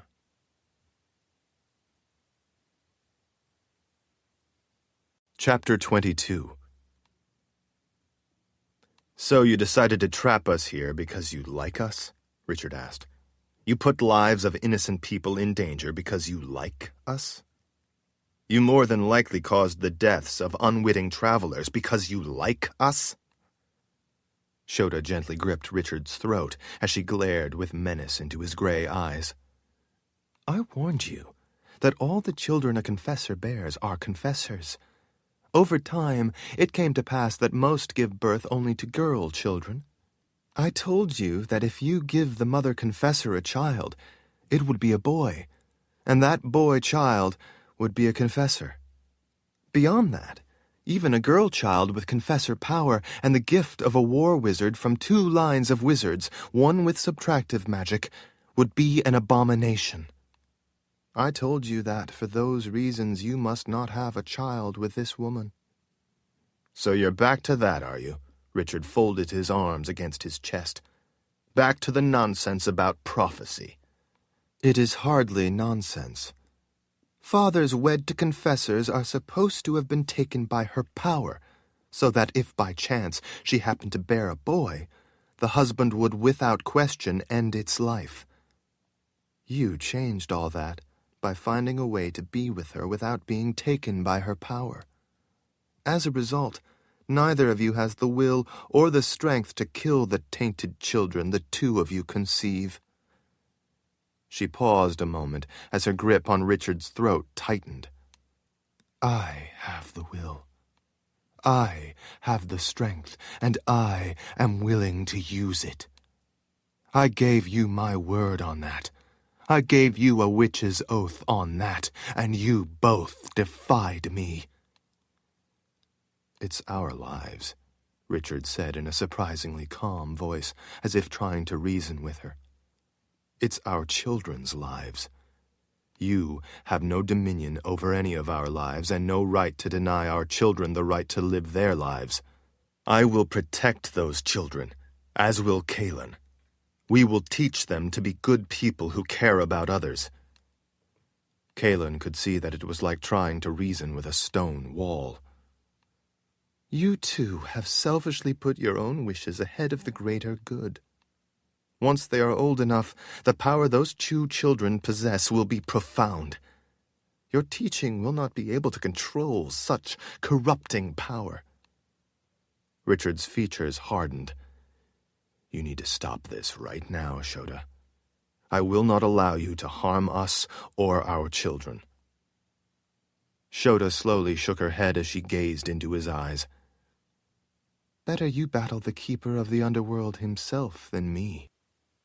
Richard gripped her wrist and pulled her hand away from his throat. You think so much of yourself, do you?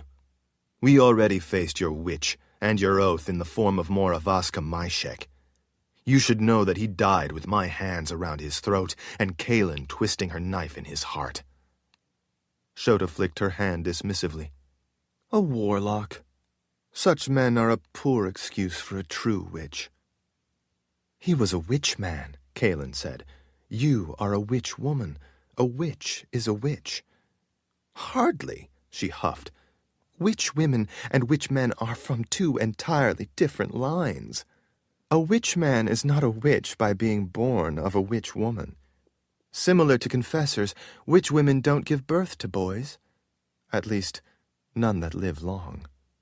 A witch man is the son of a witch man and a woman with no power. He does not carry the same heredity and power as a witch woman. While they like to think of themselves as more than they are, and while they certainly have great power and can cause a great deal of trouble, they are but a mere shadow of a true witch. His power was but a flea on the back of a wolf compared to mine. I let him have a try at enforcing my witch's oath, but in the end he was an inferior witch and proved himself as much. He originally attached himself to Dark and Rawl because he intuitively grasped the reality of his limitations as a witch, and so he sought to add to his power through his association with a powerful wizard. Dark and Rawl allowed him to indulge his sick desires because he was useful in the same way a vicious dog can be useful. Myshek was a cruel man whom people feared, with good reason. But he made the mistake of thinking that because people feared him, that made him a more important witch than he actually was. With Dark and Rawl gone, he sought an alliance with the Glee for the same reasons he had served Dark and Rawl. He believed it made him a more powerful witch. His deluded beliefs ultimately proved to be his undoing. He was witch enough, Richard said, drawing Shota's glare away from Kahlan. He was more powerful than you give him credit for, and we stopped him from carrying out your witch's oath, just as we will stop you if we have to. Shota showed him an icy smile. You think so, child? You can't begin to grasp how wrong you are about that. Myshek groveled before me, the Grand Witch, as all witches do. He swore to carry out my oath, as all witches must. In his failure, he proved he was not a witch worthy of the task or my protection.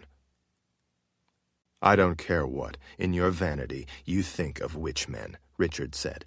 But I do care about your need to continue to pursue your nonsense about our children and what you saw while looking into the flow of time.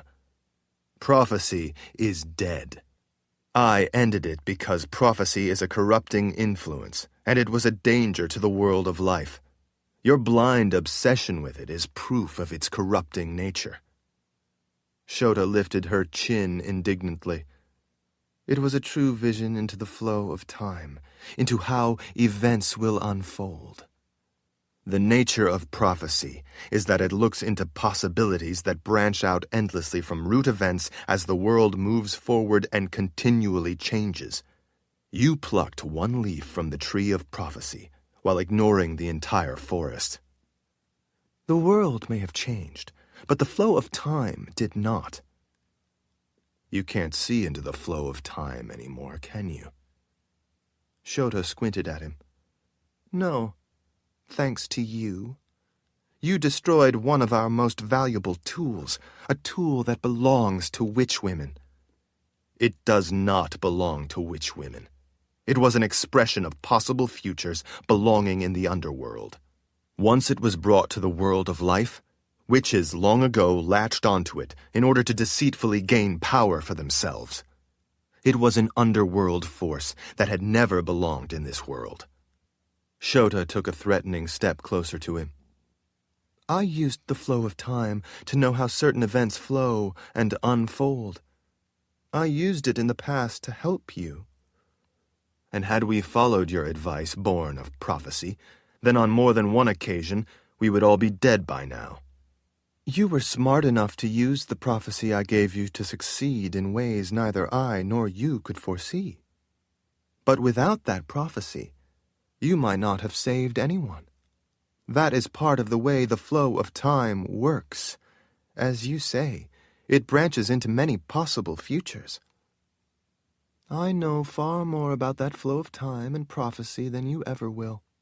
And that flow foretold that if you have a child with this confessor, it will be a monster.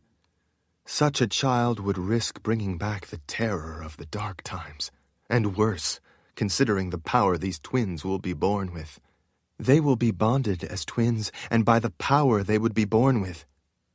But you refused to heed that warning of a dark future, and instead would ignorantly visit upon the world a male confessor. A male confessor! You are selfish children, the both of you, without any care for how what you are doing would destroy lives of so many others if these monsters were to live. She looked pointedly over at Kahlan, then turned back to Richard. I won't. Richard lifted his hands out in frustration. You don't understand prophecy the way you so smugly think you do, Shota. She arched an eyebrow. You have used prophecy to survive. Yes, because prophecy was something that only a wizard with subtractive magic can rightly understand. That's because prophecy is an underworld element. I alone understood its changeable nature and thus its limitations. I acted within those limitations, not in defiance of them. She dismissed his words with a flick of a hand. This is a different form of prophecy, meant for a witch woman only. Prophecy is prophecy, no matter how you wish to dress it up. Shota considered his words only briefly before ignoring them. I used the flow of time to see that if you two conceived a child, it would be a monster. And now, you have conceived twins, the worst possible sign of the terrors to come. Richard sighed in exasperation. We're going around in circles. You said that we would conceive a monster, right? You already know that I did. He gestured expansively. All right, for the sake of argument, let's say you were right. Richard held up a finger as he leaned toward her. But what you may not realize is that your look into prophecy has already come to pass. That flow of time has run its course and is over. It already happened. Shota folded her arms. What are you talking about? When the chimes caused magic to fail, caused the magic of the necklace you gave Kahlan to fail, we didn't know that your necklace wasn't working as you designed it, and as a result, we conceived a child. Unfortunately, Kahlan lost that child before it could be born. If your prophecy is true, that means the first child conceived, the one Kahlan lost, was in fact the monster you so fear, the very one you saw in the flow of time. That means that the prophecy you saw in the flow of time has already happened and has already been fulfilled. Since Kahlan became pregnant but lost that first child, that means the child you saw in the flow of time that would be a monster is already long dead. The world has already been saved from the dark times you saw in the flow of time caused by that monster. Richard gestured at Kahlan as he went on. This pregnancy is now a different one. This time, these children Kahlan now carries are exactly what the world needs to survive. They are not the monsters that would destroy the world, but rather they are the other side of that prophecy, the balance to it that magic requires, the saviors of the world. Shota scowled at him for a moment. It is not possible for them to be the saviors of our world. Yes, it is. Because without them, our gift, mine and Kahlan's, will eventually pass out of existence when we die. The grace each of us was born with will carry us and our gift beyond the veil. Right now, our gift, Kahlan's and mine, is what is holding magic together and preventing the golden goddess from completing her lust to take our world and kill everyone in it. Don't you see? Without our magic carrying on through these children of Dahara, the Glee will be able to ravage our world. If you think the dark times were bad, you have not seen the terror visited upon people by the Glee. We have seen a small bit of it, and I can tell you that no one will survive. If these children don't live, then no one will. If you were to kill these children, you would, in essence, be killing everyone. With her hands on her hips, Shota regarded Kahlan for a long moment before looking back at Richard and again folding her arms. That's a nice story. But I can't risk the world on a nice story. I won't risk it. I know of the Golden Goddess. What you don't see is that she is not my concern. She unfolded her arms to poke Richard's chest with a finger. The Glee are your concern, your responsibility as the Lord Rahl. It is up to you to protect our world, and as such it is your responsibility to deal with the threat posed by the Glee. It is as simple as that.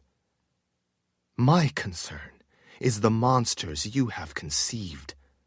It is my responsibility, since you abdicated it, to make sure the twins you two have conceived never come to be." Richard's hands fisted at his sides. "I don't have any way to fight a threat from another world. Any hope for the future will slip away without these gifted children." Richard took a settling breath to compose himself before going on. "Shota, your fault, your flaw, is that you are so focused on your narrow belief that you are not able to see the bigger picture. You are fighting the last battle from dark times long forgotten." "It is you who are not seeing the big picture and the obvious solution," she said. "You simply need to stop the threat from the Golden Goddess and her kind, wizard. When you do that, then our world will be safe from the Glee. That is your duty as Seeker and as the Lord Rahl. Do your job. My concern is that these children are not allowed to live in this world. That is my job. Had you not ended prophecy, I would be able to look into the flow of time and see if anything has changed and if your theory could possibly be true. But because you took it upon yourself to end prophecy, that opportunity is lost to us. Because the consequences would be too grave to risk doing otherwise, the original prophecy must stand. My witch's oath stands. It will be carried out." Richard's eyes took on the hawk-like glare that Kahlan knew so well. "Shota," he said in a low, dangerous tone, "if you have forced us to come all this way, so that you can kill us along with these innocent children yet unborn, you have made a very big mistake. You have no right to their lives or ours. And as the Lord Rahl of the Daharan Empire, I am telling you to once and for all to end your obsession. Believe me, you do not want to fight me." He gestured to Kahlan. "Nor do you want to fight the Mother Confessor. Have you ever seen a mother bear protect her cubs? I have. She is ferocious. You cross her at great peril."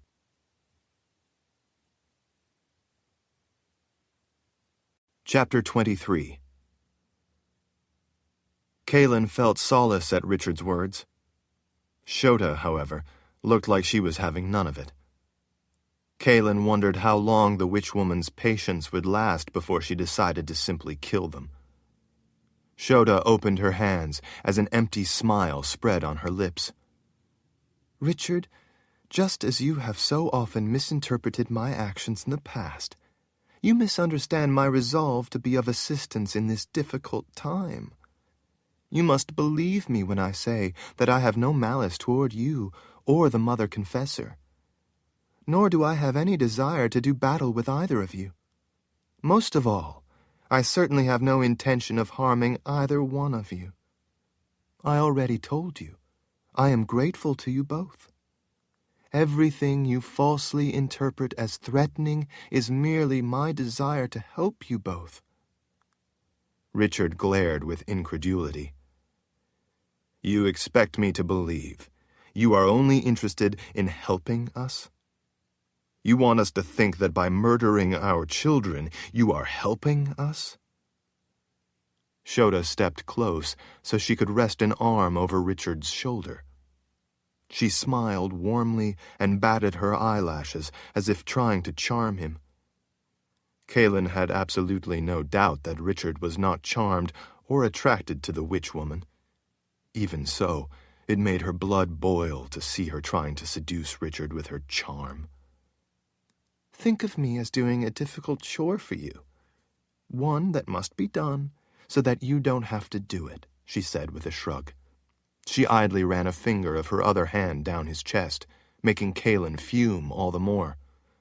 "I admit that my insistence on being of service to you could be taken the wrong way, but be assured, I certainly intend you no harm." "If you intend us no harm, then why did you force us to come here?" Kahlan asked, drawing the witch woman's attention away from her husband. Shota withdrew her arm from where it was resting on Richard's shoulder and turned to Kahlan, clearly annoyed to be interrupted in mid-seduction. I brought you here so you could give birth to the children you carry. I will see to it that you will be safe and comfortable while you are here until then. Once you give birth, both you and Richard and—" She gestured off-handedly beyond Richard without taking her eyes off Kahlan. "Your gaggle of moored Sith will be free to leave and go about your lives. My children will not be born here, in this vile place, so that you can slaughter them." Shota's grin widened. I'm afraid that you are once again getting the wrong idea. You see, you have no say in this. We will do our best to make you comfortable for the duration of your visit to my palace. After you give birth, as I said, you will be free to leave. But you will not be leaving with those children. Kahlan's hands fisted with fury. "You can't have my babies so that you can murder them." Shota pressed the tips of her fingers together and bowed her head for a moment, as if patiently thinking of how to explain something to a stubborn child. Her head finally came back up. You claim to be protectors of your people. Well, so am I. Although we disagree about aspects of it, our goals are actually the same: the safety of our people. That is, in fact, what this is all about. You are blinded by maternal instinct, which is only natural, but it prevents you from having the vision and strength to do what is necessary for the greater good. I have both, so I am going to help with what must be done. Kahlan fought back tears of rage. The greater good? Shota's expression turned dark and dangerous as she leaned in. I am finished with trying to reason with you two foolish children. It shall be as I say. Kahlan knew how dangerous this witch woman was, but she was at the end of her patience. Shota, if you do not withdraw your witch's oath and let us go, there will be no turning back for either of us. Know that, as the Mother Confessor, I will grant you no mercy and allow none. Shota looked amused. You think your Law of Nines will help you? I'm afraid that it no longer applies. Richard glanced around at the group with him. The moored Sith, all in their red leather, looked not only resolute, but positively dangerous as they watched the conversation, waiting to be let off their chain. "What are you talking about?" he asked. Shota lifted her arm out behind, indicating the odd-looking group of women lined up to either side of her throne. You see, I have come here to Bindamoon, to my winter palace, to convene a coven. Kahlan scanned the line of grim women to either side of Shota's throne. There were 6 on one side of it and 5 on the other side. Although all of the women looked very different from one another, they had one thing in common. They did indeed all look like witches. They all fit the stories she had heard as a young girl from the wizards who taught her, and they certainly all looked dangerous. She suddenly realized the flaw in Shota's grand scheme. I don't want to tell you your business, Kahlan said, but a coven is 13 witches. With you and the rest of these ladies here, there are only 12. You're missing your last witch. Do tell, Shota said with an amused smile. Kahlan shrugged. We killed Moravaska Myshek, your 13th witch. Without the 13th witch, your call to coven can't authenticate the essential dictate so that you can initiate its power. Myshek? A witch man? In a coven? Shota said with distaste. She huffed dismissively. Don't be ridiculous. He could not possibly be part of a coven. He's of more use to me dead than alive. She once more smiled as she leaned toward Kahlan. But thank you for the suggestion of using him. Kahlan couldn't imagine how Shota could use a dead Myshek. Ignoring the distraction, she gestured to the women standing in the background. Well, I hate to tell you, but in that case you're a witch short of a coven. Like I said, including you, there are only 12 witches. Without 13 witches, you are not able to invoke the power of coven. Shota smiled without humor. Yes, I know. That's why I had you bring me the 13th witch. Kahlan blinked, suddenly worried about Shota's calm confidence. What are you talking about? Her eyes flashing with menace, Shota walked over to Shale. With her face mere inches away from Shale's, she pointed back behind. Go and take your place with your sister witches. Kahlan suddenly realized that Shale had been oddly quiet almost the entire time. Kahlan saw, then, that she seemed to be in a trance of some sort. She stared ahead without blinking. Shota, still pointing back at the line of women, snapped her fingers. Now!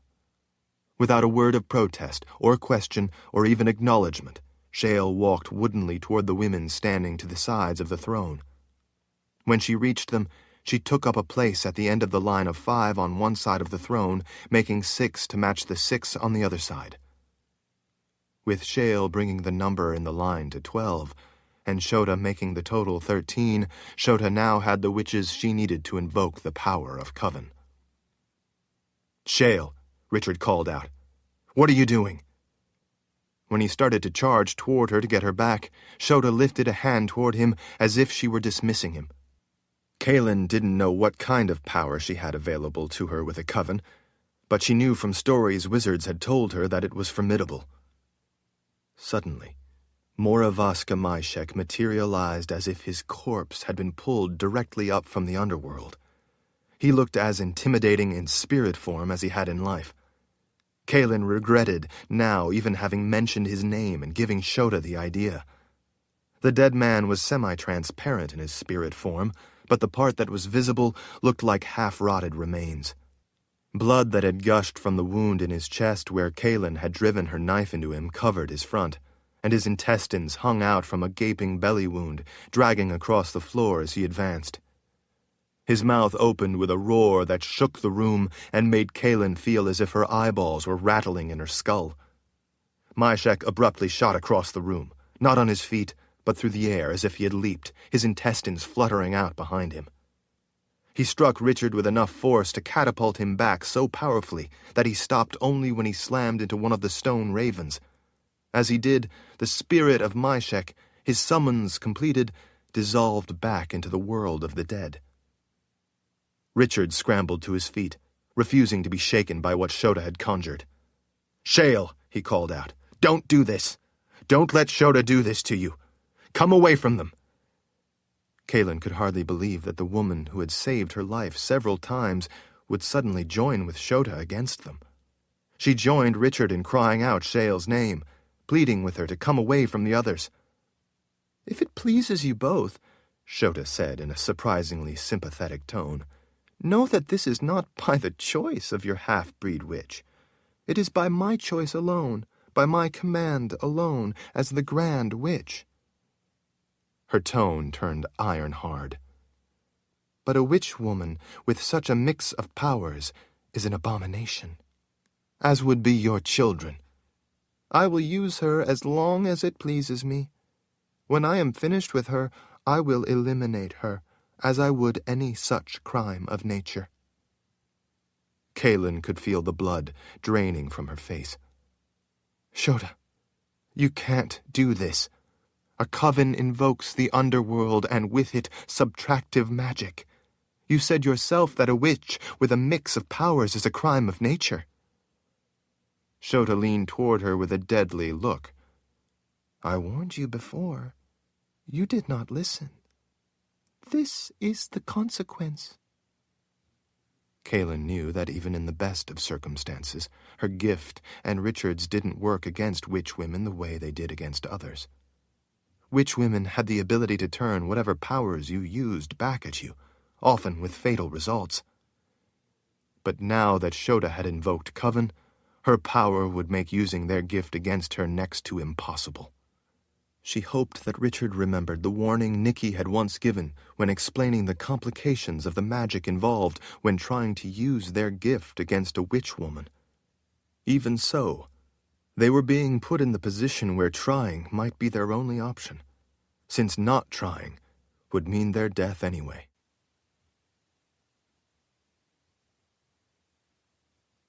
Chapter 24. Richard raced forward, going for Shota, but in response she again cast out an arm. A wall of shimmering light stopped him cold. He dropped to the floor, clutching his middle in agony. As Richard hit the floor from what Shota had done to him, every one of the Mord Sith spun her Aegil up into her fist. They had seen enough. All 6 of them, their single braids flying out behind them, leaped over Richard on their way to Shota. They screamed in lethal fury as they were still in midair. They had only just started their attack when specters of horribly deformed dead appeared to catch each of the Mord Sith in spirit arms. Like Myshek, they appeared semi-transparent, but they were solid enough to snatch up the Mord Sith, the bones of the dead showing through their tattered flesh. Even as they were being lifted from the ground, each of the Mord Sith attacked the specters with their Aegil in one hand and a knife in the other, but it had no effect on the phantoms from another world. All of the Mord Sith were swiftly carried backward, powerless to stop the underworld beings holding them, until each of the 6 were smashed into a stone raven between its opened wings. A stone wing of each of the 6 raven statues swept around the Mord Sith to trap them there. The spirits, their task completed, vanished back into the world of the dead. The other wing of each of the 6 ravens held out its stone bowl of burning oil. The large stone wings were plenty big enough to hold the Mord Sith fast. Dust and bits of stone drizzled down from where the stone wings had broken as they turned in order to grab and hold the Mord Sith. Out of the corner of her eye, as Richard struggled to get to his feet, or possibly to conjure some kind of power to fight back, Kahlan saw 2 of the witches leave the line of their sister witches and start toward her. Shota continued to hold the hand out toward Richard, as if pressing him to the ground, her power preventing him from getting up or doing anything else to stop her. She brought her other hand up when she saw Kahlan try to run to Richard. Whatever kind of magic Shota was using, she was effortlessly able to bring up a solid wall of air to prevent Kahlan from moving any closer, despite how desperately she tried to push against it. As Kahlan struggled to move through the thick air, her feet sliding against the floor as she shoved her shoulder against it, 2 women rushed up from behind and seized her arms. One was a short, squat, bulky woman in an outfit made of patches of different kinds of burlap, sewn haphazardly together. It hung from her broad shoulders all the way to the floor, making her body look square. The wrinkles and lines of her face were pinched in toward her close-set eyes and a wart-covered nose. Her down-turned mouth made her look like she had a mouthful of bile she couldn't spit out. Her thin, frizzy hair stuck out all around her head like a dirty white thundercloud. Kahlan tried to pull her arm back out of the witch's grasp, but the woman, while not tall, was at least 3 times as wide as Kahlan and held her arm in the powerful grip of her fat fingers. Her mass made Kahlan feel like she was trying to pull against an oak tree that had her in its clutches. The witch who grabbed her other arm was as thin as the other was burly. The tattered, hanging dark dress she wore looked like she gutted fish in it daily, and the filth had never once been washed off. The skin of her bare arms was wrinkled and withered, almost looking like tree bark. Her bony fingers had long, sickly yellowish fingernails that were ragged on the ends and scratched Kahlan's arms. The witch also had filthy rags wrapped around her head, one part around the top to hold in her shock of unruly, inky black hair, and another part down and around her head, going under her chin and tied back on top as if it was trying to keep her jaw from falling off. A number of long strings of bones, teeth, and feathers hung around her neck, swinging back and forth and clattering as the witch yanked on Kahlan's arm. She had similar strings of collected animal parts around her wrists, some of them still in the process of rotting. The gagging stench of dead things was overpowering. Her large, round black eyes did not look human. She had the dead stare of a corpse. Although she was much smaller than the woman who had Kahlan's other arm, she was, with that dead stare, more frightening than the blocky, angry-looking woman on the other side, and by the hand clutching Kahlan's arm, just as strong. Together, the women began dragging Kahlan backward with an urgency she wouldn't have thought either could muster. She fought against them, but she was no match for their strength, and they were not even using their powers. Looking back over her shoulder, Kahlan could see that they were dragging her toward one of the dark openings at the bottom of the towering wall. As they went past the throne, another witch left the line to join the other two and walk, leaning in, facing Kahlan as she was being pulled backward, her heels dragged across the stone floor. This witch, unlike the two who had iron grips on her arms, was not monstrous. She was, in fact, shapely and, in a dark sort of way, pretty. She wore a black form-fitting bodice that was cut low and edged with black lace. Her skirt, which hung nearly to the floor, was made up of what had to be hundreds of knotted and beaded strips of leather. Some of the beads sparkled and reflected the light of the burning bowls of oil held by the stone ravens. They allowed her bare knees to part the strings and show through when she walked. Around her neck she wore a broad black lace choker. Her hair was red, long and stringy. It mimicked the look of her strange, stringy skirt. The veil of small, ropey strands of hair hung down in front of her face the way the skirt veiled her legs. Beyond the screen made of the strands of hair, her pale blue eyes lined with black, despite their beauty, were far more menacing than any of the others' eyes. As she walked close in front of Kahlan, leaning in, while she was being dragged backward by the two older witch-women, the strands of her skirt swished around her legs, allowing the beads to clatter together, making a distracting, enchanting, almost musical sound. That beguiling sound for some reason made it difficult for Kahlan to think clearly. As they walked face to face, the young witch leaned in more, to within inches of Kahlan's face, with a look that made goosebumps race up Kahlan's arms to the nape of her neck. "Stay green for me," she said in a low, smoky voice that matched both the beauty and the menace of her blue eyes. "Until I can cut those squirming little brats out of your womb and twist off their heads and eat them while you watch." Kahlan didn't know what "stay green" meant, but the intent was clear enough. Kahlan was helpless as she was dragged backward toward one of cave-like openings at the bottom of the towering wall and into the labyrinth of tunnels beyond. With the third witch leaning in, her face inches away, the musical jangle of the beads wove a tune that made Kahlan feel limp. Even so, with fear choking her breathing, Kahlan gathered all her strength as she drew a big breath and then screamed Richard's name. Even as he was held fast by Shota's power, he managed to turn to the sound of her shriek and the terror in it. Richard's fury was evident at hearing the fright in her voice as she cried out his name. He threw his arms up as he screamed in rage. Whatever he did broke Shota's hold on him and staggered her back a step. The witch-woman's anger looked the match of Richard's. She again forced her hands out. At first, the air shimmered, but then spiderwebs of lightning ignited from her fingertips. As she did that, Richard did the same, but the crackling lightning coming from his hands was the black void of subtractive magic. The way it twisted and whipped around, it looked like it was tied to his hands and frantically trying to get away. Where it hissed and snapped against the walls, it cut through the stone. In places, the stone above that had lost its support began to fall, making the walls look like they were beginning to come down.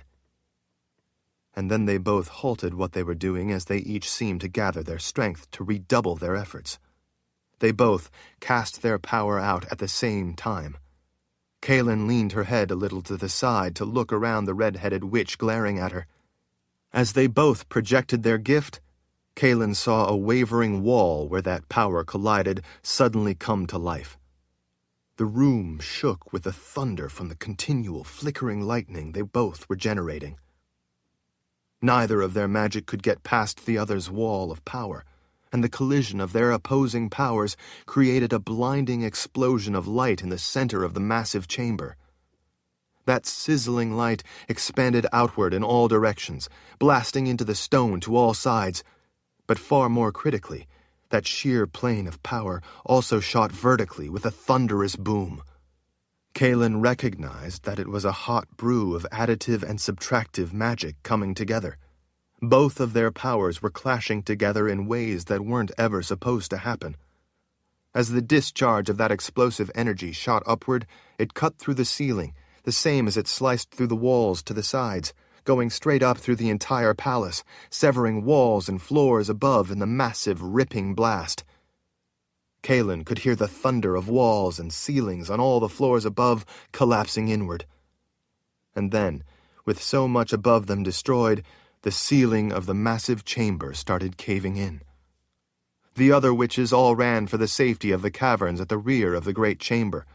Shota began retreating with them as she continued to use her power to hold Richard at bay and keep him where he was. The red-headed witch in front of Kahlan slammed the heel of her hand into the center of Kahlan's chest to force her back. At the same time, the two holding her arms yanked her back with them into the darkness of the tunnels. The ground shook, and the air filled with rolling, choking dust as unimaginable tons of rock from the palace above, as well as the mountain itself, began cascading down into the vast chamber just as the witch-women dragged her back into the safety of the labyrinth.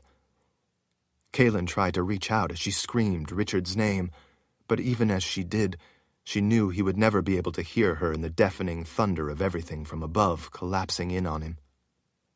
She lost sight of him in the cascade of stone and the swirling clouds of dust.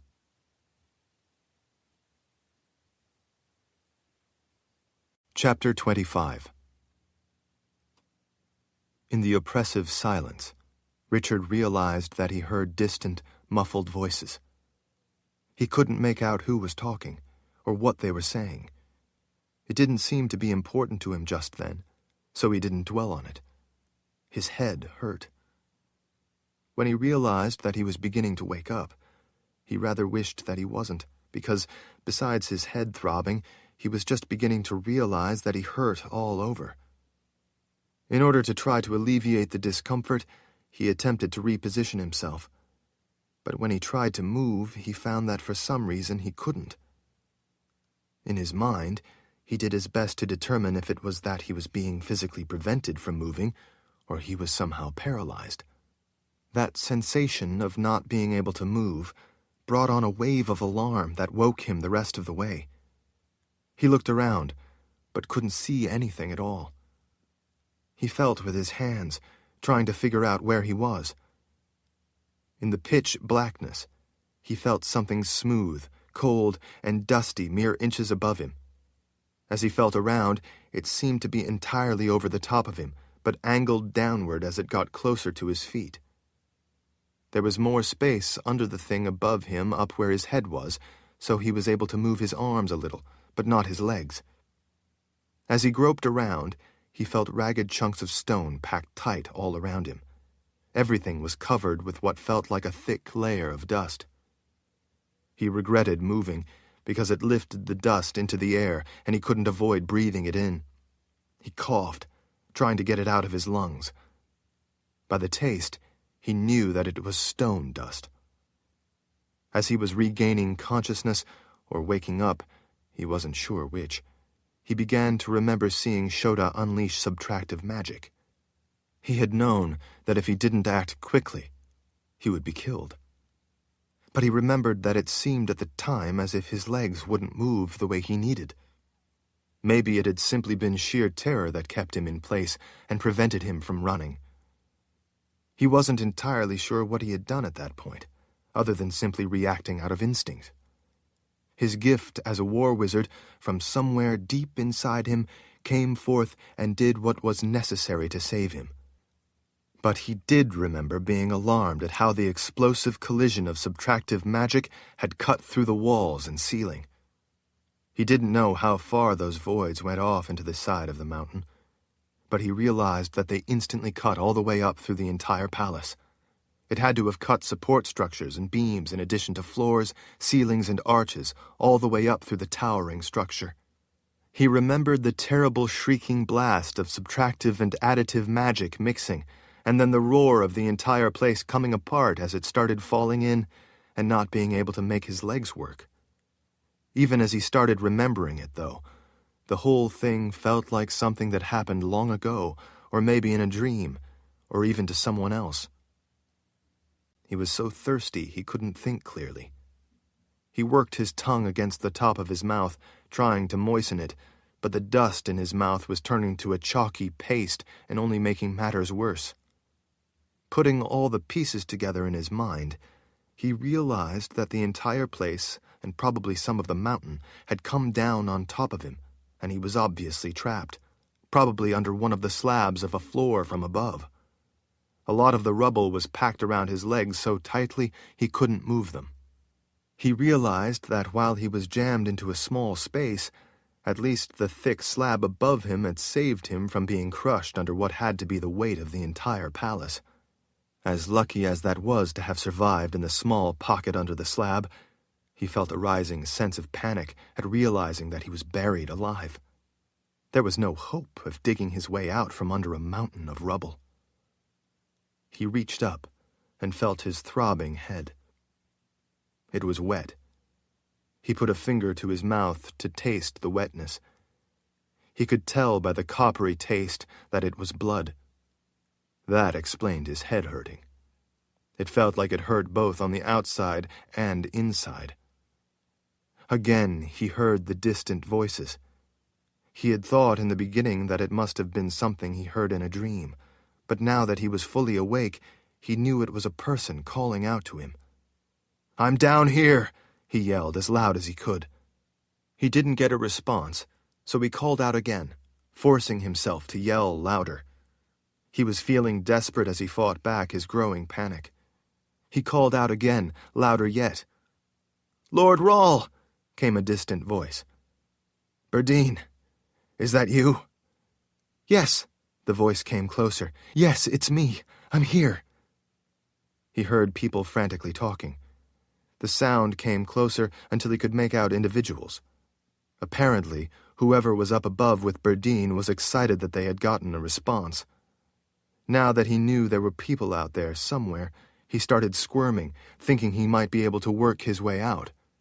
He soon realized, though, that it was simply impossible. The stone was packed in so tight that none of it would budge.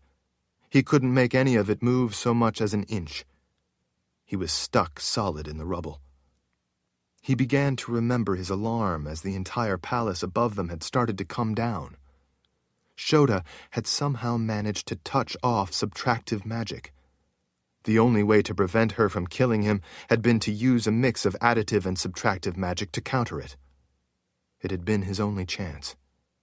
When those powers had come together, it had created a knife-like blast of subtractive magic that had cut all the way up through the palace and at the same time to the sides through the mountain under the palace. He hadn't known that a witch woman could do such things. Apparently, from what Kahlan had been saying, a coven amplified her power and gave her additional abilities. For all of her assurances that she had no intention to harm them, she was quick to attack him with lethal power. He remembered, too, that gifted people could join their abilities to amplify their power. The joining of the power of all those witch women had obviously managed to bring forth the boundary. That alone was a demonstration of the power that Shota now had at her disposal. He could hardly believe that Shale had joined them. No, it wasn't her doing, he reminded himself. She was being used. He remembered that Shota had said as much. He could tell by the empty stare that Shale was not acting on her own. "Lord Rawl!" Berdine's voice was closer and more desperate. Even so, it still seemed like it was some distance away. "Lord Rawl, are you still there?" "Mostly, I think. There's a big slab of floor, or ceiling, over the top of me. It created a pocket and kept me from being crushed. But my legs are encased in the rubble and I can't move them. How long have I been stuck down here?" "This is the end of the second day," came the response. 2 days. Richard was stunned. Is Kahlan with you? This time the answer was slow in coming. I'm afraid not. We haven't been able to find anyone other than you. That answer sent a shiver of panic and pain through his heart. She had to have escaped.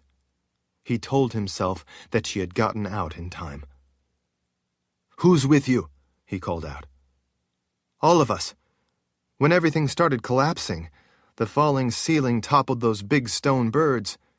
They sheltered us all from the stone falling in long enough for all of us to run into the tunnels and escape. We only just made it in time. We had hoped you were right behind us. The entire palace fell into the underground room, and with all the dust and falling debris, we couldn't see if all the witch women escaped. Escaped with Kahlan, she meant.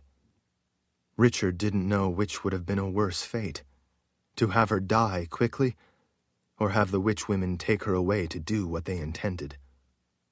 He knew that despite what Shota said, she was no longer willing to tolerate Richard and Kahlan being alive to disobey her wishes. Part of the mountain collapsed off to the side, Burdine called out. We have a lot of town people up here with us. They're all helping. He thought that was odd. What do you mean, helping? Helping dig you out.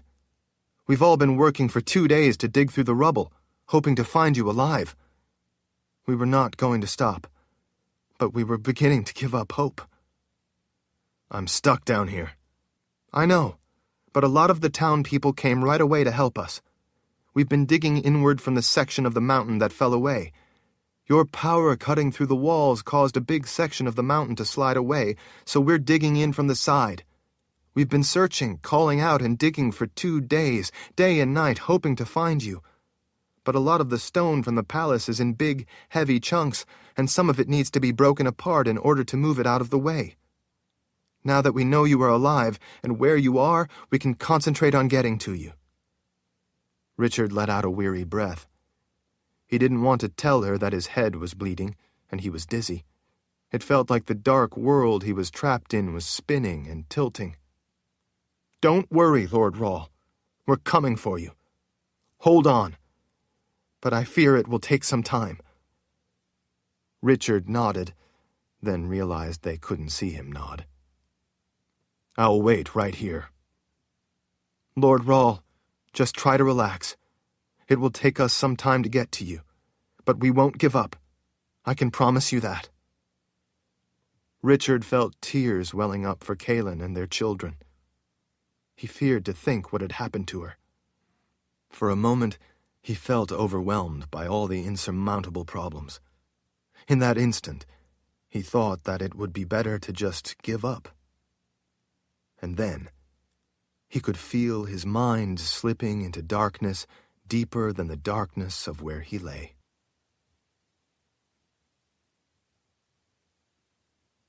Chapter 26. Richard heard people grunting with effort. And then, as a large chunk of stone was rolled aside, his dark hole was suddenly lit by a small shaft of light. It made him squint in the sudden brightness. Lord Rawl! He recognized Vika's voice, and he could hear the desperation in it. Lord Rawl! I'm still here. Thank the good spirits, she murmured. Richard briefly thought to ask her if the good spirits were up there helping them dig. Water, he called in a weak voice instead. Can you get me some water? Water? Yes, we will get some, Vika said. We've made a tunnel of sorts to get to you. It shouldn't be long before we have you out. Just hold on, Lord Rawl. We'll have you out soon. I need water, he mumbled. Rika is running to get some. Hold on. He could hear people grunting as they either lifted stone out of the way if it was small enough to handle, or rolled it back if it was too big and heavy to pick up. Hammers rang out against steel chisels as men tried to break up the larger pieces in their path. Others shouted instructions as they worked. Richard realized that he could hear a surprisingly large number of voices. The light coming into his cavity in the rubble lit what he thought would be his grave with even more light as the people frantically worked to open the way in to reach him.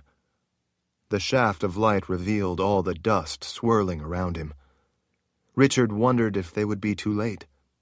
He could feel himself losing the strength to remain conscious. They had told him that he had been there for 2 days. Stuck in the dusty space under the slab without water, it seemed like forever. From time to time, he heard things above him collapse and large blocks tumble down the hill of debris. It sounded like more walls might occasionally be falling in, or maybe ceilings that had little support might finally have given way, or were starting to give way. He was well aware that if things shifted wrong, or something big enough were to fall, he would be crushed. The thought of that made his chest tighten with the embrace of panic. Every time he heard stone above groan or fall, he held his breath, waiting for the end. He constantly had to fight back dread at being trapped under a mountain of rubble, never to get out. To keep his mind from wandering into frightening thoughts, he remembered Kahlan's face, trying to recall every detail. Suddenly, a hand touched his shoulder. He jumped right out of his memory. "Lord Rahl, it's me," Vika said. She was close. Grunting and panting, she had somehow squirmed her way through the little tunnel they had made to his grave. Richard reached up and put a hand over hers. It was bloody from digging through the rough, jagged stone chunks and rubble. "I'm here," she said, groaning with the effort of getting in close enough. He could hear her pulling something up along her body. "I brought you a water skin." He squeezed her hand. "Today, Vika, you are my favorite. Be sure to tell Berdine." Vika laughed a little as she pulled her hand back. She pulled the water skin the rest of the way up along her body and then pushed it through the final part of the opening, which was barely big enough for her arm. Once it was in, she pushed her arm back through and grabbed his hand. He didn't know if she was reassuring him or herself, but he held on to the hand as he guzzled water while holding the water skin with his other. "Take it easy. Don't drink it all at once or it will make you sick." Richard nodded and pulled it away to get his breath. "I have to go," she said. "We need to make this hole big enough to pull you out." Richard felt too weak to answer, so he didn't. Vika huffed as she worked her way back out of the tight hole. As soon as she was back out, the work resumed. He could hear people shouting and groaning with effort as they worked. Richard took another drink, then had to rest again with a half-empty water skin on his chest. It moved slowly up and down with his shallow breathing. The pull of the darkness was too great, and it gently took him again. He was awakened by hands gripping his shirt and pulling on him. He cried out as they tugged, because his legs were trapped, and it hurt when they tried to pull him. A wiry man wormed his way in under the slab beside Richard. His head was facing Richard's feet. "Hold on, Lord Rahl. Let me see if I can free up your legs so we can pull you out." He worked as quickly as he could, pulling the tightly packed rock and rubble out from under Richard's legs. He found a shallow place to the side where he could push some of it. For some, he had to wiggle his way back out, pulling larger chunks along with him. He was soon back to continue the excavation. After working at it for a time, Richard was finally able to move his legs. "All right," the man said. "I think we have you clear. We'll go easy. Let us know if you are still stuck, but we need to get you out. There's no telling if the rest of what's above you might shift and come down all of a sudden." "What's your name?" Richard asked. The man seemed surprised by the question. "I'm just a nobody, Lord Rahl." Richard smiled. "You are not a nobody. Right now, you are a very important somebody to me." "I am Toby, Lord Rahl," he said in a gentle voice. "Thank you for coming for me, Toby." Toby patted Richard's shoulder as he backed out. "I'd do anything for the man what rid us of that cursed witch. Now you lie still, Lord Rahl, and let us do the work." The man squirmed the rest of the way back out of the shaft they had made. Once again, thick fingers gripped Richard's shirt. He felt himself beginning to move, and then they stopped pulling. "Is everything free now, Lord Rawl?" Toby asked. "Nothing hurting when we pull?" "I seem to be free. You can go ahead and give it another try. I'll let you know if I'm having a problem." Once he was out a little farther, to the more open part of the little cave, other hands were able to reach in under his arms to help pull. Because they were on their stomachs, it was an awkward angle to pull from. They would pause, and then someone would count down and say, "Pull." They kept repeating the coordinated tugging. Inch by inch, Richard was gradually worked out of his tomb and back through a jagged tunnel of what he judged to be a jumble of unstable debris. At one point, his boot dislodged a rock, and the narrow tunnel back where he had been under the slab collapsed with a roar that pushed out a cloud of dust. That made them pull all the harder and faster. The farther they drew him out, the more hands they could get on him to help. Richard finally emerged to see dirty, grimy faces and torchlight all around him. Berdine rushed in to give him a quick hug. Legs in red leather were all around him. He saw that it was now night. Some people had torches, while others had lanterns. The sea of faces in the flickering torchlight was an eerie but welcome sight. An older woman pushed the Mordsith back out of the way and worked herself in through the tight crowd while holding out a lantern in one hand.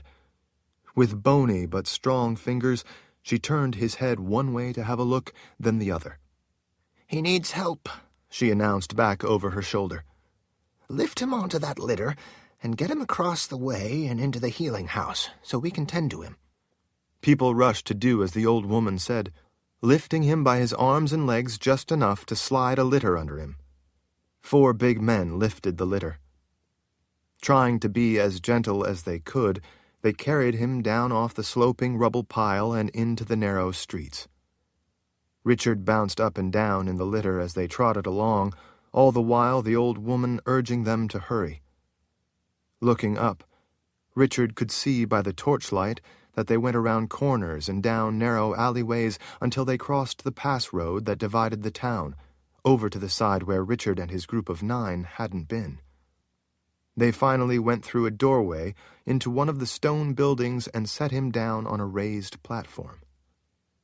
The red leather reappeared around him. Someone laid a hand on him, as if to reassure themselves that he was alive.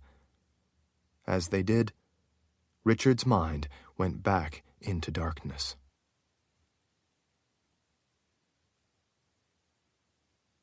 Chapter 27.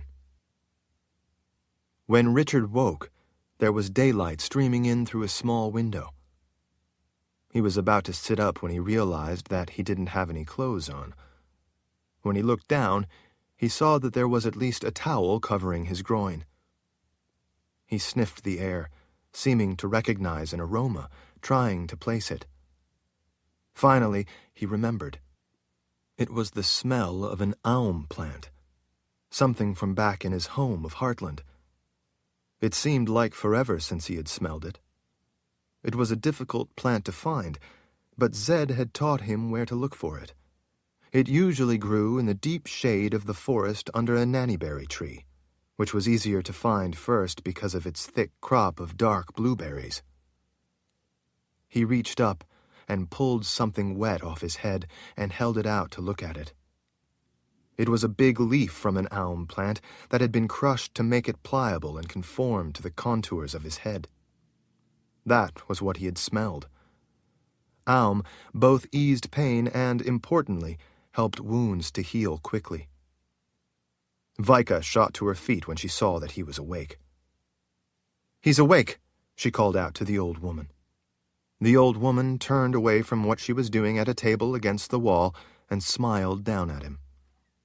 "There you are. You're looking much better."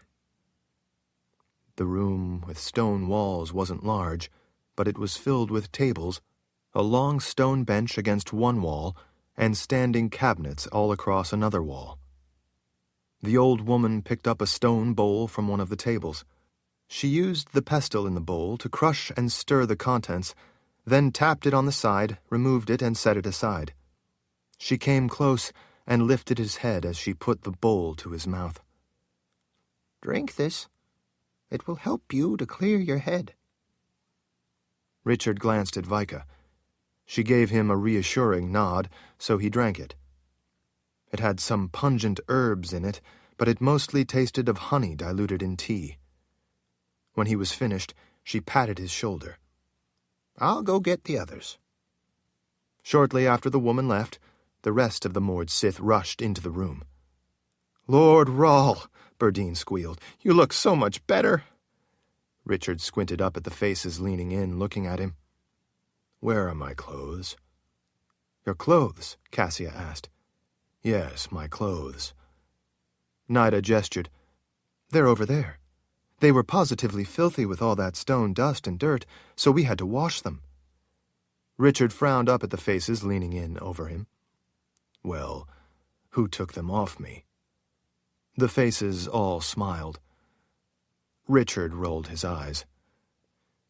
"You were really dirty, too. From all the dirt and grime," Burdine said. She grinned. "So we had to wash you, too." Richard could feel his face turning red. The old woman rushed back in with half a dozen more old women, all of them in similar long, dark dresses with ample skirts. Richard was glad to have them interrupt the Mord Sith. The original woman who had given him the drink held her hand out to the others. "Lord Rahl, we are Bindamoon healers. We have all been seeing to your care. I'm Rita." "So you have been healing me?" "We all worked on you," Rita confirmed. "You were seriously hurt." She lifted the stack of aum leaves off his forehead to the side to have a look. She turned briefly to allow the others to have a look at the wound on his head. They all seemed pleased. Rita laid the moist aum back down, patting it gently into place so it would be in contact with the wound. He realized then that there were poultices in several places on his legs, and a big patch of aum on the left side of his ribs. It was a pale yellow, similar to the poultice Zed used to make, but it had a different smell. "You're lucky to have been injured here in Bindamoon," Rita said. "We grow some of the rarest herbs here, herbs very helpful for healing. Because of the herbs we have, people come to Bindamoon to be healed. Some we can help, some we cannot." "Aum is hard to find back where I come from," he said. "You mean you actually grow it?" Her brow lifted in surprise. "You know of aum?" Richard nodded. "My grandfather taught me about it, and how to find it." "Well, no trouble finding it here," she said with a smile. "It's a valuable medicinal plant, so we grow rows of it." She turned a little and pointed. "We use fresh when we can, and we tie the plants up by their stems and hang them up in drying sheds over there, until they are cured for when it is out of season. We trade most of it to help support our town, and use some of it for people who come here to be healed. You are in one of our healing houses where we tend to people." Richard looked around and saw a variety of jars and canisters, along with a number of wash basins as well as a half-dozen lanterns on a well-worn, heavy wooden table supplementing the light from the small window. There were shelves under the cabinets with smaller bottles neatly lined up. "How long have I been asleep?" he asked. She let out a concerned sigh. "You were brought here 2 nights ago. Because of your injuries, we had to give you some things to keep you asleep. With so many wounds, we feared infection. Some of the herbs we use work better when the person is sleeping. The medicated sleep helped you get over the worst of your injuries. They are now all nicely on the mend, especially your nasty head wound. We couldn't be sure everything inside was all right until you woke, but we can now see that your eyes are clear and you don't appear dizzy." "I truly appreciate your help," Richard told her. "But I really need to search for the Mother Confessor. I'm afraid she's gone," Vika told him. "The people told me that all the witches left with her." Richard blinked. Left with her. On horses, Vika confirmed. Richard looked up at Rita. You have horses here? She gestured with gnarled fingers. Over on this side of the road, opposite from where the palace once stood, there are stables. The Queen's stables. The witch women all left and took the Mother Confessor with them. Richard sat up in a rush, holding the towel over himself. She's alive, then? Yes, Cassia said. But we learned that they left with her that first night. Richard put a hand to his head, trying to calculate how long it had been since he and Shota had their battle. How long ago? How long have I been asleep, or unconscious? How long have they been gone? The Mord Sith shared sidelong glances. Vika's expression revealed her worry. Quite a while now, I'm afraid. Richard stood, still holding the small towel in front of himself. How long is quite a while? Altogether, it's been over 5 days since they left, Vika said.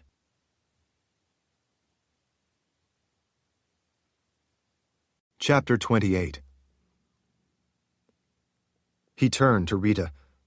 Are there more horses in the Queen's stables? She nodded. Quite a few, but they belong to the Queen. She never allows anyone in Bindamoon to use them. The people here must care for them for her. The man called Iron Jack saw to it that the Queen's orders were carried out, and no one from town was ever caught riding them. He was very cruel in that task, as well as others. Well, no one need fear Iron Jack any longer. She leaned in. Oh, I have heard rumors that say he was killed by demons. Are the stories true? The man is dead, that much is true, Richard said, as he held the towel over himself. He can never hurt any one of you again. This is wonderful news, one of the other women said. Several of the others nodded their agreement. Richard gestured with an arm. Out. Everyone out. I need to get dressed. I must get to the Mother Confessor. The healers glanced at one another with renewed concern. I don't know if that is such a good idea just yet, Rita said as she held up a cautionary finger. It would be best if you rested for a few more days in order— There are vastly more critical things than me getting more rest. I've been sleeping for days. Believe me, I am plenty rested. Now, please, all of you, out so I can get dressed. The healers grudgingly gave in and filed out, looking back over their shoulders with concerned looks as they left. They closed the wooden door behind themselves. The Mord Sith stood at ease and showed no indication that they thought the orders included them as well. You too, Richard told them with a swish of his hand. All of you, please wait outside. Berdine grinned. Lord Rawl, that is rather pointless now. I mean, after all of us helped out. Richard could feel his face going red again. He briefly wondered if there was a way his gift could prevent that from happening. If there was, he wanted to learn the trick. The Mord Sith all let out deep sighs, as if he was just being silly, but to his relief they finally left him to get dressed alone, closing the door on their way out. Richard found all of his clothes washed and neatly folded on a chair. His sword hung off one side of the back. His pack, bow, and quiver hung off the other side. His mind raced as he hastily got dressed. He needed to get to Kahlan, but Shota and her coven had quite a head start. He knew, though, that Kahlan would be doing what she could to slow them down, hoping that he would catch up. Hoping, too, no doubt, that he was still alive. Finally dressed in his freshly cleaned clothes, his sword at his hip and his pack and bow each hanging over a shoulder, he pulled open the door. He was not prepared for what greeted him outside. The healing house stood at the edge of the town on the opposite side of the pass road from the palace. The hillside before him gently descended down toward the western wall below where he stood outside the stone building. The entire hillside was packed with people, all silently staring up at him. It looked to him like the whole town was assembled there. The healers were off to his right, keeping watch, presumably in case he succumbed to his wounds and collapsed. The 6 moored Sith were there waiting for him just outside the door. Once he stepped out, they took up places beside him with 3 to either side. Vika took her place immediately to his right, signifying that she was his lead protection. The people looking up at him stared in silence. He had no idea what was going on, but he was pretty sure that they had never seen a Lord Rawl before, so he thought that maybe that was it. Richard recognized Toby, but not the 2 big men in leather vests beside him. When Toby saw that Richard was looking at him, he glanced around, then took a few steps forward. He swiped the flat hat off his head and held the hat in both hands, nervously turning it around and around. "Toby," Richard said, "I want to thank you and all the others who helped me get out from where I was trapped. You people saved my life. I am indebted to you all. I will never forget all you and the healers have done for me." Toby shook his head. "No, Lord Rawl. It is we who are indebted to you." "What do you mean?" Toby gestured off across the pass road to where the towering palace had stood. Richard could see that the entire structure had collapsed. An enormous pile of rubble was all that remained of a once elegant structure. It was a reminder of the tremendous destructive power of subtractive magic. On the lower side of the mountain's prominence, where the palace had stood, the ground had sheared away and slid down to cover a number of the stone buildings. He could tell by the way the ground had dropped away on the downhill side that it had exposed the area closer to where the massive chamber beneath the palace had been. That was where Richard had been trapped. The moored Sith had been down in that chamber, so they would have known where Richard was. They had undoubtedly been the ones to direct rescue efforts. It was fortunate that the rock of the mountain itself, having been sliced through and weakened by subtractive magic, had slumped down and off to one side the way it had, because it made it possible for his rescuers to dig in from the side, which would have been considerably closer to him than to try to dig down from atop the enormous pile of rubble. Had they needed to do that, he knew by the time they reached him it would have merely ended up being an effort to recover his body. "I'm sorry that when the palace came down it buried so many of your homes," Richard said. "You destroyed that terrible palace of the Queen," Toby said. "You mean Shota, the witch woman," Richard corrected. People all through the crowd nodded at that. They had been afraid to say her name aloud, but now that he had, they readily acknowledged it. "That's right," Toby said as he kept turning his hat in his hands. "The people in those buildings heard the powerful uproar of your magic, and the sounds of the palace coming apart, so they were able to escape before the whole place came down. Those homes can and will be rebuilt. I'm thankful that none of the people who lived there were hurt, and they are all safe." Richard nodded with relief. "That's good to hear." Toby lifted his thumb to the side.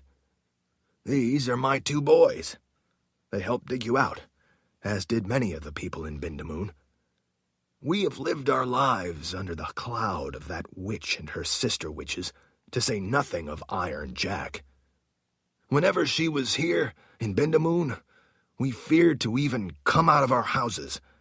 Everyone feared that if she saw them, she might strike them down for any reason or no reason." "Well, she's gone now, and Iron Jack is dead," Richard said. "She no longer has a palace to come back to. I intend to see to it that she never comes back here." At that, everyone went to their knees. They all did it together, as if they were of one mind. The 6 moored Sith came around and in front of the people on the hillside turned toward Richard and went to their knees as well. Everyone bent forward, putting their foreheads to the ground.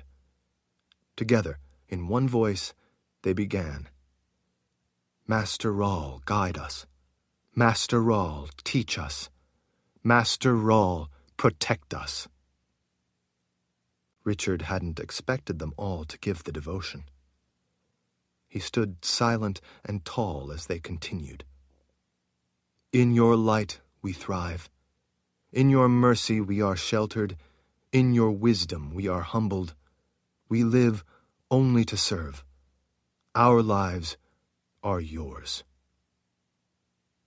As all the voices died out, silence slowly fell over the expanse of the hillside. And then they repeated the devotion.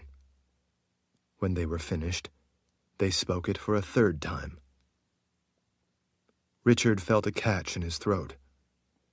This devotion was his link to people, a link forged through his gift.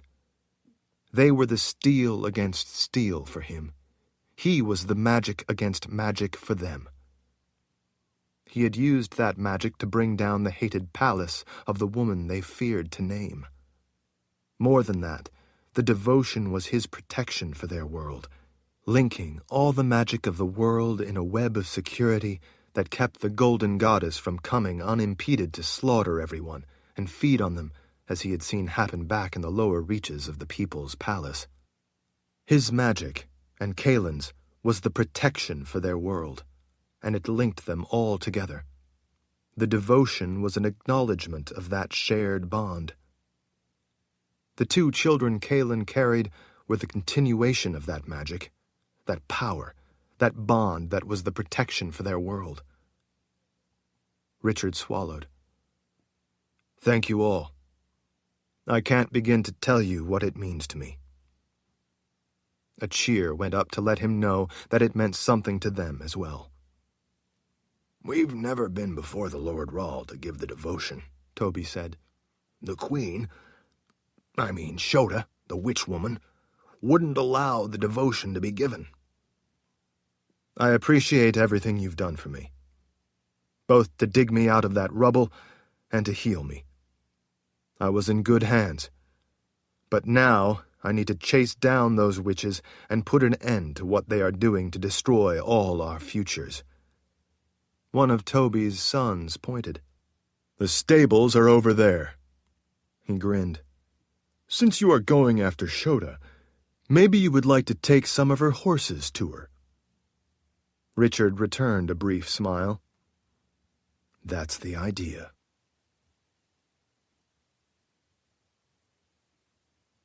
Chapter 29. With Vika and the rest of the Mord Sith following right behind, the crowd followed them to the stables, eager to see to it that he had whatever he needed. Lord Rahl or not, Mord Sith were fearsome, so they all preferred to follow at a respectful and safe distance. He hoped that these people had seen that Mord Sith had been weapons used by evil men in the past, but that they were not the monsters they were once feared to be. That deferential distance, though, pleased the Mord Sith. Friends or not, this was the Lord Rahl, their charge. Their responsibility was to keep him safe. Nothing frustrated them more than when he, in their opinion, disregarded their protection and went out of his way to put himself in danger. In other words, live his life. He sometimes thought that they believed he should stay at the people's palace where they could watch over him and he could simply rule from there. The stable grounds were larger than Richard had expected. There were fenced corrals with lush green grass. The mild temperature of the mountain fortress provided the same perfect growing conditions for the grass as it did for the herbs they grew in large fields. Richard and the Mord Sith made their way among the complex of supply buildings and barns. He was eager to get going. His worry for Kahlan was a constant distraction. As they were crossing the stable grounds, behind them, glee suddenly poured out from hiding places among the buildings. The dark creatures had let Richard and the Mord Sith pass so that they could attack the massive crowd following them. Richard instantly recognized that it had the makings of a massacre, which was exactly what the glee had planned. He also recognized the method to their battle plan. As the gangly creatures continued to pour out from behind the buildings, people shrank back in terror. The glee quickly filled the gap between Richard and the crowd. Their tactics had evolved. This time, The creatures wanted to attack directly into the tightly packed throng of people, both to kill as many as possible and to make it harder for him to fight back and stop them. Richard knew he had only one chance. He gestured to the moored Sith. "Wait until I tell you." He drew his sword as he raced through the band of glee, intent on attacking the townspeople. Running at full speed, he crashed right through the horde of dark, slimy creatures, knocking some of them out of his way when he had to, before they had time to react. They expected him to take up a defensive position back where he had been. They hadn't been expecting him to charge right through their midst. Though their legs were long and they could run fast, Richard could run faster. Besides that, the sword whirling through the air, cutting them down from behind as he hurtled through their midst, surprised and distracted them, causing many to turn and slowing others down. As soon as Richard broke through and gained the ground between all the people and the glee, he spun around to attack them head-on. "Now!" he called out to the moored Sith, to be heard over the hisses and screeches of the glee. His sword whistled through the air as he sliced through the advancing invaders, swiftly lopping off claws as they used them to attack. Dark, glossy heads thudded down on the ground, bounced, and rolled among the advancing glee. All of the severed claws and heads were a distraction that turned them away from their intended target of the stunned crowd. Infuriated, they instead all charged in at him. The people unwittingly helped him by continually falling back or running away, opening up fighting space and keeping the glee from reaching them. At the same time as Richard was hacking his way through the enemy coming at him, the moored Sith, now ordered into the battle, attacked from behind with a Jeel in one hand and knives in the other. The glee found themselves trapped between deadly attacks from the front and the rear at the same time. Many became confused, not knowing who to defend themselves from. Others began turning to scribbles to escape back into their own world to avoid certain death. Many more hesitated too long, and it cost them their lives. What Richard had learned about fighting them from the previous attack served him well. He had learned how the glee moved their arms and claws, where those claws were dangerous, and where they were useless on their backswings or when their arms were extended. They also fought as individuals, not as a cohesive force, which made it easier for him to take out individuals. Their main weakness was that each of them wanted to be the one to sink their claws and needle-sharp teeth into the helpless townspeople, not fight a battle. They each had their own agenda to be the first to get at the people and feed on them. As such, they had no regard for protecting one another, working together, or forming a united front. He scythed his way through their ranks, and claws, arms, and heads began to litter the ground as he perfected his technique of taking advantage of their weaknesses. It became almost a game to him, a dance with death in which they had no chance to touch him as he spun and dodged through their midst. At their rear, the moored Sith attacked them from behind and took down unsuspecting glee, bringing surprised cries of pain as they were stabbed or hit with the horrific power of an Agil. Hearing the shrieks of pain, many turned to the new threat, which left them vulnerable to Richard's blade. Many realized that mistake too late to save themselves. The creatures in the center of that hammer and anvil paused in confusion. They hadn't expected to be suddenly trapped between two dangerous threats, interrupting their single-minded lust for the slaughter of the townspeople. They began to realize that what they had at first thought would be overwhelming numbers was not nearly enough and was dwindling by the second. As glee fell dead, their assault began to fall apart. They had expected the panic of the townspeople to aid them in their attack, but now, instead, panic swept through their own ranks. They were quickly being overpowered by Richard's whirling blade on one side and the moored Sith dodging and weaving in to press their lethal attack from the other. Even as the dark creatures were falling dead or seriously wounded all around them, the remaining glee, gripped by terror, almost all at the same time, turned to scribbles and vanished. As soon as they were gone, the moored Sith moved quickly among the wounded on the ground and cut their throats. Panting from the effort, Richard scanned the area for any further threat, prepared for another surprise attack. Exhausted, not only from the physical effort, but from the storm of rage pounding through him from the sword, he sheathed the weapon so that he could recover. A group of healers in the dark dresses and full skirts rushed in and surrounded him. "Hurry!" Rita called out. Richard could see a couple of others racing toward one of the buildings. The Glee were all dead or vanished, so he didn't understand what was going on or what they were so concerned about. Rita and a gaggle of others rushed in around him and started pulling up his shirt. Not knowing what they were doing, he tried to push their hands away, but they were as persistent as a swarm of wasps. He kept trying to pull his shirt back down as a different woman on the other side pulled it back up. He tried to lightly slap Rita's hands away. "What is wrong with you?" She seized the tail of his shirt and shook it to show him. "It's not what is wrong with me. It's what is wrong with you." Richard looked down and saw that the side of his shirt was soaked with blood.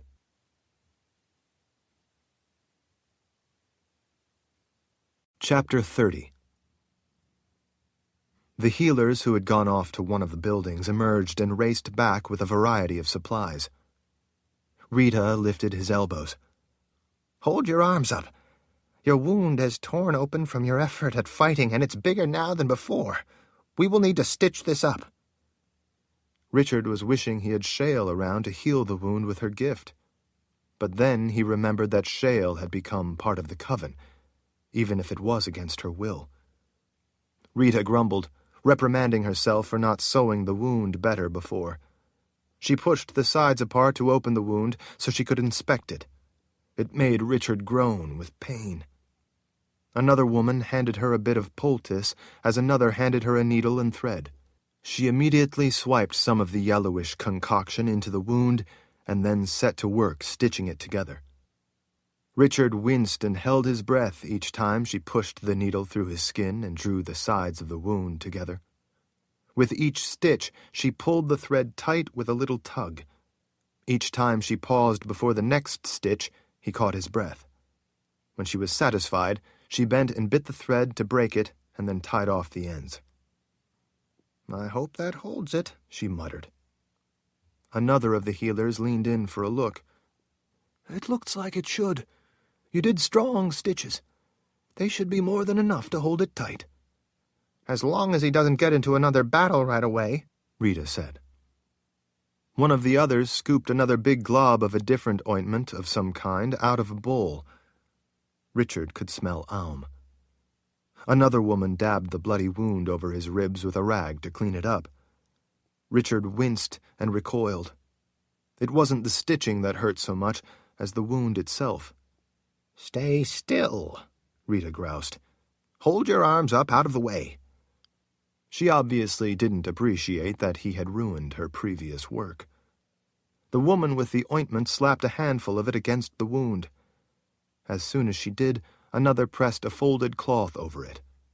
As she held the cloth in place, Rita took a roll of binding material from one of the others and started wrapping it tightly around him. He grunted from the pain of how tight it was, but at least the alum was already beginning to numb the ache of the wound. "I know that you aren't going to take our advice to rest for a few more days," Rita said, "so I had to put in extra stitches, and it was necessary to make the binding tight. I don't want the wound opening up when you are riding horseback. I hope you don't need to get in another battle with those monsters for a little while at least." Seeing that it was important, Vika grabbed the roll from Rita. "Here, let me help. I can make it tighter." Vika was not nearly as gentle as Rita had been. She made the wrapping so tight that Richard feared to exhale, lest she cinch it down when he did, and then he wouldn't be able to breathe in again. "Stop complaining," Vika murmured as she continued to wind the binding around his chest, concentrating on what she was doing. "That's good," Rita said, taking the end from Vika once she had used the whole roll. She split the end, then pushed it through several of the layers of bindings and tied the tail so that it couldn't come undone. "You are a natural at this," Rita told Vika. She shook a finger at the moored Sith. "I want you to keep an eye on the wound. If he starts to bleed again, unwrap it and put some more of this salve on it. Then put a clean cloth over it. After that, wrap him back up. I'm afraid that is all we can do without him taking some time to rest and heal. But we all understand the urgency of going after the Mother Confessor." Vika took the tin after Rita checked that there was enough in it before screwing on a lid. "I will. Thank you for helping Lord Rahl. I will watch over him in your place." Rita smiled and patted Vika's cheek. "Good girl." "We need those horses," Richard told Toby. One of the men pointed a thumb back over his shoulder at the sinking sun. It was hovering over the western wall out to the pass. "It'll be dark in a couple of hours, Lord Rahl. Don't you want to wait until dawn to leave?" Richard glanced to the pass trail under the setting sun. If I missed saving the Mother Confessor from that coven of witches by a couple of hours, or a couple of minutes, or even a couple of seconds, I could never forgive myself, and our world would never forgive me. The man and those around him acknowledged what Richard said with solemn nods. Richard intended to ride hard and cover ground as swiftly as possible. There were plenty of horses, more than he had expected, so he told the men that he wanted horses for him and the 6 moored Sith, and an extra for each of them, so they could rotate their mounts when the horses got tired. The crowd outside the stables watched as the men led horses out of stalls in a couple of the stable buildings. A pair of men for each horse, to save precious time, helped get the horses saddled and bridles on.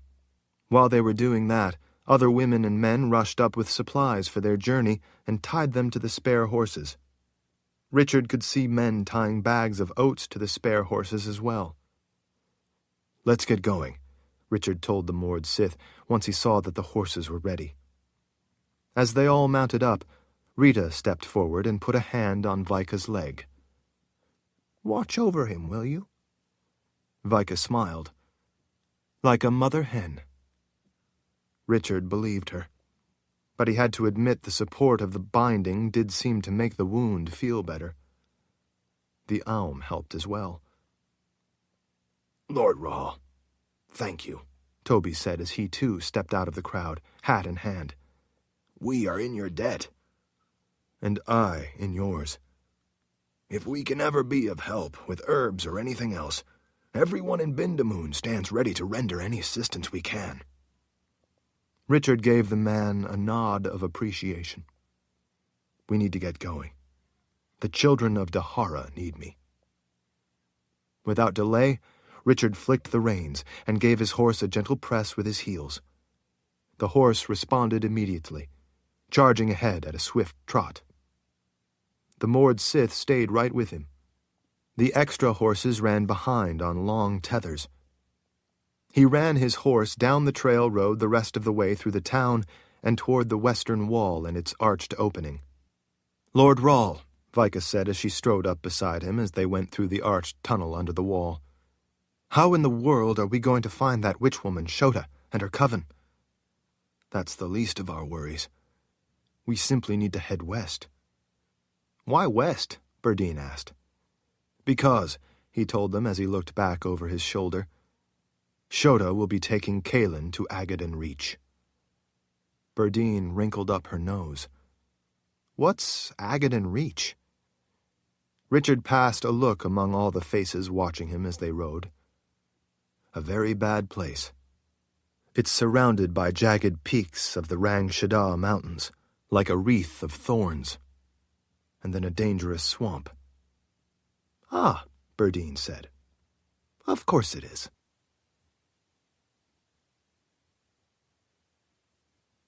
Chapter 31. A wintry gust of wind quickly reminded Richard how cold it was outside the town walls. It sent a shiver through his shoulders. He knew that he would soon enough become accustomed to the cold again, but in the meantime it was unpleasant. He had to read the way ahead by how the snow followed the contour of a slight depression in the ground, created by the trail as it wound its way into the snow-crusted trees. Once they were into the thick of the forest, the narrow but open area through the woods more easily revealed the trail. He knew, though, that once they got down out of the mountains, the snow would be gone. It would be warmer, and the path down from the pass behind them would be much more obvious. The wound in his side hurt with each step the horse took under him. He did his best to ignore the pain. He checked a few times, relieved to find it wasn't bleeding. Vika watched him checking. After the sun was down, and it grew both darker and colder, Richard glanced over at Vika. "I'm not tired. The moon on the snow provides enough light. I'm going to keep going. I don't intend to stop unless we're forced to." He swept his gaze over the rest of them. "Is that a problem for any of you?" Vika glanced over at him suspiciously. "You aren't planning on leaving us behind, are you?" Richard frowned. "No, of course not." Vika shrugged. "Then there is no problem. We are moored Sith. We will ride as long as you want to ride. If you get too tired to ride, you can ride on my horse behind me." Even though Richard wasn't in a smiling mood, he smiled briefly at that. "Thanks. I'll let you know if I need you to carry me." "Riding is a bit rough, though," she said. "You just be sure to let me know if that wound in your side starts bleeding again. If it does, I will need to fix it."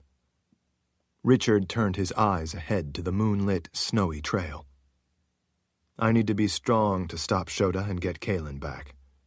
So you just make sure I stay healthy." Vika showed him an earnest smile. "By your command, Lord Rahl."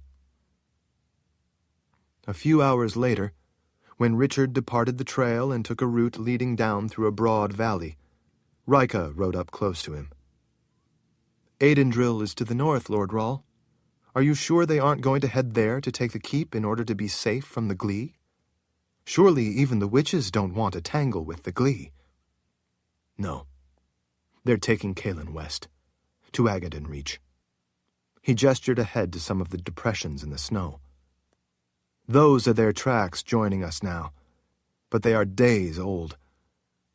Richard had assumed that they would follow the trail, so he hadn't taken the time to stop and look for tracks in the dark. He was a bit alarmed to see that their tracks were now intersecting their route. That meant that he hadn't realized the Coven had somehow taken a shortcut up until that point. That would put them even farther ahead than he thought. "I can't see any tracks," Berdine said. "It's too dark." "I can see them well enough," he told her. "The wind and sun have worn them down over the days they had a head start, but fortunately, there hasn't been more snow to cover them." He was angry at himself for not looking earlier for their tracks to cut away from the trail to take a shortcut. Even though it was dark, if he had spotted that deviation, he would have seen where they had gone. Even if it does snow now, this confirms where they are headed. That is what matters. For most of the rest of the night, they rode on through the dead, quiet, snowy woods. They descended steadily through the mountainous forest and eventually down into the sparsely wooded hill country. As they got lower, tufts of long grass started to appear in open patches of the snow. Richard could see that in the distance, revealed by the pale moonlight, the valley out ahead was clear of snow. Even so, they had to maintain a slower pace than he would have liked, because it would be dangerous to go too fast in the dark, snow or no snow. A horse could break a leg or easily come up lame if it stepped in a dangerous place it couldn't see. If they lost horses, they would lose a lot of time to the witch women they chased. If they had to take to traveling on foot, it would mean a disastrous loss of time to get to Shota. The whole while they rode in silence, Richard's mind churned with questions about what he was going to do when they got to Agaden Reach. He ran through endless possibilities, trying to think through every likelihood, and even things less probable. None of the outcomes looked good to him. When dawn broke behind them and gradually brought color and light to the landscape and more open ground, Richard was finally able to pick up the pace. By midday, the horses were winded, He brought them all to a halt on a broad, flat plain so they could move the saddles over to the fresh horses. The horses chomped on grass while they had the chance. A small stream meandering through the flat ground provided water for them to drink deeply. Berdine and Nida broke out some of the fresh food from the supplies the townspeople had packed. Nida waited until he finished cinching up the saddle, then handed him some freshly cooked pork. Berdine gave him a chunk of cheese from a different pack. Seeing the cheese reminded him of the way Kahlan had hated cheese, but craved it now that she was pregnant. That craving came from at least one of the unborn children. He ate the cheese in 3 bites, washing it down with water, then held the chunk of pork in his teeth as he saddled up again. In mere moments they were on their way on fresh horses and with some much-needed food. None of the Mord Sith had voiced a single word of complaint. Of course, they wouldn't even if they had any. Charging onward without resting was something they were used to. By the second night a thick cloud cover had rolled in, completely blocking the moon and stars. It quickly grew so dark he couldn't see his hand in front of his face, much less the lay of the land. With a flint and steel, he lit strips of birch bark from a stock of them he had in his pack, and used that to light travel candles so that they could at least see each other. Richard knew that he couldn't risk the horses in the dark over unknown terrain, so they were forced to stop for the night. Since they had not stopped to sleep the night before, they were all exhausted. There was no way to see if there was a good place for shelter, and Richard didn't think it was worth searching the surrounding countryside with a candle to look for wood to build a fire, so they all rolled themselves up in their bedrolls. Despite the chill, they all quickly fell asleep, all of them too tired even to eat. The next day dawned overcast and gloomy, but it was warmer, and better yet, they had made it down out of the mountains. Before them lay the rolling hills and broad valleys of the Midlands, which would be much easier and faster traveling. There were trees, but they were in scattered clusters along hillsides, overlooking meandering streams through stretches of gravel beds. They rode hard and switched horses at regular intervals to keep them fresh, using those opportunities to grab some food, which they ate while riding. Fortunately, the people in Bindamoon had packed oats for the horses. For the next few days, there would also be grass for them to eat. Richard knew that they would need to cross the Calicidrin River in order to get to Agaden Reach, up in the vast spine of rock that ran northeast up through the Midlands. He wanted to cross the river north of Tamarang, in order to avoid anyone seeing them, so that the Golden Goddess likewise wouldn't see them. They were fortunate that so far, since leaving Bindamoon, they hadn't encountered any people. He was thankful they hadn't been forced into another battle with the Glee. Richard pressed ahead as fast as they could throughout the day. As darkness began to gather, Vika rode up beside him. She reached over and put a hand on his forearm to bring him out of his brooding thoughts. "Lord Rahl, we need to stop," she told him. Richard gestured ahead. "We can still see well enough to keep going." "You're bleeding," she said. "We need to stop so I can tend to your wound." Richard put his hand on his ribs. His shirt was wet with blood. He sighed in annoyance. "We don't have time for this. We can stop, and I can take care of it while we get a quick bite to eat and let the horses graze for a bit. And then we can keep going if you want." Richard knew she was right. "All right. We have a long way to go. I don't want this wound to get any worse and slow us down." "That's why I need to fix it now," Vika said. "How much farther is it?" Nida asked. "It's still quite a ways," he told her. "But worse, not long after we cross the Calicidrin River, we will have to leave the horses and make it the rest of the way up into the rugged Rang Shada mountains on foot. Ordinarily, it would take close to a week of climbing once we get to the mountains and have to leave the horses. If we're to catch up to them, we need to do it in less time than that. The last part of it up and into the Reach will not be easy." Richard hoped that Shota and her coven would not be traveling as swiftly as he and the moored Sith had been, and that he was closing the distance. They, too, had to make the same strenuous climb up into the mountains on foot, so he intended to press on as quickly as possible to catch them before they could do whatever it was Shota had planned. She had said that they would wait until Kahlan delivered the twins, rather than simply kill her, and thus the unborn babies. But since the battle at her winter palace, he knew that everything had changed. The witches most likely intended to get Kahlan to Agaden Reach, where Shota would feel safe on her home ground, and then end Kahlan's pregnancy. He feared to contemplate how she intended to accomplish her ends.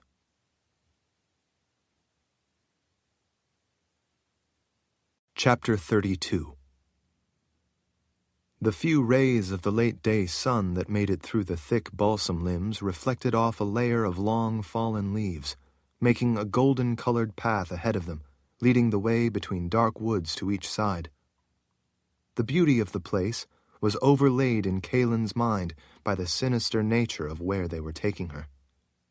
The smell of wet, decaying leaves piled up in corners of rocky outcroppings and under the dense brush only added to her sense of foreboding. She was being taken to a place where she was told she would be held until she gave birth, and then her babies would be killed. Shota said that she would then be released. While Shota was brutally honest about what she intended to do with Kahlan's babies, she didn't think Shota was being so honest about the second part of it. As if that mattered to her now. When Kahlan looked up through the upper branches of trees, she finally saw the snow-capped peaks that were the formidable spires that surrounded Agaden Reach like a ring of thorns. The view was quickly lost again as they followed a trail that disappeared ahead of them into thick forest of fir and pine trees. She took out some of her frustration, kicking pine cones out of her way as she hiked along the trail. The canopy high above cut off most of the light, so the plants that grew in abundance on the forest floor, such as the ferns, were those that thrived in shade. Most of the brush, unlike the ferns that were turning brown, would keep their leaves all winter. They helped add to the shadowed gloom.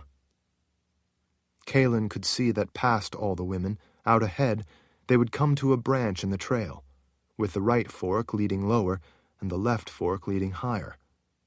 Without delay or hesitation, Shota took the left fork. The rest of them followed in a single-file line. The witches following close behind Kahlan and bringing up the rear kept a close eye on her, making sure she didn't try to go another way or suddenly bolt and run.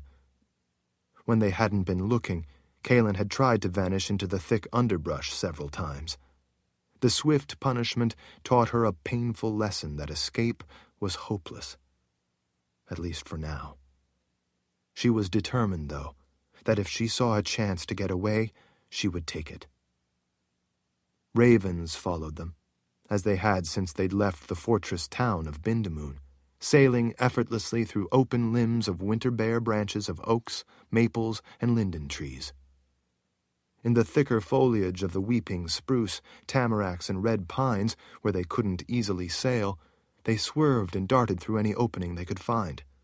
Sometimes they flew above the forest canopy, only to swoop down unexpectedly, giving Kahlan a start as they suddenly appeared to surprise her. The leaves, long since fallen, leaving the branches bare, blanketed rocks and in other places lay rotting in damp piles. The boots of the women ahead scuffed over rocks hidden under leaves. As weary as Kahlan was, when she wasn't paying enough attention, those hidden rocks sometimes tried to twist an ankle when she inadvertently stepped on them wrong. Thick lines of leaves suggested deep gaps in the rock that could break a leg, so she was careful to avoid stepping there. The bull of a witch with the sour expression lumbered along just ahead of Kahlan, swaying from side to side to keep her low, squat bulk moving. Despite the obvious effort of walking, she didn't seem to tire and never complained. In fact, she had so far not spoken a word.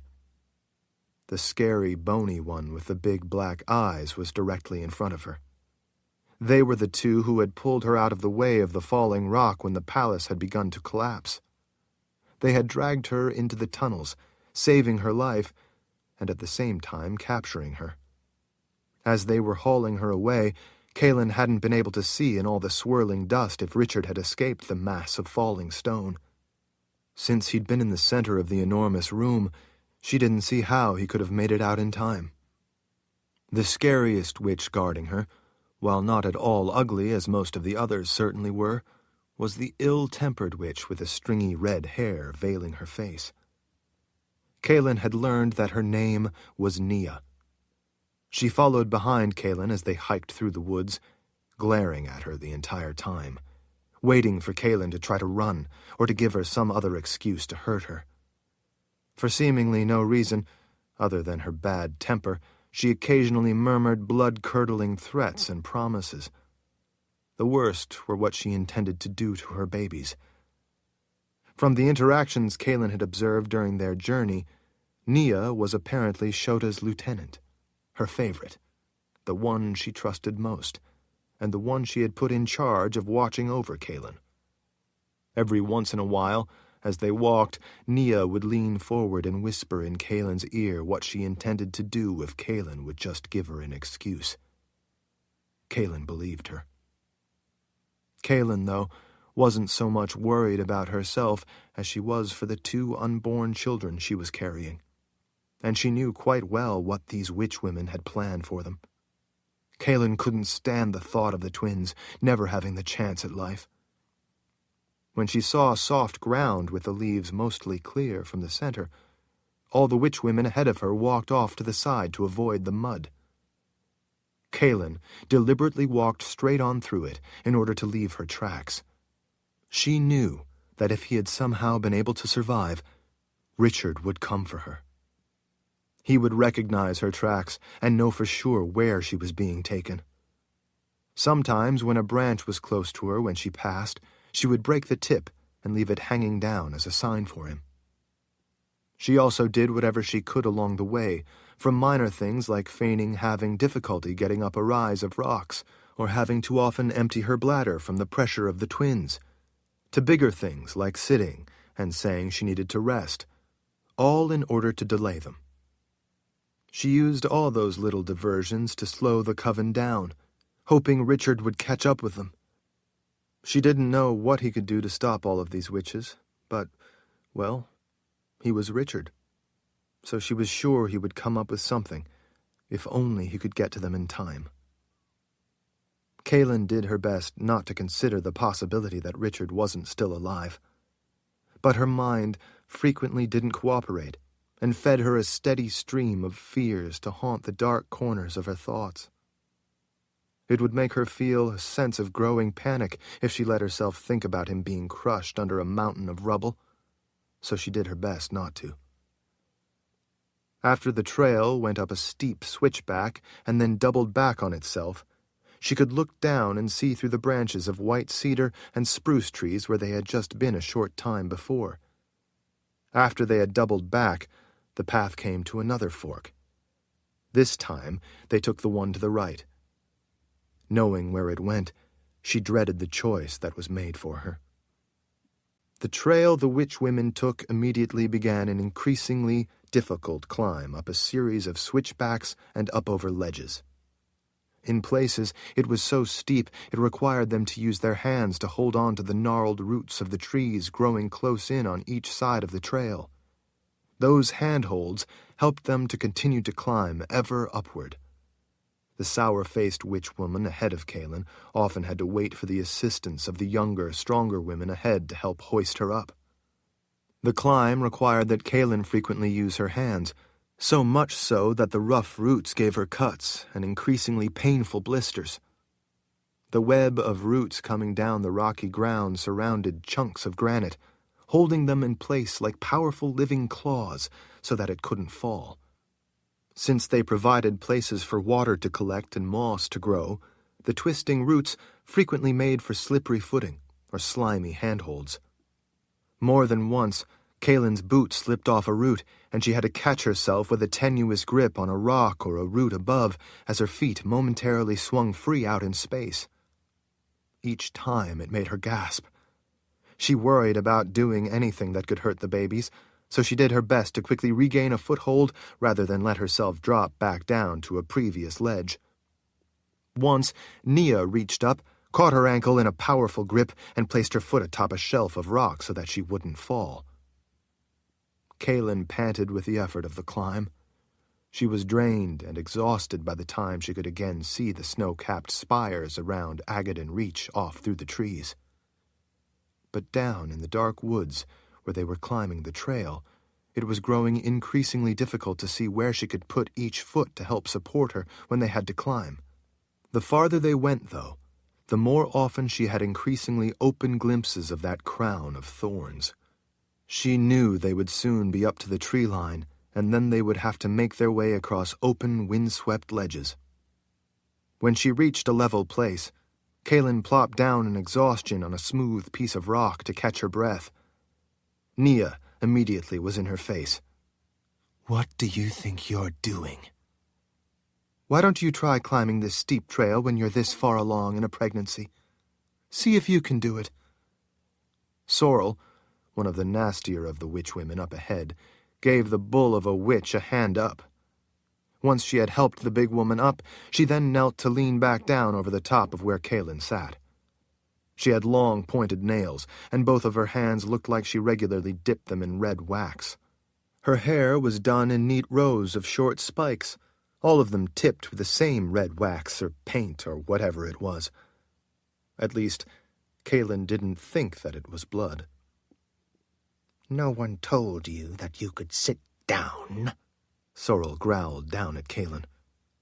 Kahlan looked up at Sorrel's black gums, revealed whenever she snarled, wishing she could drive her knife through the woman's heart. But they had taken her knife and her pack, lest she get the idea to use her blade on one of them. Shota didn't want to take a chance on losing one of the 13 witches, because that would break the coven. That coven gave her powers over and above those she possessed on her own.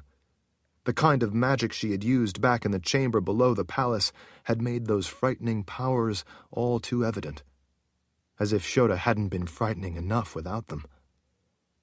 "I'm exhausted," Kahlan told Sorrel as she gestured to the side. "Look, there's a pretty level place here on this ledge. It's sheltered by that rock face you're kneeling on. I think we should stop for the night. Besides being spent, we can't climb this mountain in the dark. I could easily fall and split my skull." Grinning, Nia put a hand on Kahlan's shoulder and pulled her around to face her. "That would solve everything then, now, wouldn't it? We're only keeping you alive because that's Shota's wish, not because it's ours." Worry for her unborn babies immediately came to the forefront of Kahlan's thoughts. "Shota is the Grand Witch. You had better do as she tells you and keep me alive."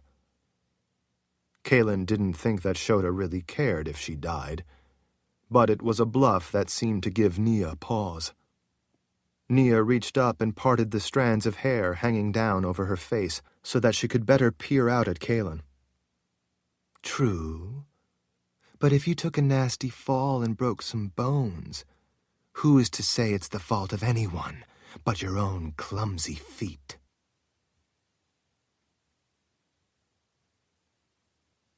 Chapter 33.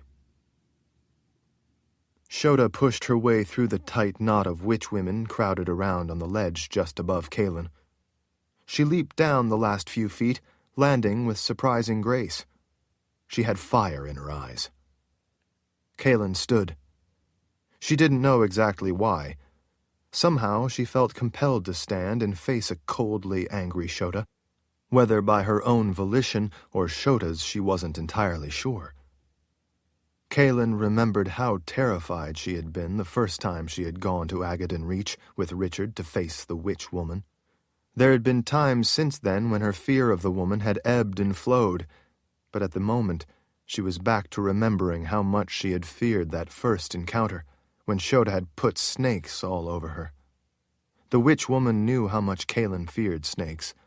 Had Richard not been able to stop her and make her remove her snakes, they very well might have bitten her, and she surely would have died. But Richard was not with her this time. "Do you think I don't know what you are doing?" Shota asked in a smooth voice, suddenly looking and sounding like Kahlan's mother. Such an image hurt Kahlan's heart, but she dared not show how much it got to her. "I don't know what you are talking about, Shota." Kahlan put emphasis on the witch woman's name to let her know that she wasn't going to break down in helpless emotion at seeing an image that appeared to be her mother. It was thievery of cherished memories from her own mind in order to use them in cruel trickery. As much as Kahlan had loved her mother, she didn't appreciate Shota using her mother's image in such a cold-blooded manner. "Do you think I haven't noticed you deliberately leaving your tracks, or breaking a branch here and there so that Richard can follow you?" "I don't know what you're talking about." Kahlan hooked some of her hair behind an ear. "I'm simply walking. I don't know how you expect me to walk and not leave tracks." Shota, reverting to looking again like Shota, a very angry Shota, seized Kahlan's chin between her thumb and the knuckle of her first finger. She narrowed her eyes as she leaned in. "Don't feed me that. I know what you're doing. I am also well aware that you have been trying to slow us down so that Richard can catch up with us and rescue you." Kahlan retreated to her confessor face, showing no emotion. "Why would you fear he would be alive?" Kahlan asked. "The entire palace fell in on him." "Fear it? There is hardly anything to fear." Shota released Kahlan's chin, instead regarding her with an intense look that held her in no less of a powerful grip. "On the contrary, I made sure the palace fell in on him, but you foolishly hold out hope that he somehow got out in time. Am I right?" Kahlan shrugged. "Well, you know Richard. He often manages to come out of impossible situations wondering why anyone would have been worried about him. So were I you, I wouldn't be so smug that he isn't this minute coming up this mountain after you and your coven." "You think so?" Shota nodded with a sly smile. "Well, I think you should know that down in that chamber beneath my palace, when I saw that everything was beginning to fall in, just before I escaped out the tunnel with you and my ladies, I turned back and cast a simple little spell to hinder his legs for just long enough to keep him from running to safety in time. He wouldn't have realized that my spell was there, and because of it, he would have been unable to get away.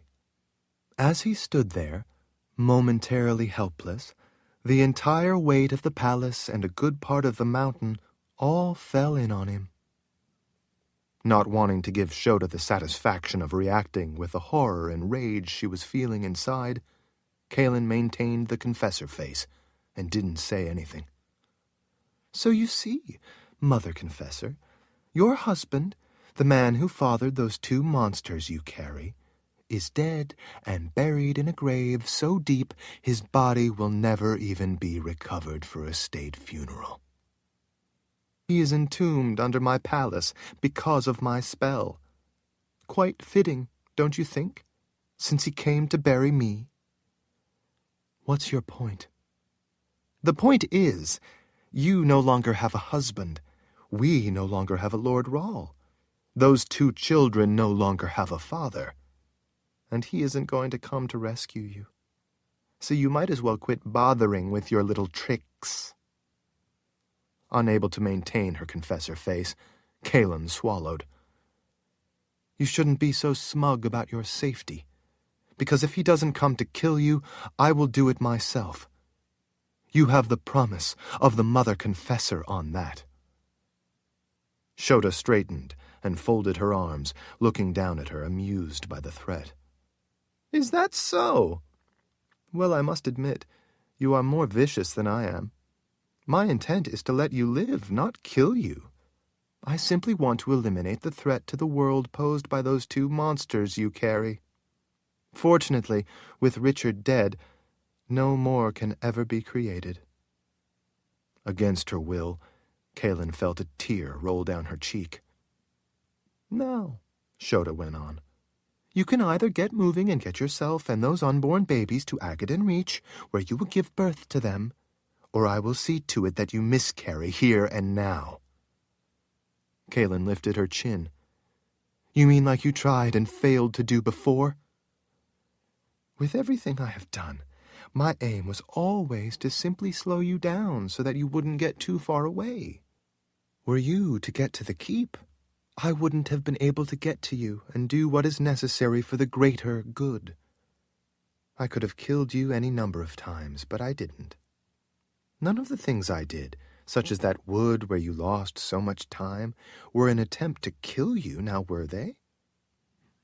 You did something to make me start to miscarry after we were out of that wood, and after we were stopped from getting to the keep by the boundary you put up.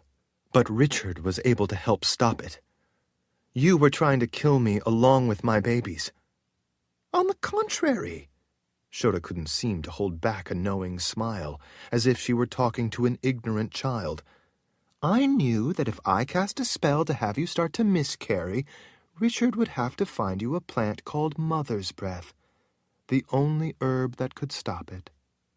I made you start to miscarry and collapse in that particular place on purpose. I knew that when Richard went to look for Mother's Breath transplanted from the fields of Bindamoon and planted there for him to find, he would come across the pass trail, which would eventually lead you all to the pass and to me. My mountain lion returned to let me know that all went as I had planned. So you see, it wasn't an attempt to kill you, but instead, I went to a great deal of trouble to get you right to the spot where I wanted you.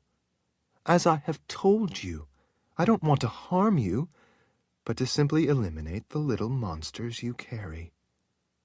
Unfortunately, Richard destroyed my winter palace. Now, I want you to finish the journey into my home of Agaden Reach, where you will be taken care of until you give birth. After that, you will be free to go.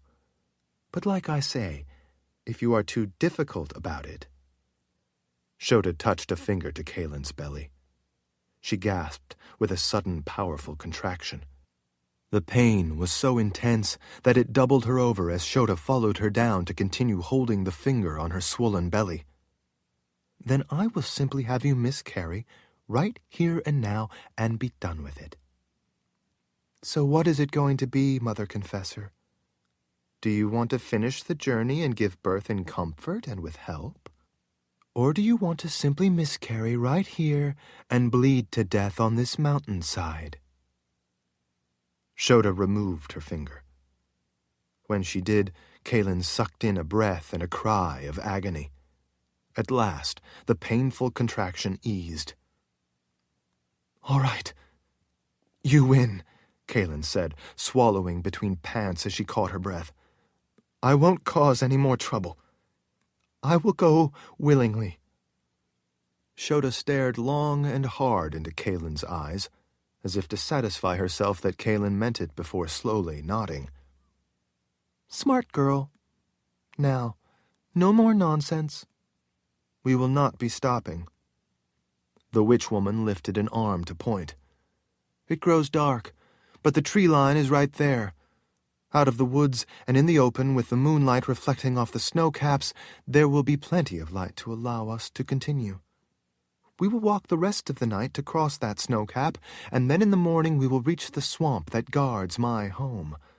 Once through that foul place, we will head down into my beautiful home of Agaden Reach. It will be warm, and you will be able to rest until you deliver. But for now, we push on. Kahlan was still experiencing stitches of pain, although they were easing. She felt helpless. She feared that what Shota did might harm the babies. She didn't want her to do anything like it again. She nodded her agreement. Shota looked around at all the witches seeming to hang on her every word, Shale among them. Shota gestured with a flick of her hand. Let's get moving. Now. Kahlan had been well aware that Shota had shown no fear of being within range of her confessor's power. More worrisome, she could feel a subtle difference in the restraint that she always had to exert on that power within herself, lest it be unleashed accidentally. The coiled fury of the power felt muted. It was as if that restraint had clamped down tight when Shota had finally established the coven with all 13 witches. When Shota glared at her, waiting, Kahlan grabbed a root for a handhold and started climbing, following after the rest of them, with Nia right behind. Something fundamental in the back of Kahlan's mind was bothering her. She couldn't put her finger on it, but she knew that the pieces didn't fit. Something didn't ring true, didn't add up, didn't make sense, but she couldn't quite reach it. Despite her best efforts to pull that question out of the dark reaches of her mind to examine possible answers, it remained just out of her grasp. She knew, though, that if she thought on it long enough, it would come to her.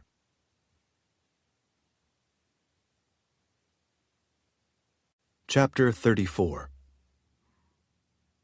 Not long after dawn, after a long and difficult night of crossing the frigid, wind-swept lower slopes of the spires that formed the formidable wreath of thorns protecting Agaden Reach, Kahlan and the witches guarding her finally started a difficult descent. Initially, they trudged through deep snow to make their way down the slopes. They had to avoid what looked like easier travel over open rock because it was mostly covered with black ice.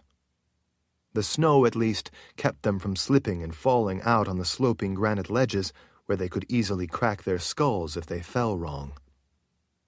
To avoid the danger of the slippery ice-covered rock, they instead had to plow down through the snow that collected between massive fingers of rock jutting up all around. It was not only a more difficult route, but a more dangerous one because of how steep it was in those white rivers of snow. There were times when Kahlan thought she might not survive the steep drops they sometimes had to slide down. A few of the witchwomen fell during those descents and tumbled a long way before recovering their footing. Like the rest of them, Kahlan had to aim for the upright columns of rock and then slam her feet against the rock to break the slide and keep from accelerating and being carried over a cliff. Some of the others, like the sour-faced bull of a witch, were quite awkward at it. But they all made it. After using the tall stacks of open rock at the end of each of those runs down, they then had to traverse the slope to make it over to the next one that didn't end in a sheer drop where they would fall to their death. Anyone attempting to get into Agaden Reach who didn't know the proper route through the maze of towering rock outcroppings would have a difficult, if not impossible, task to find the one true way down the dangerous slopes. Taking a wrong turn on the way down, one that might look good at first, if it didn't turn out to be a dead end, could instead turn out to be a place where it would be impossible to stop, with nothing below for thousands of feet. It was just another of the many hazards protecting Agaden Reach. Kahlan's teeth chattered the whole time they were out on the moonlit, open ledges below the snowpack. But the worst of the cold had been crossing the snow. She had been so cold it made her hurt all over and gave her a crushing headache. The muscles of her legs burned from the effort of the controlled falls down through the fingers of snow and then, once below them, hiking down off the steeply sloping shelves of open granite, then over and through debris fields of boulders and the jumble of fallen rock. Her ankles felt like they were about to give out, but she knew she had to keep going if she was to have any hope for the twins to survive. She didn't know how she would save their lives once they got down into Agaden Reach. She only knew she would have to find a way. She knew she couldn't count on Richard showing up. It was going to have to be up to her. When the sun was finally up, they at last entered the dark woods, where they were at least sheltered from the cold wind. As they moved down through the steep, forested mountainside, it gradually began to grow warmer. The farther they went, the warmer it got, until Kahlan's teeth finally stopped chattering and she didn't have to hunch her shoulders. After a few more hours of making their way lower through tangled growths of tightly packed thickets of saplings and snarled vines, they at last reached the flat, swampy area that guarded the entrance to Agaddon Reach. Even though the sun had come up, it was dark and gloomy among the massive trees and vegetation, which grew thicker the farther in they went.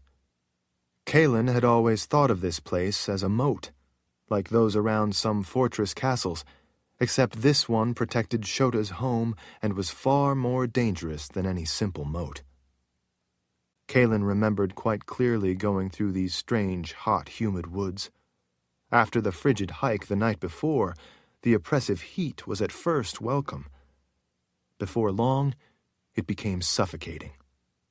She remembered, too, how dangerous these woods were. The swamp had unseen things that would grab anyone unwary enough to wander into the water, and in some cases, if they simply got too close to it, they could be snatched right off the trail. It was not at all rare to see human bones in the bogs, or sticking up from the slimy, green, swampy places that had trapped them. Kahlan knew that a wizard had once come to take Shota's home. He was not killed by anything in the swamp. He had faced something far more dangerous, the witch who lived there and wanted her home back. She had used his hide to cover her throne, the same throne now buried under a mountain of rubble. Kahlan prayed to the good spirits that Richard wasn't also buried under all of that same rubble. As she plodded ahead, Kahlan was well beyond her second wind. She was spent and could only shuffle along, putting one weary foot in front of the other, her mind numb. But in these woods, she knew that she had to pay attention to every step, or it might be her last. So she focused again